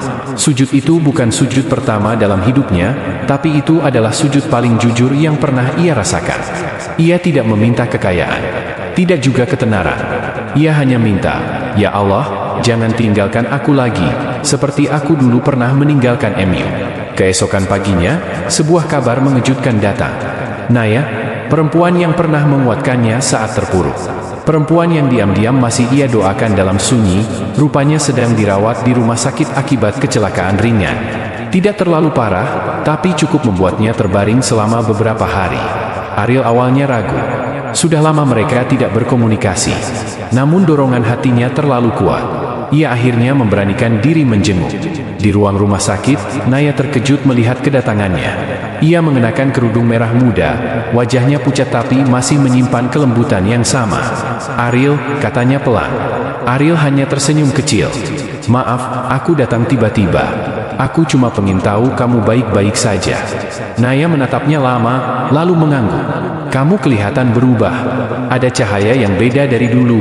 Mereka tidak bicara banyak. Tidak ada pembahasan tentang cinta masa lalu, atau luka yang pernah menyiksa. Hanya percakapan tentang buku, tentang anak-anak binaan Ariel, dan tentang langit yang indah meski tertutup kaca jendela rumah sakit. Tapi sebelum pamit, Ariel berkata satu kalimat yang membuat hati Naya tergetar. "Aku dulu butuh orang untuk membuatku bertahan. Sekarang aku ingin jadi orang yang membuat orang lain bertahan. Kalau kamu butuh teman berjuang, aku masih di sini." Naya tidak menjawab dengan kata. Ia hanya tersenyum, dan dari tatapannya, Ariel tahu, ada luka yang perlahan sembuh di antara mereka. Malam harinya, Ariel membuka pesan-pesan lama dari penggemar. Ia menemukan satu pesan yang dulu ia abaikan. Sebuah pesan dari seorang remaja bernama Bilqis yang menulis, "Bang Ariel, aku pengen berhenti hidup. Tapi waktu aku lihat abang waktu di acara rehab, aku pikir, mungkin aku juga bisa bangkit. Terima kasih." Air mata Ariel mengalir tanpa bisa dibendung. Ia membalas pesan itu, walau sudah berbulan-bulan berlalu. "Terima kasih, Bilqis. Kamu bukan cuma bangkit. Kamu sedang menyelamatkan orang lain dengan ceritamu." Ia tahu, luka yang telah ia lalui kini punya tujuan. Dan dalam diam malam itu, Ariel sadar bahwa hidupnya bukan hanya untuk dirinya lagi. Ia kini adalah suara di tengah hening. Ia adalah pelita di lorong gelap. Dan yang paling penting, ia adalah ayah yang sedang menunjukkan pada anaknya bahwa seorang laki-laki bukan hanya mereka yang kuat berdiri di atas panggung, tapi mereka yang kuat berdiri di hadapan Tuhan, meski lututnya gemetar oleh masa lalu. Mentari belum sempurna naik ketika Ariel duduk di balkon kecil rumahnya, secangkir kopi hitam dingin di tangan kanan dan Al-Quran kecil di tangan kirinya. Ia sudah tidak asing dengan rutinitas pagi seperti ini. Namun hari ini terasa berbeda. Setelah bertahun-tahun, hatinya terasa lebih tenang, lebih ringan. Tapi ketenangan yang baru itu tetap dibayangi oleh luka-luka masa lalu yang belum benar-benar sembuh. Bukan karena belum dimaafkan, tapi karena belum dipahami. Luka itu bernama kesepian. Luka itu bernama rasa bersalah. Luka itu bernama kehilangan arah ketika popularitas jadi candu. Pagi itu, ia membuka halaman Al-Quran secara acak. Matanya terhenti pada ayat yang berbunyi, "Dan sesungguhnya sesudah kesulitan itu ada kemudahan." Yuran Surat Al-Insyirah 6. Air matanya menetes tanpa ia sadari. Di dalam dadanya, ada suara kecil yang berkata, "Bukankah kamu sendiri yang telah membuktikannya, Ariel?" Siangnya, ia mendapat undangan untuk menjadi pembicara di sebuah pesantren rehabilitasi mental di Jawa Barat. Sebuah tempat yang menampung anak-anak muda yang pernah terjebak narkoba, seks bebas, bahkan percobaan bunuh diri. Ariel sempat ragu. Ia masih merasa dirinya belum cukup layak memberi nasihat. Tapi Ustaz Rahman, sahabat yang kini menjadi pembimbingnya, mengatakan hal yang membuatnya terdiam. Terkadang, orang yang paling berdosa adalah yang paling tahu caranya berbicara kepada hati yang hancur. Maka Ariel pun pergi. Ketika ia tiba, puluhan pasang mata menatapnya dengan pandangan campur aduk. Beberapa mengenalinya sebagai mantan vokalis yang pernah menguasai layar kaca. Beberapa hanya menatap kosong, seperti cermin dari jiwanya yang dulu. Di hadapan mereka, Ariel tidak bicara sebagai motivator. Ia bicara sebagai orang yang pernah jatuh, pernah hancur, dan pernah merangkak dalam lumpur dosa hingga tak lagi mengenali dirinya sendiri. "Aku pernah di puncak, tapi aku juga pernah di titik terendah saat aku sendiri di kamar mandi hotel, menangis karena tak tahu lagi siapa diriku. Kalian tahu rasanya? Ketika tidak ada satupun orang yang kau cintai percaya bahwa kau bisa kembali." Ia berhenti sejenak. Ruangan hening. Tapi ternyata Allah itu Maha Baik. Karena walau kita mengabaikannya selama bertahun-tahun, Dia tetap membuka pintunya. Aku yang kotor, masih diberi kesempatan untuk bersujud. Dan kalian pun begitu. Seorang remaja laki-laki di sudut ruangan menangis tanpa suara. Yang lain mengepalkan tangan, berusaha menahan air mata. Ada kekuatan dalam Luka yang jujur. Dan hari itu, Luka Ariel tidak hanya menjadi miliknya, tapi juga menjadi kekuatan bagi orang lain. Usai acara, Ariel duduk di teras asrama, memandangi langit senja yang mulai memerah. Seorang anak lelaki berusia sekitar 17 tahun menghampirinya. "Bang Ariel," suaranya kecil, tapi syarat harapan. "Dulu gue pengin mati, tapi sekarang gue pengin jadi orang yang bisa nyelamatin orang juga. Kayak abang." Ariel menatapnya dengan mata berkaca-kaca. Ia tidak menjawab. Ia hanya meraih tangan anak itu, menggenggamnya erat, dan dalam diam mengucap doa, "Ya Allah, tolong jaga anak ini. Jangan biarkan dia mengulang kesalahan yang sama seperti aku." Di dalam hatinya, Ariel tahu, luka yang pernah ia anggap kutukan ternyata adalah jalan untuk menemukan makna hidup. Dan sekarang, ia tidak lagi malu menceritakan kegagalannya. Karena kegagalan itulah yang menjadikannya manusia. Malam harinya, saat kembali ke rumah, Faik sedang menggambar di ruang tamu. Sebuah gambar sederhana dengan crayon warna-warni, ada seorang ayah, seorang anak, dan cahaya terang di atas mereka. "Apa ini, Nak?" tanya Ariel sambil duduk di sebelahnya. "Ini kita, Bey. Yang ini Abi. Yang ini aku." "Itu cahaya, karena Abi sekarang sudah jadi orang yang bercahaya," jawab Faik polos. Air mata Ariel tak bisa ditahan. Ia memeluk anaknya erat. "Makasih ya, Nak. Karena kamu, Abi masih hidup." Di malam yang sunyi itu, Ariel menuliskan sebuah lirik lagu baru. Bukan tentang patah hati. Bukan tentang dunia panggung. Tapi tentang seorang pria yang tersesat, lalu menemukan jalan pulang karena cinta seorang anak, doa dari ibu yang sudah tiada, dan rahmat Allah yang tak pernah lelah menunggu hambanya kembali. Langit Jakarta mendung sore itu, seolah menyimpan air mata yang belum tumpah. Ariel baru saja pulang dari pertemuan kecil bersama komunitas pemuda hijrah di sebuah masjid pinggiran kota. Di dalam mobilnya yang sederhana, ia memutar rekaman kajian Ustaz Rahman sambil menyetir perlahan. Suaranya menyentuh, lembut tapi menghunjam. "Kadang Allah biarkan kita jatuh sedalam-dalamnya, agar kita tahu bahwa tak ada tempat lain untuk kembali kecuali kepadanya." Kalimat itu menggema dalam benaknya. Tiba-tiba semuanya terputar kembali dalam pikirannya, masa ketika ia tak bisa tidur tanpa obat penenang, ketika setiap malam terasa seperti hukuman, dan ketika satu-satunya suara yang menemani hanyalah detak jantungnya yang kian lelah. Tapi kini ia berbeda. Hatinya memang belum sepenuhnya pulih, tapi cahaya itu, sekecil apapun, tak pernah benar-benar padam. Hari itu, rumah Ariel kedatangan tamu istimewa. Seorang perempuan muda dengan wajah lembut dan mata yang mencerminkan kecerdasan spiritual. Naya, seorang penulis muda yang tertarik mengangkat kisah perjalanan hidup Ariel dalam bentuk buku. "Bang Ariel," ucap Naya sopan setelah mereka berbincang cukup lama. "Kenapa abang bersedia membuka luka sebesar itu untuk dibaca orang lain? Bukankah abang bisa memilih diam dan tetap hidup tenang dengan perubahan abang sekarang?" Ariel terdiam sejenak. Matanya menatap jauh ke halaman, tempat Faik sedang bermain sepeda kecil. Angin sore meniup pelan tirai jendela, seakan ingin mendengar jawabannya. "Dulu aku pernah berharap semua orang melupakan aku," jawab Ariel pelan. "Tapi sekarang, aku berharap mereka mengingat aku bukan sebagai vokalis yang jatuh, tapi sebagai manusia yang pernah tenggelam, tapi diselamatkan Allah. Karena barangkali, dengan tahu kisahku, seseorang di luar sana yang sedang gelap bisa menemukan cahaya." Naya mengangguk, matanya berkaca-kaca. Ia tidak menyangka, di balik nama besar dan masa lalu yang kelam, ada hati yang kini hanya ingin menjadi cahaya bagi orang lain. Seminggu kemudian, Ariel mengisi sebuah program podcast bertema Hijrah dan Perjalanan Jiwa. Ini adalah pertama kalinya ia tampil kembali di media publik setelah hampir 5 tahun menghilang dari sorotan. Di studio kecil itu, ia tidak tampil sebagai selebritas. Tidak ada gemerlap lampu panggung. Hanya kamera, mic, dan hati yang jujur. Host bertanya, apa momen paling menyakitkan yang membuat Bang Ariel akhirnya menyerah pada dunia dan kembali kepada Tuhan? Ariel menghela napas panjang. Lalu ia berkata, "Waktu itu, di malam keempat, aku mencoba bunuh diri. Aku berdiri di balkon apartemen hotel lantai 17. Sudah kutulis surat untuk ibuku yang sudah meninggal. Kukira, kalau aku mati, semua luka akan selesai. Tapi di detik terakhir, aku dengar suara azan dari musala kecil di seberang jalan. Ia berhenti. Air matanya menetes. Studio hening.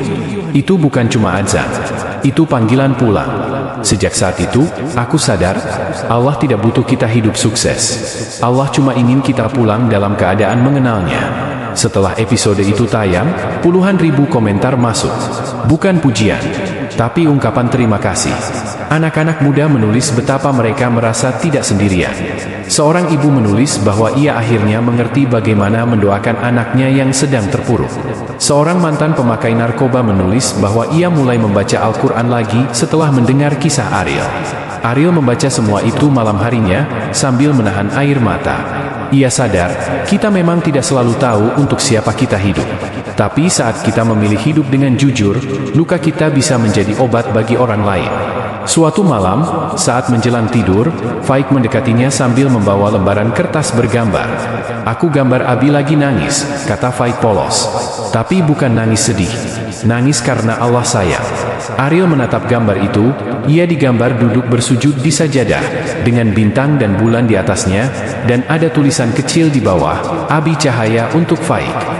Malam itu, Ariel menangis sepuasnya. Tapi bukan karena luka lama, melainkan karena ia sadar, Allah benar-benar telah menenun luka-lukanya menjadi doa, menjadi cinta, menjadi makna. Dan cahaya itu, yang dulu nyaris padam, kini bersinar lebih hangat dari sebelumnya. Bukan hanya untuk dirinya, tapi untuk semua yang pernah tersesat seperti dia. Suatu pagi yang tenang, saat embun masih menggantung di ujung dedaunan, Ariel duduk sendirian di teras rumahnya. Kopi panas mengepul di tangannya. Udara segar membawa aroma tanah basah yang baru diguyur hujan malam tadi. Di hadapannya, sebuah buku catatan kulit tua terbuka, halaman kosong menantinya menuliskan sesuatu yang selama ini ia pendam. Ia menatap lembar kosong itu lama, lalu menulis perlahan. Untuk Ariel yang dulu, tangannya sempat bergetar, seolah ia ragu membuka kembali pintu luka yang telah ia tutup rapat. Tapi pagi itu, ada sesuatu dalam dirinya yang ingin berdamai. Bukan untuk melupakan, melainkan untuk mengakui bahwa semua luka yang ia alami adalah bagian dari jalan panjang menuju cahaya yang ia miliki sekarang. Ia menulis, "Aku tahu kamu lelah. Aku tahu kamu kesepian. Kamu menyembunyikan tangis di balik tawa panggung, dan rasa hampa di balik tepuk tangan yang menggema. Kamu berusaha terlihat kuat padahal hancur di dalam. Kamu pikir semua itu cukup, padahal hanya ilusi yang pelan-pelan membunuhmu. Tapi aku ingin kamu tahu, kamu tidak gagal. Kamu tidak buruk. Kamu hanya tersesat. Dan kamu tidak sendiri." Air matanya jatuh di atas kertas, membasahi tulisan yang belum selesai. Tapi ia terus menulis, "Aku ingin kamu tahu, kamu akan bertahan. Suatu hari nanti kamu akan bangun tanpa rasa ingin mati. Kamu akan belajar mencintai dirimu sendiri bukan karena orang lain mencintaimu, tapi karena Allah menerimamu apa adanya, bahkan saat kamu terjatuh paling dalam." Pagi itu, Naya datang lebih awal dari biasanya. Ia melihat Ariel di teras, masih dengan buku catatan di tangannya. Tanpa bicara, Naya duduk di sampingnya. Ariel menyodorkan halaman yang sudah ia tulis. Naya membaca perlahan. Setelah selesai, ia hanya diam. Tapi matanya berkaca-kaca. "Abang pernah nulis surat kayak gini sebelumnya?" tanya Naya pelan. "Belum pernah," jawab Ariel. "Ini pertama kali aku menulis bukan untuk orang lain, tapi untuk diriku sendiri. Untuk aku yang dulu hampir menyerah. Aku pengen dia tahu, dia nggak sendirian." Naya mengangguk. "Aku rasa, surat ini bukan cuma untuk abang yang dulu, tapi juga untuk ribuan orang di luar sana yang sekarang ada di tempat abang dulu." Hari-hari berikutnya, Ariel memutuskan untuk membacakan surat itu dalam sebuah video pendek di akun media sosialnya. Ia tidak menampakkan wajah, hanya suara, hanya kata, hanya jiwa. Video itu viral. Ribuan komentar masuk. Banyak yang berkata bahwa mereka merasa seperti surat itu ditulis untuk mereka. Beberapa bahkan mengaku berhasil membatalkan niat bunuh diri setelah mendengar suara Ariel membacakan kata-kata itu. Ariel membaca setiap komentar dengan hati yang gemetar. Dulu, ia merasa keberadaannya hanya membawa luka. Tapi kini, keberadaannya menyembuhkan luka orang lain. Itulah keajaiban ketika seseorang memilih untuk jujur pada luka dan menjadikannya jembatan. Suatu malam, setelah meninabobokan Faik dengan doa dan pelukan, Ariel duduk di kamar kerjanya.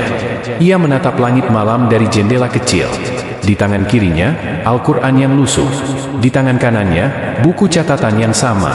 Ia membuka halaman baru dan menulis, "Untuk Ariel yang akan datang, kalau suatu hari nanti kamu mulai lupa lagi, lupa kenapa kamu berhenti, lupa kenapa kamu memilih jalan ini, buka lagi surat ini. Ingat bahwa kamu pernah hampir mati karena kamu merasa tidak berharga.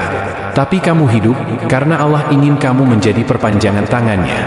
Kalau kamu mulai goyah lagi, ingat bahwa ada anak kecil bernama Faik yang melihatmu sebagai pelita. Dan ada orang-orang yang mencintaimu bukan karena kamu sempurna, tapi karena kamu pernah hancur dan tetap memilih bangkit.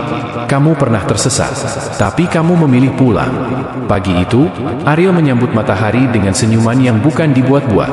Ia bukan lagi pria yang hidup dari panggung ke panggung. Ia bukan lagi orang yang menyandarkan harga diri pada angka penjualan atau rating acara TV. Ia adalah Ariel yang mengenal dirinya. Ariel yang tidak lagi takut dengan gelap, karena ia tahu, gelap hanya sementara. Dan cahaya, sekecil apapun, selalu cukup untuk menemukan jalan pulang. Malam itu, langit begitu kelam, seakan menyimpan rahasia yang tak sanggup dibisikkan pada siapapun. Angin menggesek daun-daun seperti suara doa yang tertahan. Ariel duduk di musola kecil di rumahnya. Lampu temaram menyinari sajadah yang telah kusut karena sering dipakai. Di hadapannya, mushaf terbuka, namun pandangannya kosong. Tangannya gemetar. Di dalam dadanya, sesuatu bergejolak, seperti lahar yang hendak meledak. Sudah berminggu-minggu ini, hatinya gelisah. Ia merasa ada sesuatu yang belum selesai, seakan ada bagian dari masa lalunya yang masih mengikatnya erat. Malam-malamnya tak lagi tenang, mimpinya dipenuhi bayangan-bayangan dari tahun-tahun gelap yang dulu ia pikir telah terkubur. Seseorang, satu nama, satu wajah, yang selalu datang kembali dalam diam, Rena. Ariel tidak pernah bercerita pada siapapun tentang Rena. Bahkan pada Naya, yang kini menjadi belahan jiwanya, Ariel menyimpan nama itu dalam-dalam.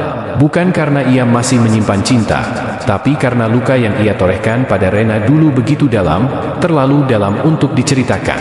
Rena adalah salah satu perempuan yang paling Ariel hancurkan saat ia masih hidup dalam kegelapan. Ia datang di saat Ariel sedang di puncak ketenaran, namun juga di titik terendah moral. Rena adalah gadis polos yang hanya ingin mencintai dan dipercaya. Tapi Ariel saat itu, yang dikuasai nafsu, ego, dan ketidakpedulian, menghancurkannya. Ia mempermainkan perasaannya. Ia membuat Rena percaya bahwa mereka akan menikah. Dan kemudian, ia menghilang begitu saja setelah mengambil segalanya. Ariel berdiri dari sajadah. Ia menatap cermin. Wajahnya tampak tua malam itu, bukan karena usia, tapi karena beban yang belum ia lepaskan. Ia menyentuh dada kirinya. "Aku harus cari dia," bisiknya pada bayangannya sendiri. Hari-hari berikutnya, Ariel mencari informasi tentang Rena. Ia memulai dari akun media sosial lamanya, lalu ke email, dan akhirnya memutuskan menghubungi temannya yang dulu mengenal Rena, Dito, seorang fotografer yang dulu sering mengabadikan konser Ariel. "Aku udah lama nggak dengar tentang Rena, Real," ujar Dito saat mereka bertemu di sebuah kafe sederhana. "Kalau kamu tahu, tolong kabari aku. Ini penting," jawab Ariel serius. Dito memandang wajah Ariel dalam-dalam. "Kamu masih ngerasa bersalah?" Ariel menatap keluar jendela. Hujan mulai turun. "Bukan cuma bersalah. Tuh, aku takut. Takut kalau aku udah ngerusak hidup seseorang, dan belum pernah minta maaf." Beberapa hari kemudian, Dito mengirim pesan. "Aku dapat kabar. Rena sekarang tinggal di Bandung. Dia punya butik kecil." Tapi apa?" balas Ariel cepat. "Dia lumpuh, Real. Kecelakaan, katanya beberapa tahun lalu." Ariel terdiam. Tangannya gemetar. Ia memejamkan mata, dadanya seperti dihantam sesuatu yang lebih keras dari batu. Lumpuh? Dunia terasa runtuh seketika. Ia tak tahu harus merasa apa. Tapi satu hal yang pasti, ia harus menemuinya. Perjalanan ke Bandung terasa sangat panjang. Sepanjang perjalanan, Ariel hanya berdoa agar diberi kekuatan. Hatinya dipenuhi rasa takut, tapi juga harapan. Mungkin Rena tidak mau melihatnya. Mungkin ia akan diusir, tapi ia harus mencobanya. Bukan untuk membenarkan masa lalunya, tapi untuk memberi Rena sesuatu yang telah lama tertunda, pengakuan dan permintaan maaf. Saat tiba di depan butik kecil bernama Aurora, Ariel hampir membatalkan niatnya. Tapi langkah kakinya seolah digerakkan oleh sesuatu yang lebih besar dari keberanian. Ia membuka pintu. Suara lonceng kecil terdengar. Seorang perempuan muda menyambut di meja kasir. "Selamat datang, bisa saya bantu?" "Apa? Rena ada?" Suara Ariel hampir tak terdengar. Perempuan itu terdiam sejenak, lalu menunjuk ke dalam. Ibu sedang duduk di studio belakang. Ariel berjalan perlahan. Napasnya sesak, keringat dingin membasahi punggungnya. Dan ketika ia melihat sosok di kursi roda, mengatur bunga-bunga kecil di atas meja, dunia seakan berhenti berputar. Itu Rena. Ia tampak berbeda, tapi tatapan matanya masih sama. Teduh, dalam, dan penuh luka. Rena mendongak. Pandangannya bertemu dengan Ariel. Sejenak, tidak ada suara. Hanya kesunyian. Dan getaran hati yang tidak bisa dijelaskan. "Ariel," suara Rena lirih. Ariel mengangguk. Matanya basah. "Aku minta maaf, Rena. Aku datang bukan untuk apa-apa. Aku hanya ingin bilang bahwa aku sadar, aku udah ngerusak kamu, aku." "Berhenti," potong Rena lembut. Ariel terdiam. Ia menunduk. Rena menarik napas panjang. "Aku udah maafin kamu, dari dulu. Bukan karena kamu minta maaf. Tapi karena aku nggak mau luka itu hidup selamanya di dalam aku." Ariel meneteskan air mata. "Tapi aku lumpuh, dan aku tahu kamu nggak salah sepenuhnya," lanjut Rena. "Hidup ini milik Allah, Real. Apa yang terjadi padaku juga bagian dari takdirnya. Aku lebih baik sekarang, dengan atau tanpa kamu." Ariel berlutut di depan kursi rodanya. Ia menggenggam tangan Rena. "Terima kasih, karena udah jadi kuat, bahkan setelah aku hancurkan." Sore itu, Ariel pulang dengan hati yang hancur sekaligus lega. Ia menangis di sepanjang perjalanan. Tapi kali ini bukan karena penyesalan semata, melainkan karena ia tahu, Allah sedang mengajarkan padanya tentang tanggung jawab, pengampunan, dan kedewasaan. Ada dosa yang dulu ia sembunyikan. Tapi hari itu, dosa itu tak lagi membelenggunya. Ia tak bisa mengubah masa lalu, tapi ia memilih menghadapi kenyataan.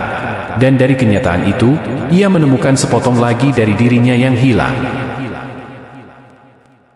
Malam itu, Ariel duduk di beranda rumahnya. Ditemani segelas teh hangat dan udara sejuk, pikirannya masih tertinggal di Bandung. Di wajah Rena, digetar suara yang penuh luka namun penuh penerimaan. Bayangan itu terus menari di benaknya, mengaduk emosi yang belum selesai ia pahami. Ada bagian dari dirinya yang tercabik, namun juga ada bagian yang perlahan pulih. Luka yang dulu ia takutkan kini menjadi guru kehidupan. Langit terbentang luas di atas sana. Bintang-bintang mulai muncul satu persatu, seperti saksi diam perjalanan panjang yang telah ia lalui. Ariel sadar bahwa hidupnya tak bisa terus-menerus diselimuti penyesalan, tapi ia juga tak bisa melupakan masa lalu begitu saja.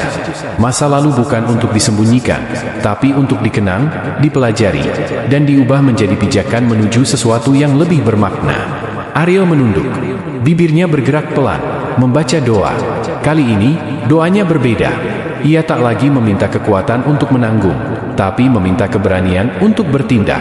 Ia ingin hidup bukan hanya sebagai sosok yang bertaubat, tapi sebagai manusia yang membawa manfaat. Ia ingin lukanya mendidik hatinya, dan hati orang lain. Pagi harinya, Ariel menghubungi manajernya, "Bayu, gue mau mulai proyek sosial," ujarnya lugas. Bayu yang sedang sibuk mengecek jadwal manggung, terdiam sejenak. "Proyek apa maksudnya?" "Gue mau bentuk komunitas buat bantuin anak-anak korban broken home, korban penyalahgunaan narkoba, dan perempuan-perempuan korban kekerasan." Bayu menyandarkan punggungnya ke kursi.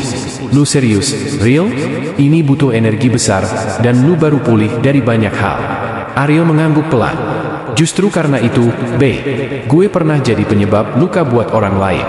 Sekarang saatnya gue jadi bagian dari penyembuhannya." Bayu tersenyum kecil. "Kalau gitu, kita jalanin bareng. Gue bantu di belakang layar." Ariel tersenyum. Ini adalah awal dari babak baru. Nama komunitas itu akhirnya dipilih, suara yang tersisa.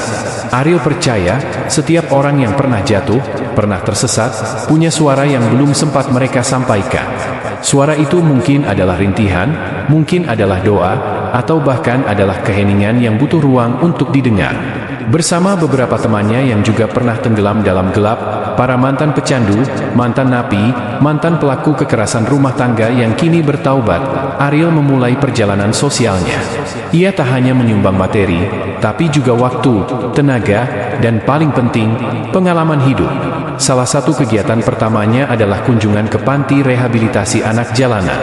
Di sebuah ruangan sederhana, anak-anak usia 10 hingga 17 tahun duduk berderet.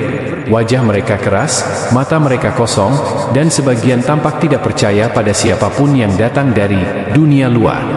Ketika Ariel maju ke depan dan memperkenalkan diri, tidak ada tepuk tangan. Tidak ada antusiasme. "Nama gue Ariel," ucapnya dengan tenang, "dan dulu, gue lebih rusak dari kalian semua." Semua menoleh. Beberapa berbisik. Ariel duduk di lantai.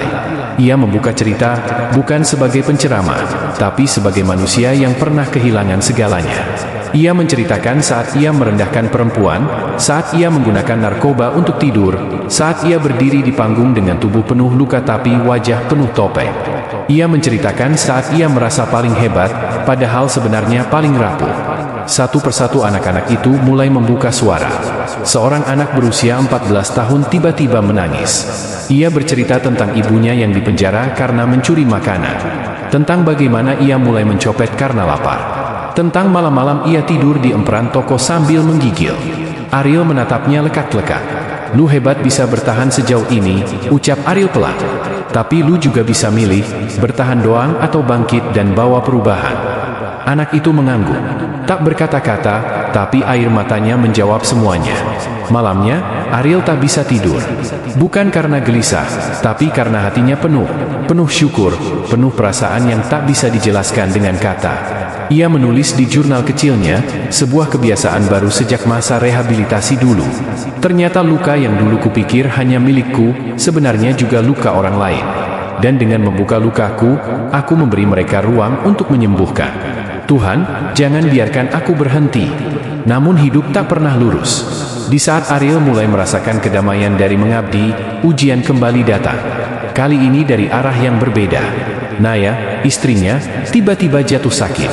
Awalnya hanya flu biasa, tapi kemudian disusul demam tinggi, kelelahan, dan napas pendek.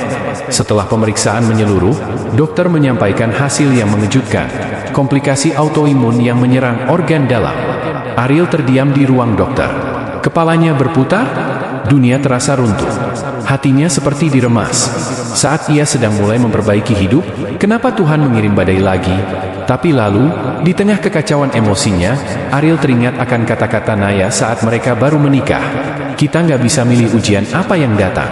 Tapi kita bisa milih, mau tetap berpegang tangan atau melepaskannya." Dan malam itu, Ariel memilih berpegang erat. Pada tangan Naya. Pada keimanan. Pada janji bahwa cinta bukan hanya tentang senyuman, tapi juga tentang bertahan dalam air mata. Ariel menatap langit dari jendela ruang Icu. "Kau dengar, Tuhan?" bisiknya lirih. "Aku siap menjalani semua ini. Asal kau tetap di sini, dan jangan ambil Naya dari aku." Malam itu, langit tak menjawab. Tapi dalam diamnya, Ariel merasakan pelukan yang tak terlihat. Dan ia tahu, luka kali ini akan mendidik hatinya lagi. Hening. Begitu heningnya ruang Icu itu, hingga detak mesin monitor jantung terdengar seperti dentuman yang mengguncang dada Ariel. Naya terbaring dengan selang oksigen mengelilingi wajahnya yang pucat. Matanya tertutup, tubuhnya lemah, tapi wajahnya tetap sama, damai, seperti biasa. Seolah ia sedang tertidur di hari Minggu yang damai, bukan sedang berjuang di antara hidup dan maut. Ariel duduk di sisi ranjang. Jemarinya menggenggam tangan Naya yang terasa lebih dingin dari biasanya. Sudah 2 malam ini ia tidak pulang. Ia tidur di kursi tunggu, kadang di lantai, kadang hanya memejamkan mata sambil menggenggam tangan perempuan yang selama ini menjadi satu-satunya cahaya dalam gelap hidupnya. Makan pun asal saja, yang penting cukup energi untuk berjaga. Ia tak peduli panggung, tak peduli jadwal konser, tak peduli promosi lagu yang baru saja rilis. Dunia luar kini terasa tak penting dibandingkan satu hal, menjaga Naya tetap bernyawa. Suster datang mengganti cairan infus. Dokter datang mengecek kadar oksigen dan tekanan darah. Tapi tak satu pun dari mereka bisa menjawab pertanyaan paling mendasar yang terus menghantui Ariel. Apakah Naya akan bertahan? Dokter hanya memberi anggukan tipis dan kalimat yang menggantung. Kita berdoa, Mas Ariel. Doa itu sebagian dari ikhtiar. Dan doa? Ya, Ariel berdoa. Lebih dari sebelumnya. Lebih khusyuk dari sebelumnya. Ia bahkan mengirim pesan ke teman-temannya, ke komunitasnya, ke para pengikut media sosialnya yang selama ini selalu mendukung. Kalau kalian pernah merasa terinspirasi oleh kisah hidupku, aku minta satu hal, doakan istriku. Namanya Naya. Dia perempuan yang membantuku keluar dari lumpur. Dan sekarang, aku takut kehilangan dia. Ribuan komentar masuk. Ratusan doa. Bahkan ada yang mengirimkan foto-foto mereka salat malam khusus untuk Naya. Namun, di balik semua itu, ada satu ketakutan yang tak bisa Ariel tolak. Ketakutan akan kehilangan. Ia tahu, manusia tak bisa menawar takdir. Tapi bukan berarti manusia tak punya hak untuk berharap. Malam ketiga, Ariel kembali duduk di sisi ranjang. Tiba-tiba, jari Naya bergerak pelan. Sangat pelan. Naya, Ariel langsung bangkit, wajahnya tegang. Sayang, kamu dengar aku? Lama tak ada jawaban. Tapi lalu, mata itu terbuka. Lamat-lamat. Mata yang dulu memandangnya dengan cinta dan keyakinan, kini menatapnya dengan luka dan harapan yang tersisa. Ariel menunduk. Menangis tanpa suara. Kamu bangun, bisiknya. Alhamdulillah. Naya mencoba tersenyum. Tapi hanya separuh wajahnya yang bisa bergerak. Bibirnya kaku, nadanya serak. Aku mimpi, katanya lirih. Kamu menangis di sampingku. Ariel mengusap matanya yang basah. Itu bukan mimpi. Aku memang menangis. Naya tersenyum lagi. Kali ini lebih jelas. Jangan nangis lagi, bisiknya. Aku masih di sini. 3 hari berikutnya menjadi masa-masa penuh ketegangan dan harapan. Naya perlahan membaik. Alat bantu napas dikurangi. Obat-obat penguat sistem imun ditingkatkan. Dokter mulai optimis. Dan ketika akhirnya Naya bisa duduk di kursi roda, mengenakan selimut biru dan hoodie kesayangannya, Ariel membawanya ke taman kecil di belakang rumah sakit. Mereka duduk di bawah pohon kamboja putih. Angin sore mengelus pipi mereka, seakan menyampaikan pesan dari langit, perjalanan belum selesai, tapi kalian sudah menang di satu titik penting, bertahan. Naya, ujar Ariel, menatap mata istrinya. Gue dulu pernah takut kehilangan lo. Tapi sekarang gue sadar, lebih dari sekadar takut, gue pengen selalu ada buat lo. Apapun yang terjadi. Naya menatap balik, pelan. Dan aku gak mau sembuh buat diriku sendiri, real. Aku mau sembuh buat kita. Buat orang-orang yang mungkin perlu melihat kalau cinta bisa menang melawan apapun. Air mata kembali jatuh. Tapi kali ini, bukan air mata sedih. Melainkan air mata syukur. Beberapa minggu kemudian, Ariel kembali ke panggung. Namun kali ini, bukan untuk menyanyikan lagu-lagu populer dengan lampu kelap-kelip dan efek kabut panggung. Ia berdiri di atas panggung kecil, di aula komunitas sosial, suara yang tersisa. Di hadapannya ada anak-anak jalanan, ibu-ibu korban KDRT, remaja-remaja yang sedang menjalani rehabilitasi. Di belakangnya, berdiri Naya, mengenakan jilbab putih dan senyuman yang tenang. Ariel membuka sesi dengan suara yang berat tapi penuh makna. Dulu, saya pernah kehilangan arah. Lalu saya ketemu perempuan ini. Dia gak cuma tunjukin jalan keluar, dia ikut jalan di samping saya. Bahkan ketika dia sendiri harus tertatih, dia tetap pilih menggenggam tangan saya. Ia menoleh ke Naya, lalu ke penonton. Kalau kalian hari ini sedang merasa sendiri, ingat, Tuhan itu gak pernah tidur. Kadang, dia sembunyikan cahaya sebentar, supaya kita bisa menghargai terang saat kembali. Dan sore itu, langit pun seakan mengerti. Awan-awan bergeser perlahan, membuka ruang bagi cahaya matahari masuk menembus kaca aula. Ariel menutup matanya sejenak, membiarkan cahaya itu menyentuh wajahnya. Cahaya itu bukan hanya datang dari atas sana, tapi juga dari dalam hatinya. Cahaya yang dulu hilang, kini menyala kembali. Lebih terang, lebih tulus, lebih dalam.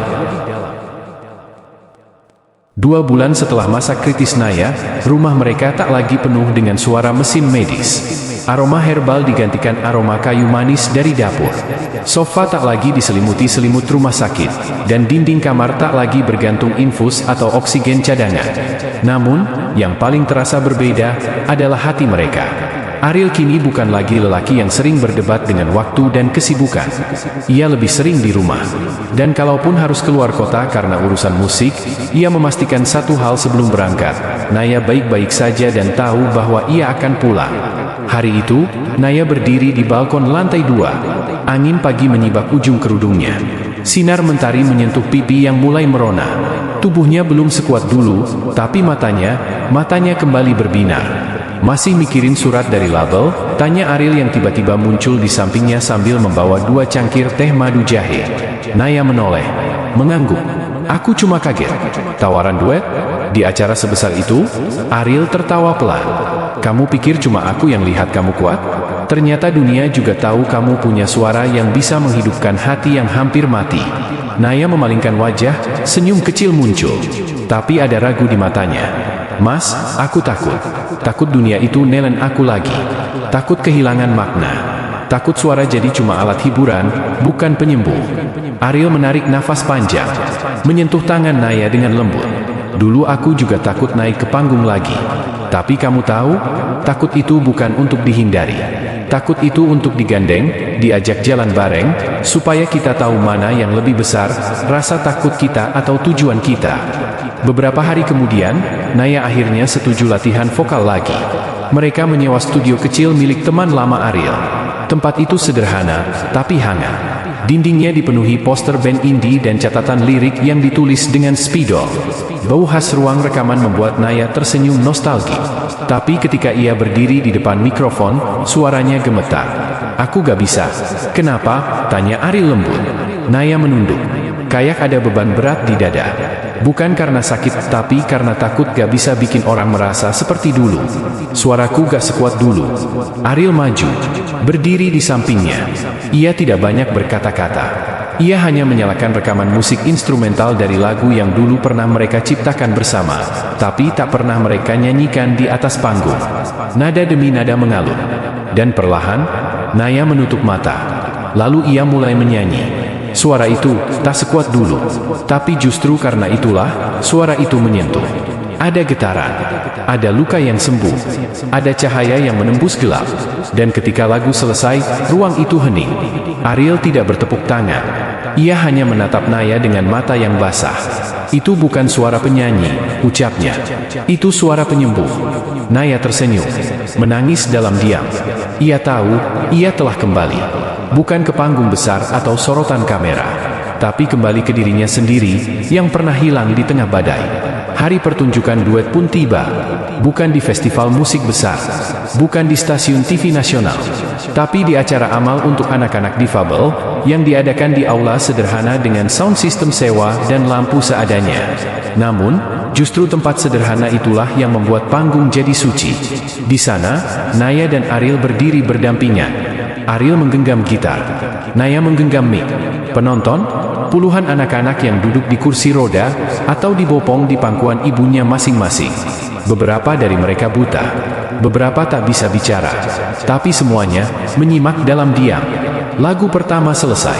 Tepuk tangan tak bergemuruh seperti di konser, tapi senyum dan air mata yang jatuh dari anak-anak itu jauh lebih berharga dari sorakan 1000 penonton. Lagu kedua, Naya menyanyi sendiri. Ariel berdiri di sampingnya, menatapnya seolah dunia lain tak ada. Dan ketika lagu selesai, anak kecil bernama Hafiz, yang mengalami kelumpuhan sejak bayi, berteriak, "Kak Naya!" Suaranya kayak peluk dari langit. Naya tak sanggup menahan tangis. Ia memeluk Hafiz. Anak itu tersenyum lebar, seakan sakitnya tak pernah ada. Ariel mengangkat kepalanya menatap langit-langit aula, lalu menatap Naya. Inilah panggung kita, inilah kemenangan kita, inilah langkah yang tak lagi mundur. Malam itu mereka pulang dalam diam, tapi bukan diam yang canggung, melainkan diam yang penuh syukur. Saat masuk rumah, Ariel menutup pintu perlahan, lalu memeluk Naya dari belakang. Sekarang kita tahu, sayang, musik itu bukan soal industri, musik itu alat, tapi cinta dan iman, itulah yang menyembuhkan. Naya menyentuh tangan Ariel di pinggangnya, lalu menoleh. Dan kamu, Ariel, kamu bukan hanya laki-laki yang keluar dari gelap. Kamu sekarang jadi cahaya untuk banyak orang. Ariel menatapnya, tersenyum, lalu berbisik, "Gue gak mau jadi cahaya, gue cuma mau jadi pelita kecil di jalan lo." selama lo masih melangkah, gue gak akan padam. Pagi itu, Ariel terbangun lebih awal dari biasanya. Sinar matahari menembus tirai, menyiram wajahnya yang tenang. Namun ada gelisah di dadanya. Bukan karena mimpi buruk, bukan pula karena kecemasan, tetapi karena kerinduan yang aneh. Kerinduan terhadap dirinya sendiri yang belum sepenuhnya pulih. Meski secara lahir ia telah berubah, lebih tenang, lebih dekat dengan keluarga, lebih tunduk pada Sang Pencipta, namun jauh di sudut hatinya, masih ada serpihan masa lalu yang belum tuntas. Bukan dosa-dosa, tapi luka-luka kecil yang belum sempat ia ajak bicara. Ia bangkit dari tempat tidur tanpa membangunkan Naya. Di meja kayu kecil di ruang kerja, ia membuka kotak tua berisi foto-foto dan catatan lagu. Salah satunya adalah foto saat ia masih remaja, berdiri di tengah lapangan sekolah dengan gitar akustik di tangan, dikelilingi oleh teman-temannya yang sekarang entah di mana. Ia menatap lama foto itu. Terbayang suara tawa, ambisi polos, dan cita-cita besar yang dulu ia kejar seperti anak kecil mengejar layang-layang.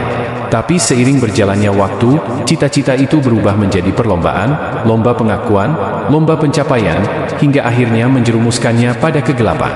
Ariel menyentuh lembaran kertas yang penuh coretan tangan masa mudanya. Lirik-lirik lama yang ia tulis saat hatinya masih jujur. Aku rindu diriku yang dulu, bisiknya lirik. Namun ia tahu, kembali ke masa lalu bukan pilihan. Tapi menghadapi masa lalu dengan keberanian adalah satu-satunya jalan agar masa depan tidak menjadi beban. Hari itu, Ariel memutuskan untuk menemui seseorang yang telah lama ia hindari, Rama, sahabat lamanya di band pertama yang dulu pernah ia tinggalkan demi popularitas. Rama tinggal di kota sebelah, hidup sederhana sebagai guru musik di sekolah swasta. Ia tak pernah lagi muncul di layar atau panggung besar. Tapi dari cerita-cerita yang Ariel dengar, Rama tetap bahagia. Dan itulah yang membuat Ariel merasa kecil.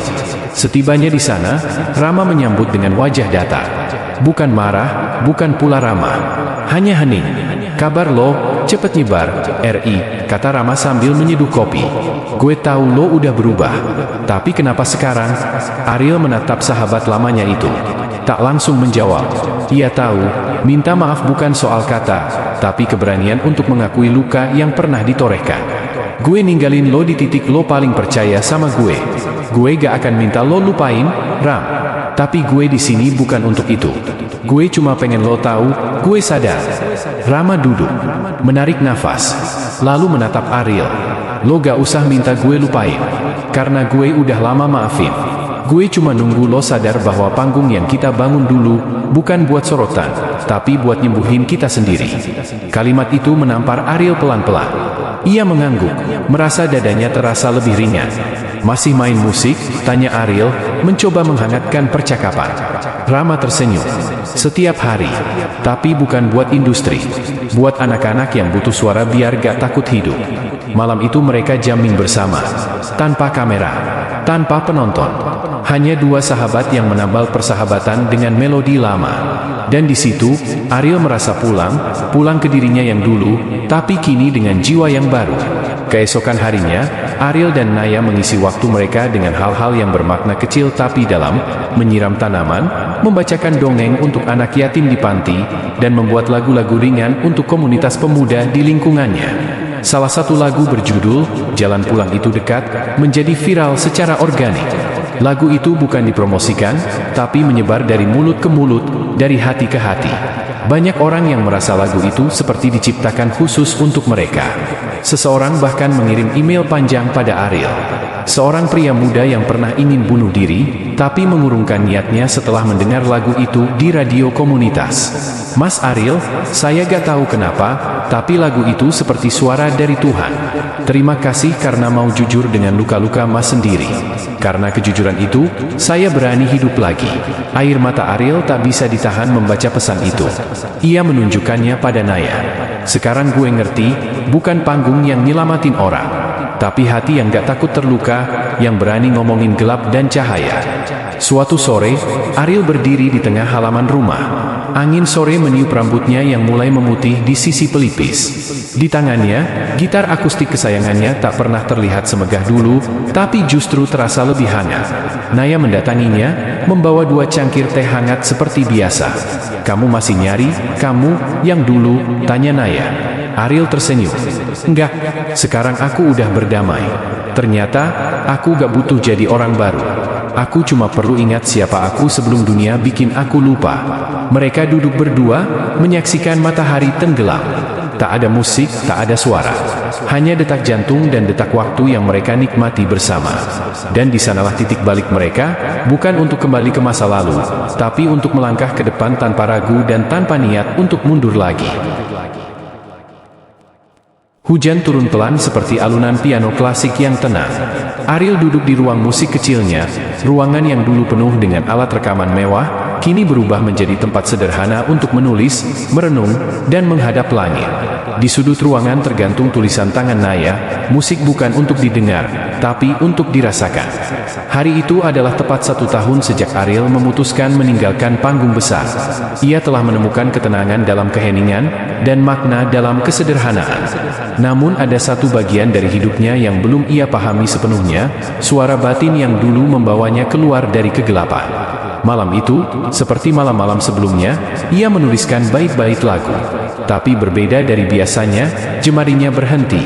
Ia terdiam. Ada sesuatu yang mengganggunya.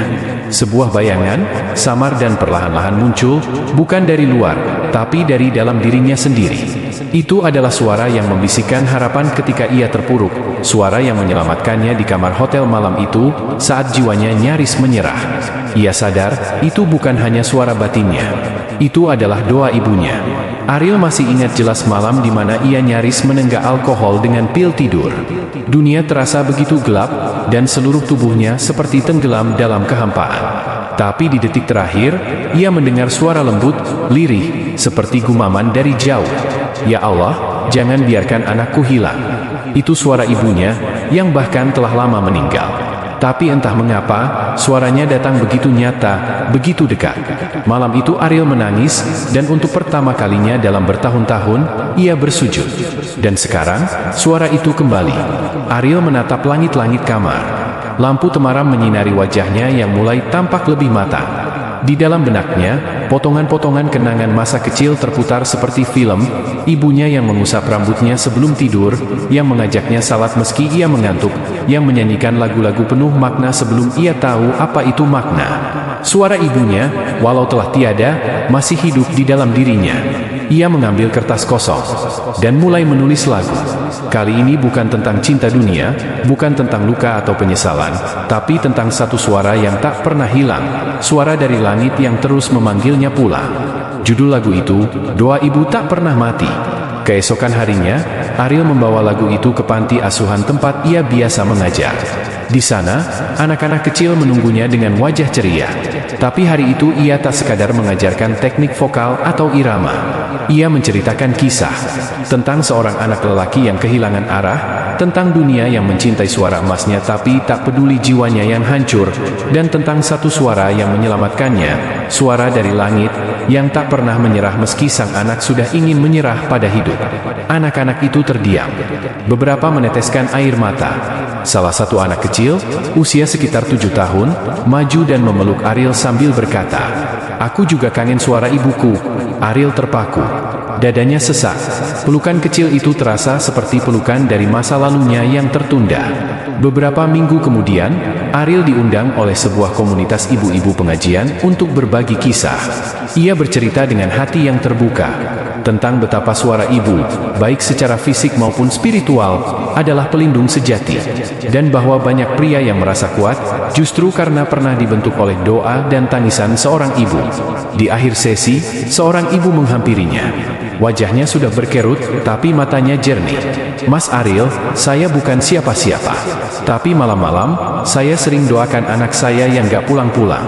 Kalau suatu hari dia dengar cerita Mas Ariel, semoga itu jadi suara dari langit juga buat dia."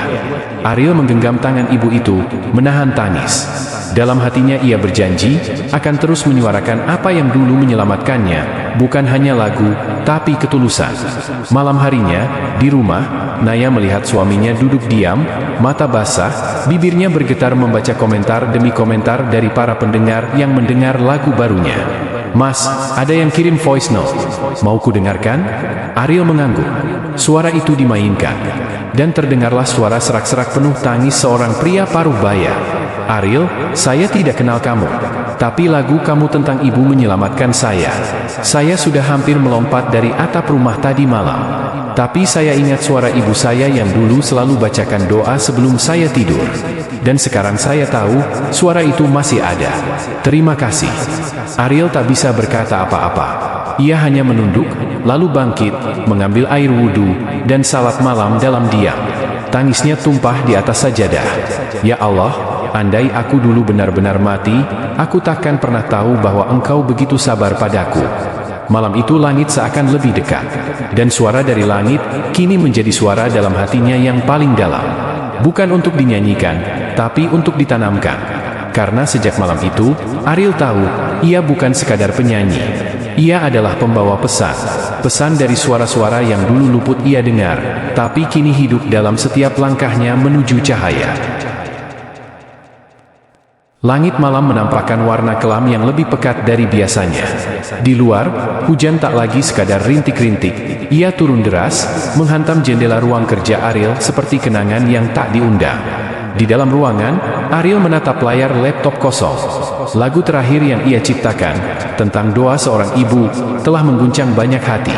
Ia menerima ratusan pesan dari orang-orang asing yang merasa seakan kisah itu mencerminkan kehidupan mereka sendiri. Tapi di antara semua pesan itu, satu nama yang muncul tiba-tiba membuatnya terdiam lama. Raka. Masih hidup? Begitu pesan singkatnya. Ariel menggigit bibirnya, matanya tajam menatap layar. Raka, sahabat masa lalunya, dulu seperti kakak sekaligus lawan dalam diam. Mereka sama-sama meniti jalan musik, tapi dengan arah dan niat yang sangat berbeda. Raka adalah pengingat masa lalu Ariel yang kelam, dunia pesta, ego, dan pengkhianatan. Ariel tak pernah benar-benar benci, tapi rasa bersalahnya terlalu dalam. Karena pada malam kelam itu, saat Ariel memilih lari ke kamar hotel dan nyaris mengakhiri hidupnya, Raka mencoba mencarinya. Tapi Ariel mengabaikan teleponnya, dan sejak malam itu, Raka menghilang dari panggung, dari dunia, bahkan dari peredaran. Kini, Raka muncul lagi. Tepat ketika Ariel merasa sedang paling dekat dengan cahaya. Ariel membalas singkat, "Masih, tapi aku bukan lagi yang dulu." Balasan dari Raka datang cepat, "Bagus, tapi aku belum selesai denganmu. Kita harus bicara." Tentang Naya. Tubuh Ariel membeku. Nama itu, Naya, seolah menusuk dadanya. Bukan karena ia tak percaya istrinya, tapi karena di masa lalu, sebelum semuanya berubah, Ariel pernah membiarkan Naya terluka oleh sikapnya yang dingin, dan saat itu Rakalah yang jadi bahu untuk bersandar. Bahkan sampai sekarang, bagian itu belum pernah mereka bahas. Ariel duduk di tepi ranjang. Naya tengah menidurkan anak mereka, tak tahu bahwa masa lalu sedang menggedor pintu. Hujan makin deras. Kepalanya penuh tanda tanya. Apakah Raka kembali untuk menyakiti? Atau untuk mengungkap sesuatu yang belum pernah ia tahu? Keesokan harinya, mereka bertemu di sebuah masjid kecil, jauh dari keramaian. Ariel sengaja memilih tempat itu, agar bila ada yang harus dibuka di hadapan saksi yang tak kasat mata. Raka datang dengan tubuh yang lebih kurus, jenggot tipis, dan mata yang tak lagi tajam seperti dulu. Tapi tatapannya menyimpan luka yang belum sembuh. "Terima kasih udah mau ketemu," kata Raka pelan. "Aku nggak datang buat merusak hidupmu. Tapi aku harus bilang satu hal." Ariel menunduk. "Iya siap. Aku jatuh cinta sama Naya. Dulu. Tapi dia nggak pernah balas. Dia tetap setia, bahkan waktu kamu hampir menghancurkan semuanya." Ariel menahan napas. Ada rasa lega, sekaligus malu. "Dia perempuan paling kuat yang pernah aku kenal," lanjut Raka. "Dan aku cuma tembok yang dia pakai biar nggak jatuh. Nggak lebih." Ariel terdiam lama, sebelum akhirnya berkata, "Terima kasih. Udah jaga dia di masa aku buta." Raka menunduk. "Aku juga harus minta maaf, karena setelah itu, aku hancur. Aku pakai narkoba, Ariel. Bertahun-tahun. Sekarang aku udah bersih, tapi hidupku kosong. Dan satu-satunya yang bisa bikin aku berdiri lagi, ya kamu." Ariel menatapnya, mata berkaca-kaca. "Apa maksudmu? Ayo kita bikin sesuatu. Bukan album, tapi tempat, ruang aman buat orang-orang yang mau berubah, yang mau pulang tapi nggak tahu jalannya. Kamu punya suara, aku punya luka. Kita bisa bantu banyak orang." Hari itu, dua sahabat yang dulu hancur oleh dunia gemerlap, berdiri dalam sunyi masjid kecil dengan dada terbuka. Tak ada dendam. Tak ada iri. Hanya dua lelaki yang sama-sama menyesal, dan akhirnya sadar bahwa suara terindah bukan yang dinyanyikan di atas panggung, tapi suara jiwa yang memilih untuk kembali ke jalan kebaikan. Beberapa minggu kemudian, berdirilah sebuah rumah pembinaan musik dan spiritual bernama Nada Hijrah. Di sana, para mantan musisi, mantan pecandu, anak-anak jalanan, dan orang-orang yang nyaris menyerah, semua diberi kesempatan untuk belajar kembali mencintai hidup. Dan Ariel, kini bukan lagi sekadar penyanyi. Ia menjadi jembatan. Jembatan antara luka dan harapan. Jembatan antara suara dan keheningan. Jembatan antara kegelapan dan cahaya yang tak pernah padam. Mentari sore menembus kaca rumah sederhana milik Ariel dan Naya. Di dalam, aroma teh hangat dan suara tawa anak kecil menciptakan kehangatan yang dulu sempat menghilang. Namun di balik itu semua, ada sesuatu yang mengganjal di dada Ariel. Bukan karena takut atau marah, tapi karena hatinya mulai merasakan panggilan yang lebih dalam dari sekadar kehidupan yang baik. Sejak berdirinya Nada Hijrah, Ariel dan Raka telah menampung puluhan jiwa yang tersesat, anak pang, mantan napi, hingga remaja putri yang kabur dari rumah karena trauma keluarga. Mereka semua belajar musik, tetapi bukan sekadar musik, mereka belajar mendengar hatinya sendiri. Namun malam itu, ada satu momen yang membuat dunia Ariel kembali berguncang. Seorang pemuda datang ke Nada Hijrah dalam keadaan setengah sadar. Tubuhnya kurus, pakaian lusuh, matanya kosong seperti sudah kehilangan harapan. Raka mengenal wajah itu, meski dengan luka di pelipis dan badan penuh memar. "Ini Faiz," kata Raka pelan. "Anak dari band lawas yang dulu sering manggung sama kita." Ingat, Ariel terpaku. Faiz, dulunya anak yang energik, penuh tawa, dengan skill gitar yang luar biasa. Tapi sejak ayahnya masuk penjara karena kasus narkoba, Faiz menghilang seperti ditelan bumi. "Kita bawa ke dalam," ujar Ariel. "Tapi Raka, tolong jangan perlakukan dia seperti korban. Perlakukan dia seperti jiwa yang butuh arah." Beberapa hari berlalu. Faiz mulai bisa bicara, meski pendek-pendek.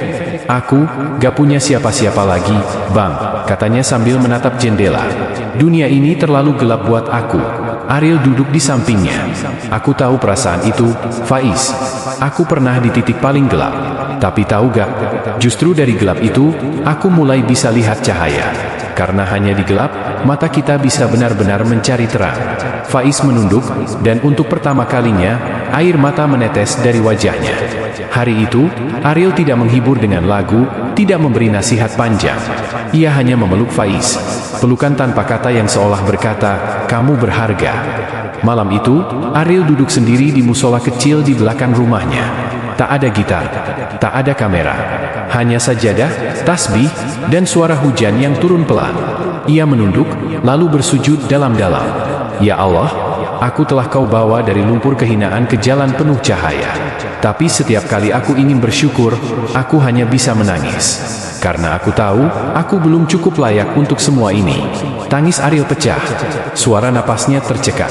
Ia mencium lantai sajadah dengan pipi basah. Selama ini ia memberi semangat pada orang lain, tapi lupa bahwa dirinya juga masih butuh disembuhkan. Tiba-tiba Naya datang, berdiri di ambang pintu musola, menatapnya. Tapi ia tidak bicara, hanya menunggu suaminya menyelesaikan doanya. Selesai sholat, Ariel menoleh, wajahnya merah dan mata sembab. "Kamu baik-baik saja?" tanya Naya lembut. Ariel tersenyum getir. "Aku baik, tapi aku belum benar-benar sembuh, Nay. Aku masih takut. Takut kehilangan arah lagi." Naya mendekat, duduk di sampingnya. "Kalau kamu takut kehilangan arah, maka dekatlah terus sama kompasnya, Allah." Ariel menatap istrinya, lalu menunduk. Kata-kata itu sederhana, tapi menusuk sampai ke dasar kalbu. Keesokan paginya, Ariel mengumpulkan semua penghuni Nada Hijrah. Ia berdiri di depan mereka dengan suara yang bergetar, tapi penuh keyakinan. "Teman-teman, aku tahu kalian datang ke sini dengan luka. Tapi hari ini, aku ingin kalian tahu bahwa luka kalian bukan untuk disembuhkan sendirian. Luka kita akan sembuh kalau kita belajar mengobati luka orang lain." Semua diam.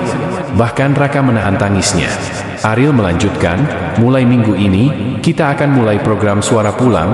Kita akan keliling ke panti, ke jalanan, ke penjara, ke tempat rehabilitasi. Bukan untuk menyanyi, tapi untuk memeluk. Untuk mengingatkan orang-orang bahwa mereka masih punya harapan. Disinilah perjalanan Ariel berubah arah. Dulu ia mencari cahaya untuk dirinya sendiri. Kini ia menjadi cahaya bagi yang lain. Tapi di ujung hati, ia tahu, semakin terang cahaya itu, semakin besar bayangan yang akan mengikutinya. Dan ia harus siap, karena hidup bukan soal menjadi bersih, tapi soal tidak pernah berhenti membersihkan diri. Langit pagi itu kelabu. Awan bergulung di atas kota, seolah menyembunyikan mentari. Namun di sebuah halaman kecil di depan gedung rehabilitasi narkoba, suara gitar mulai terdengar lirih. Suara itu bukan pertunjukan, bukan pula hiburan. Itu adalah suara yang lahir dari luka. Walau jatuh berkali-kali, aku tetap ingin pulang. Lagu itu ditulis Ariel malam sebelumnya. Sebuah lagu sederhana dengan lirik yang mengandung harapan, dipetik dengan jari-jari yang pernah menggenggam kegelapan. Hari itu adalah hari pertama program Suara Pulang. Ariel membawa 5 penghuni nada hijrah bersamanya, termasuk Faiz yang baru 2 minggu pulih secara emosional. Mereka datang bukan dengan perlengkapan panggung, tapi hanya gitar, mikrofon kecil, dan lembaran hati yang telah sobek lalu dijahit kembali. Gedung itu sunyi, kecuali suara napas berat para penghuni rehabilitasi. Wajah-wajah penuh trauma, tatapan kosong, dan tangan yang gemetar karena penarikan zat. Ariel melangkah ke tengah ruangan. Ia tidak memperkenalkan diri sebagai mantan vokalis terkenal.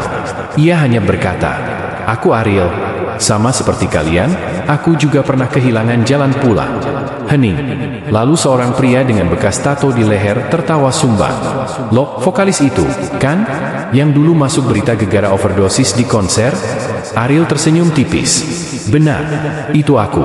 Tapi itu bukan akhir cerita." Faiz melangkah maju. "Dulu, gue pecandu, anak jalanan, nyaris mati di got belakang kafe. Tapi hari ini gue di sini bukan buat nyanyi. Gue di sini buat peluk kalian." Suasana berubah. Lagu pun dimulai.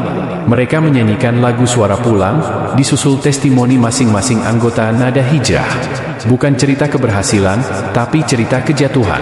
Di antara mereka, ada yang pernah mencoba bunuh diri, ada yang ditelantarkan orang tua, bahkan ada yang kehilangan semua karena utang narkoba.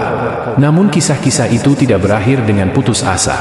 Masing-masing menyertakan satu hal, mereka memilih untuk bangkit. Setelah sesi lagu, seorang pria paruh baya maju. Tubuhnya kurus, mata cekung. Ia bergetar. "Anak saya juga dulu penyanyi," katanya pelan.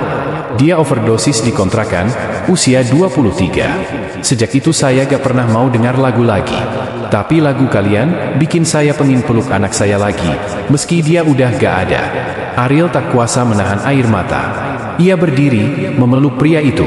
Dalam diam, keduanya menangis. Bukan karena lemah, tapi karena akhirnya luka mereka bersuara. Keesokan harinya, Suara Pulang jadi buah bibir. Bukan di media besar, tapi di pesan berantai komunitas, grup-grup WhatsApp pecandu yang sedang rehabilitasi, dan di mulut orang-orang yang sudah lama kehilangan suara. Namun, seperti biasa, tak semua suka. Di antara ratusan pesan yang masuk, ada satu komentar di media sosial yang membuat Ariel terdiam. "Apa ini hanya pencitraan? Vokalis gagal nyari panggung lewat kasihan?" Komentar itu mendapatkan banyak like. Ariel membacanya di depan Naya, dan diam. "Kamu terganggu?" tanya Naya. Ariel menghela napas. "Bukan terganggu, tapi aku takut komentar itu benar." Naya menatapnya dalam. "Ariel, kamu bisa berhenti sekarang dan hidup nyaman. Tapi kamu gak mau. Kenapa?" Ariel menunduk. "Karena luka itu masih banyak. Dan kalau bukan kita yang buka pintu pulang, siapa lagi?" Naya tersenyum.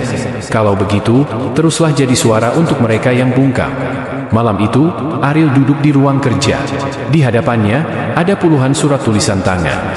Semuanya dari orang-orang yang pernah mereka temui dalam kunjungan Suara Pulang. Salah satu surat menarik perhatiannya. "Bang Ariel, terima kasih sudah datang ke panti tempat saya. Awalnya saya pikir kalian hanya pengamen rohani. Tapi malam setelah kalian pulang, saya mimpi ketemu ayah saya. Dia bilang, 'Pulanglah, nak.' Besoknya, saya telepon ibu saya. Sudah 5 tahun saya lari dari rumah. Terima kasih sudah bantu saya temukan suara saya kembali." Ariel menggenggam surat itu. Ia tidak menangis, tapi matanya basah. Karena ia tahu, suara kecil yang ia nyanyikan dalam sunyi kini menjadi gema yang menyentuh hati-hati yang hampir padam. Minggu-minggu berikutnya, Suara Pulang mulai memiliki tim dokumentasi, bukan untuk viral, tapi untuk mencatat perubahan. Bukan cuma perubahan pada para penghuni tempat mereka kunjungi, tapi perubahan di dalam diri timnya sendiri. Faiz, yang dulu nyaris mati, kini jadi fasilitator musik pemulihan. Maya, mantan PSK yang mereka bantu di bab sebelumnya, mulai menyusun buku puisi berjudul Langkah yang Masih Berdarah. Dan Ariel, dia tak lagi hanya bernyanyi. Dia menyembuhkan, bukan karena suaranya, tapi karena hatinya. Dan luka-luka itu, yang dulu ingin dia sembunyikan, kini jadi jembatan yang menghubungkan manusia satu sama lain. Angin sore membawa bau tanah basah ketika Ariel dan tim Suara Pulang tiba di sebuah desa kecil di pinggiran lereng pegunungan. Desa itu bukan hanya terpencil, tapi juga terlupakan. Tak banyak yang tahu bahwa di sana berdiri sebuah rumah penampungan untuk anak-anak yang kehilangan orang tua karena narkoba dan penyakit mental. Gedung itu kusam, ket temboknya mengelupas, sebagian genteng bocor. Tapi di balik jendela reot itu, ada tawa kecil yang berusaha tumbuh. Ketika Ariel turun dari mobil, hujan mulai turun pelan. Bukan hujan lebat, tapi cukup membuat udara terasa lembab dan beku. Ia melangkah pelan, menggenggam gitar yang sudah tua namun penuh cerita. Anak-anak menyambut mereka bukan dengan teriakan histeris seperti fans, tapi dengan tatapan penasaran dan diam. Beberapa bahkan mundur, takut. Mereka bukan anak-anak biasa. Luka yang mereka miliki tidak terlihat di kulit, tapi membekas di mata dan hati. Ariel menunduk, menyamakan tinggi tubuhnya dengan seorang bocah laki-laki yang berdiri sambil menggenggam boneka rusak. "Hai, nama kamu siapa?" "Raka," jawab bocah itu pelan. "Kakak mau nyanyi?" Ariel tersenyum. "Kalau kamu mau dengar." Anak itu mengangguk pelan, tapi bukan senyum yang muncul di wajahnya. Matanya tetap kosong, seperti tak percaya bahwa suara bisa membawa kehangatan. Di ruang aula kecil yang sempit, Ariel duduk di lantai. Ia tak memilih panggung tinggi. Semua orang duduk sama rata. Anak-anak berjejer, beberapa bahkan menempel di dinding, menjaga jarak dari siapapun yang belum mereka percaya. Ketika petikan gitar pertama terdengar, tak satu pun bernyanyi. Ariel membuka lagu dengan suara lirih. Lagu berjudul Langit Masih Punya Warna, itu ia ciptakan semalam, khusus untuk kunjungan hari ini. Langit sempat kelabu, hatiku sempat beku, tapi di mata kecilmu, aku tahu, Tuhan belum selesai menulis haru. Air mata mulai menetes, bukan dari anak-anak, tapi dari para pengasuh. Mereka melihat wajah-wajah yang selama ini kaku, perlahan berubah. Beberapa anak mulai bergoyang pelan. Bahkan Raka mulai menepuk-nepuk bonekanya mengikuti irama. Lalu sesuatu yang tidak direncanakan terjadi. Seorang gadis kecil, usia sekitar 7 tahun, maju ke depan dan duduk di samping Ariel. Tanpa kata, ia mengambil salah satu mikrofon kecil yang tersedia dan mulai menyanyi. Suara gadis itu parau, pelan, dan tidak selaras. Tapi seluruh ruangan diam. Karena saat suara itu muncul, luka-luka yang selama ini terkubur tiba-tiba menemukan jalan keluar. Gadis itu bernama Wina. Sejak usia 5 tahun, ia tak pernah berbicara. Trauma mendalam karena melihat ibunya meninggal akibat overdosis membuatnya membungkam suara. Tapi hari itu, dia menyanyi. Dia menyanyi. Dan Ariel? Ia tak kuasa menahan tangisnya.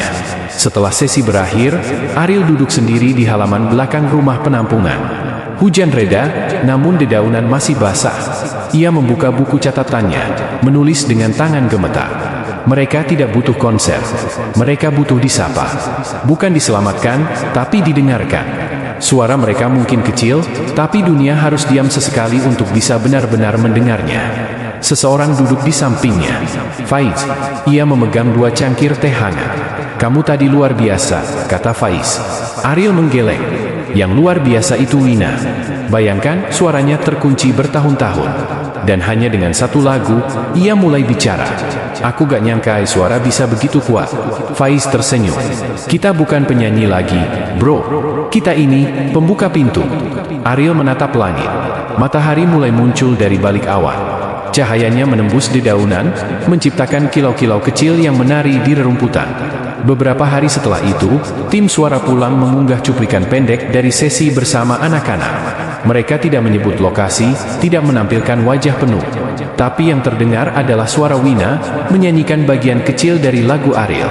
Video itu bukan viral karena kualitas musik, tapi karena komentar seperti ini. Saya anak dari pecandu. Saya kira saya tak punya suara. Tapi lagu ini membuat saya ingin bicara. Saya pengasuh di panti lain. Tolong datang ke tempat kami. Wina, kamu sudah menyelamatkan lebih banyak orang daripada yang kamu tahu. Ariel membaca komentar-komentar itu malam harinya. Ia diam lama. Bukan karena ingin mengulang popularitas, tapi karena ia tahu bahwa misi mereka bukan hanya tentang menyanyi, tapi tentang membuat luka-luka itu berani berkata, "Aku masih di sini." Dan dunia akhirnya belajar untuk mendengar. Malam itu Ariel tak bisa tidur. Bayangan Wina menyanyikan bait kecil itu terus terputar di kepalanya, seperti kaset lama yang enggan berhenti. Ia terdiam di kamar penginapan sederhana mereka, hanya ditemani cahaya lampu temaram dan buku catatan yang terbuka di atas pangkuannya. Di halaman pertama, ia menulis, "Kalau suara bisa membuka hati, mungkin diam bisa menyelamatkan jiwa." Keesokan harinya, mereka menerima undangan dari sebuah rumah rehabilitasi wanita korban kekerasan domestik dan narkoba. Lokasinya di pinggiran kota, tersembunyi di balik dinding tinggi dan gerbang besi. Tidak ada pelang, tidak ada nama. Hanya keheningan dan rasa takut yang tampak menggantung di udara. Ketika Ariel dan tim datang, mereka disambut oleh seorang wanita tua bernama Bu Yanti. Rambutnya telah memutih, namun matanya tajam, menyimpan kekuatan yang lahir dari penderitaan panjang. Anak-anak di sini bukan anak-anak biasa. Mereka perempuan yang dibuang, dihancurkan, lalu mencoba menyusun kembali diri mereka dari serpihan, kata Bu Yanti pelan. Ariel menunduk hormat. Ia tahu, hari ini bukan tentang tampil. Hari ini adalah tentang menyerap luka, menghirup rasa sakit, lalu berharap suaranya cukup lembut untuk tidak merobek lebih dalam. Mereka tidak bernyanyi di aula. Tidak ada panggung. Tidak ada pengeras suara. Hanya tikar dan teh hangat. Perempuan-perempuan itu duduk melingkar. Sebagian mengenakan penutup kepala, sebagian menyembunyikan wajahnya di balik rambut panjang. Ariel membuka sesi bukan dengan lagu, tapi dengan cerita. Aku pernah tersesat. Bukan di jalan, tapi di dalam diriku sendiri. Di panggung aku tertawa, di dalam aku hancur. Aku pikir, narkoba itu teman. Tapi ternyata itu pintu, ke jurang yang aku gali sendiri. Beberapa perempuan menatapnya. Mata mereka tak menunjukkan empati. Hanya kehati-hatian. Aku dipecat dari banku. Dibuang manajemen. Diputus kekasih. Dijauhi keluarga. Aku bahkan sempat coba, ya, kalian tahu. Hening. Tapi hari ini, aku berdiri di hadapan kalian bukan karena aku kuat. Tapi karena aku pernah dipeluk seseorang saat aku nyaris mati. Seorang wanita muda mulai menangis. Tangis pelan, seperti aliran air yang menetes dari genteng bocor. Namaku Nadia, katanya lirih. Aku juga nyaris mengakhiri semuanya. Tapi aku dengar lagu Kak Ariel yang tentang langit, dan aku nunda niat itu. Ariel tertegun. Napasnya tercekat. Ia tidak menyangka bahwa lagu yang ia tulis sambil menangis di toilet stasiun dulu bisa menyelamatkan seseorang. Nadia mendekat, duduk di sebelahnya. Ia memegang tangan Ariel dengan tangan gemetar. Bolehkah aku nyanyi satu bait? Ariel mengangguk. Dan di sanalah, tanpa mikrofon, tanpa musik, Nadia menyanyikan bait yang paling menyakitkan sekaligus indah dari lagu Langit Masih Punya Warna. Saat dunia menutup mata, aku tahu Tuhan masih membuka telinga. Saat luka tak bisa bicara, aku tahu musik bisa menyampaikan derita. Semua yang hadir menangis. Sore itu, sebelum pergi, Bu Yanti berkata, "Kalian bukan penyanyi, kalian pendengar." Dan itu jauh lebih langka. Faiz menepuk bahu Ariel. Kita mulai mengerti, bro, bahwa panggung kita sekarang bukan untuk disorot, tapi untuk meredakan. Ariel berdiri di tepi halaman. Langit senja membakar lembut, jingga dan ungu berbaur. Ia mengeluarkan ponselnya, membuka pesan dari ibunya yang sudah lama tak ia baca. Nak, ibu selalu percaya, suara kamu akan menemukan jalannya sendiri, bahkan jika kamu sendiri tersesat. Hari itu, Ariel tahu bahwa ia bukan sekadar vokalis yang kembali. Ia adalah suara untuk mereka yang selama ini dibungkam dunia. Dan setiap bait lagu yang ia nyanyikan sekarang bukan lagi untuk sorak-sorai penonton, tapi untuk menyambung hidup orang-orang yang sudah nyaris menyerah. Sore menjelang malam, tapi di hati mereka, cahaya baru mulai menyala. Langit Jakarta pagi itu tampak kelabu. Hujan gerimis turun tipis-tipis, seolah ikut menangisi sesuatu yang belum sempat terucap. Di balik kaca mobil yang melaju pelan, Ariel memandangi jejak-jejak air yang mengalir seperti kenangan di matanya. Ia tidak sedang menuju konser besar, bukan juga wawancara televisi. Hari ini, ia menuju tempat paling sunyi dari semua tempat yang pernah ia datangi. Sebuah penjara wanita di pinggiran kota. "Kenapa harus ke sana, Ariel?" tanya Faiz semalam. Ariel menatap sahabatnya, lalu menjawab, "Karena salah satu pendengar kita ada di sana. Dia kirim surat, tulisan tangan. Dia bilang lagu kita menyelamatkan jiwanya, tapi tidak menyelamatkan hidupnya dari kesalahan besar." Faiz terdiam. Tak bisa membantah, hanya mengangguk. Saat mereka tiba, seorang sipir perempuan menuntun mereka ke aula kecil. Tidak semua narapidana diizinkan hadir, hanya segelintir yang mendapat izin karena perilaku baik. Di baris kedua dari belakang, Ariel mengenali sosok yang hanya ia lihat lewat foto dari surat. Dina, seorang wanita muda dengan tatapan kosong tapi bahu yang tegar. Dina berdiri saat Ariel menyapa. "Aku yang menulis surat itu, Kak," katanya pelan. Ariel mengangguk. "Dan aku datang karena kamu cukup berani untuk menulisnya." Wina duduk di keyboard. Faiz menyesuaikan gitar. Tapi tak ada tepuk tangan. Tak ada suara. Hanya diam yang mendengarkan. Lagu pertama yang mereka mainkan adalah lagu baru, belum pernah dipublikasikan. Ariel menulisnya seminggu lalu, terinspirasi dari surat Dina. Judulnya, "Doa yang Tidak Pernah Terdengar." Ada yang berdoa di balik jeruji. Bukan untuk bebas, tapi untuk dimengerti. Ada yang menangis di malam hari. Bukan untuk diampuni, tapi hanya ingin didengar sekali. Satu persatu perempuan di ruangan itu menunduk. Ada yang menggigit bibir, ada yang mengusap air mata diam-diam. Ariel tidak menatap mereka. Ia memejamkan mata, membiarkan suaranya mengalir, membiarkan luka mereka menjelma menjadi lirik yang membebaskan. Dina gemetar. Tangannya mengepal di pangkuan. Setelah lagu selesai, ia berdiri kembali. "Aku membunuh suamiku sendiri, Kak," katanya, tanpa air mata. Seluruh ruangan membeku. "Setiap hari aku dihantui rasa bersalah. Tapi waktu mendengar lagu Kak Ariel, aku percaya Tuhan belum benar-benar meninggalkanku." Ariel mendekat. Ia tidak tahu harus berkata apa. Jadi ia hanya memeluk Dina erat dalam diam. Setelah pertunjukan selesai, Ariel duduk sendirian di taman kecil dalam kompleks penjara. Ia menatap langit abu-abu di atas. "Aku nggak pantas, Tuhan," gumamnya. "Dulu aku menyakiti banyak orang. Sekarang aku dipakai MU buat menyembuhkan luka orang lain. Tapi hatiku masih retak." Wina mendekat, duduk di sebelahnya. "Justru karena hatimu retak, suaramu bisa masuk ke sela-sela hati orang lain." Ariel tersenyum lirih. "Jadi, suara kita bukan buat panggung lagi, ya?" "Bukan," jawab Wina pelan.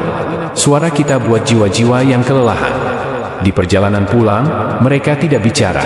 Tapi di dalam mobil, Ariel membuka buku catatannya lagi. Halaman itu masih kosong. Tapi di bagian atas ia menulis sebuah judul, "Konser yang Tak Disiarkan."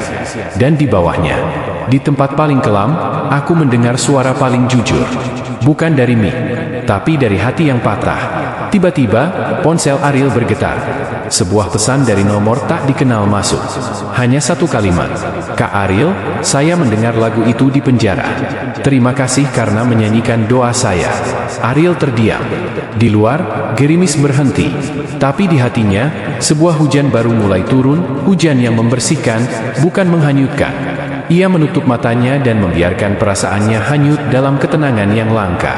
Karena hari ini, ia sadar, tak semua konser butuh panggung, tapi setiap jiwa butuh didengar. Malam itu, panggung tidak megah. Tidak ada lampu sorot menyoroti wajah Ariel. Hanya ruangan kecil di sebuah panti rehabilitasi remaja, dikelilingi wajah-wajah muda yang menyimpan cerita luka. Tapi bagi Ariel, inilah panggung terbaik sepanjang hidupnya. Ia memejamkan mata dan mulai bernyanyi. Bukan untuk popularitas, tapi untuk menyampaikan pesan, kamu tidak sendiri. Sudah 5 tahun sejak ia menuliskan lagu pertamanya setelah keluar dari masa kelam. 5 tahun sejak ia berani menerima dirinya yang dulu, bukan untuk dibanggakan, tetapi untuk ditobati. Dan 5 tahun juga sejak ia menyadari bahwa dalam setiap luka, ada peluang untuk mencipta cahaya. Hari-hari Ariel kini bukan lagi tentang tur, acara TV, atau konser besar. Ia memilih panggung-panggung kecil, rumah singgah, pesantren rehabilitasi, lapas remaja, dan pusat anak jalanan. Tempat di mana suara paling tulus lahir dari rasa sakit yang panjang. Tapi malam ini berbeda. Setelah acara, seorang remaja laki-laki menghampiri Ariel. Kurus, penuh luka di lengan, dan tatapan kosong. "Mas, lagu Mas yang judulnya, Tuhan Masih Percaya Padamu, itu saya dengar waktu saya mau gantung diri. Tapi malah saya batalin," suaranya nyaris tak terdengar. Ariel terdiam. Ia tak mampu berkata-kata. Remaja itu lanjut, "Saya belum tahu hidup saya bakal gimana.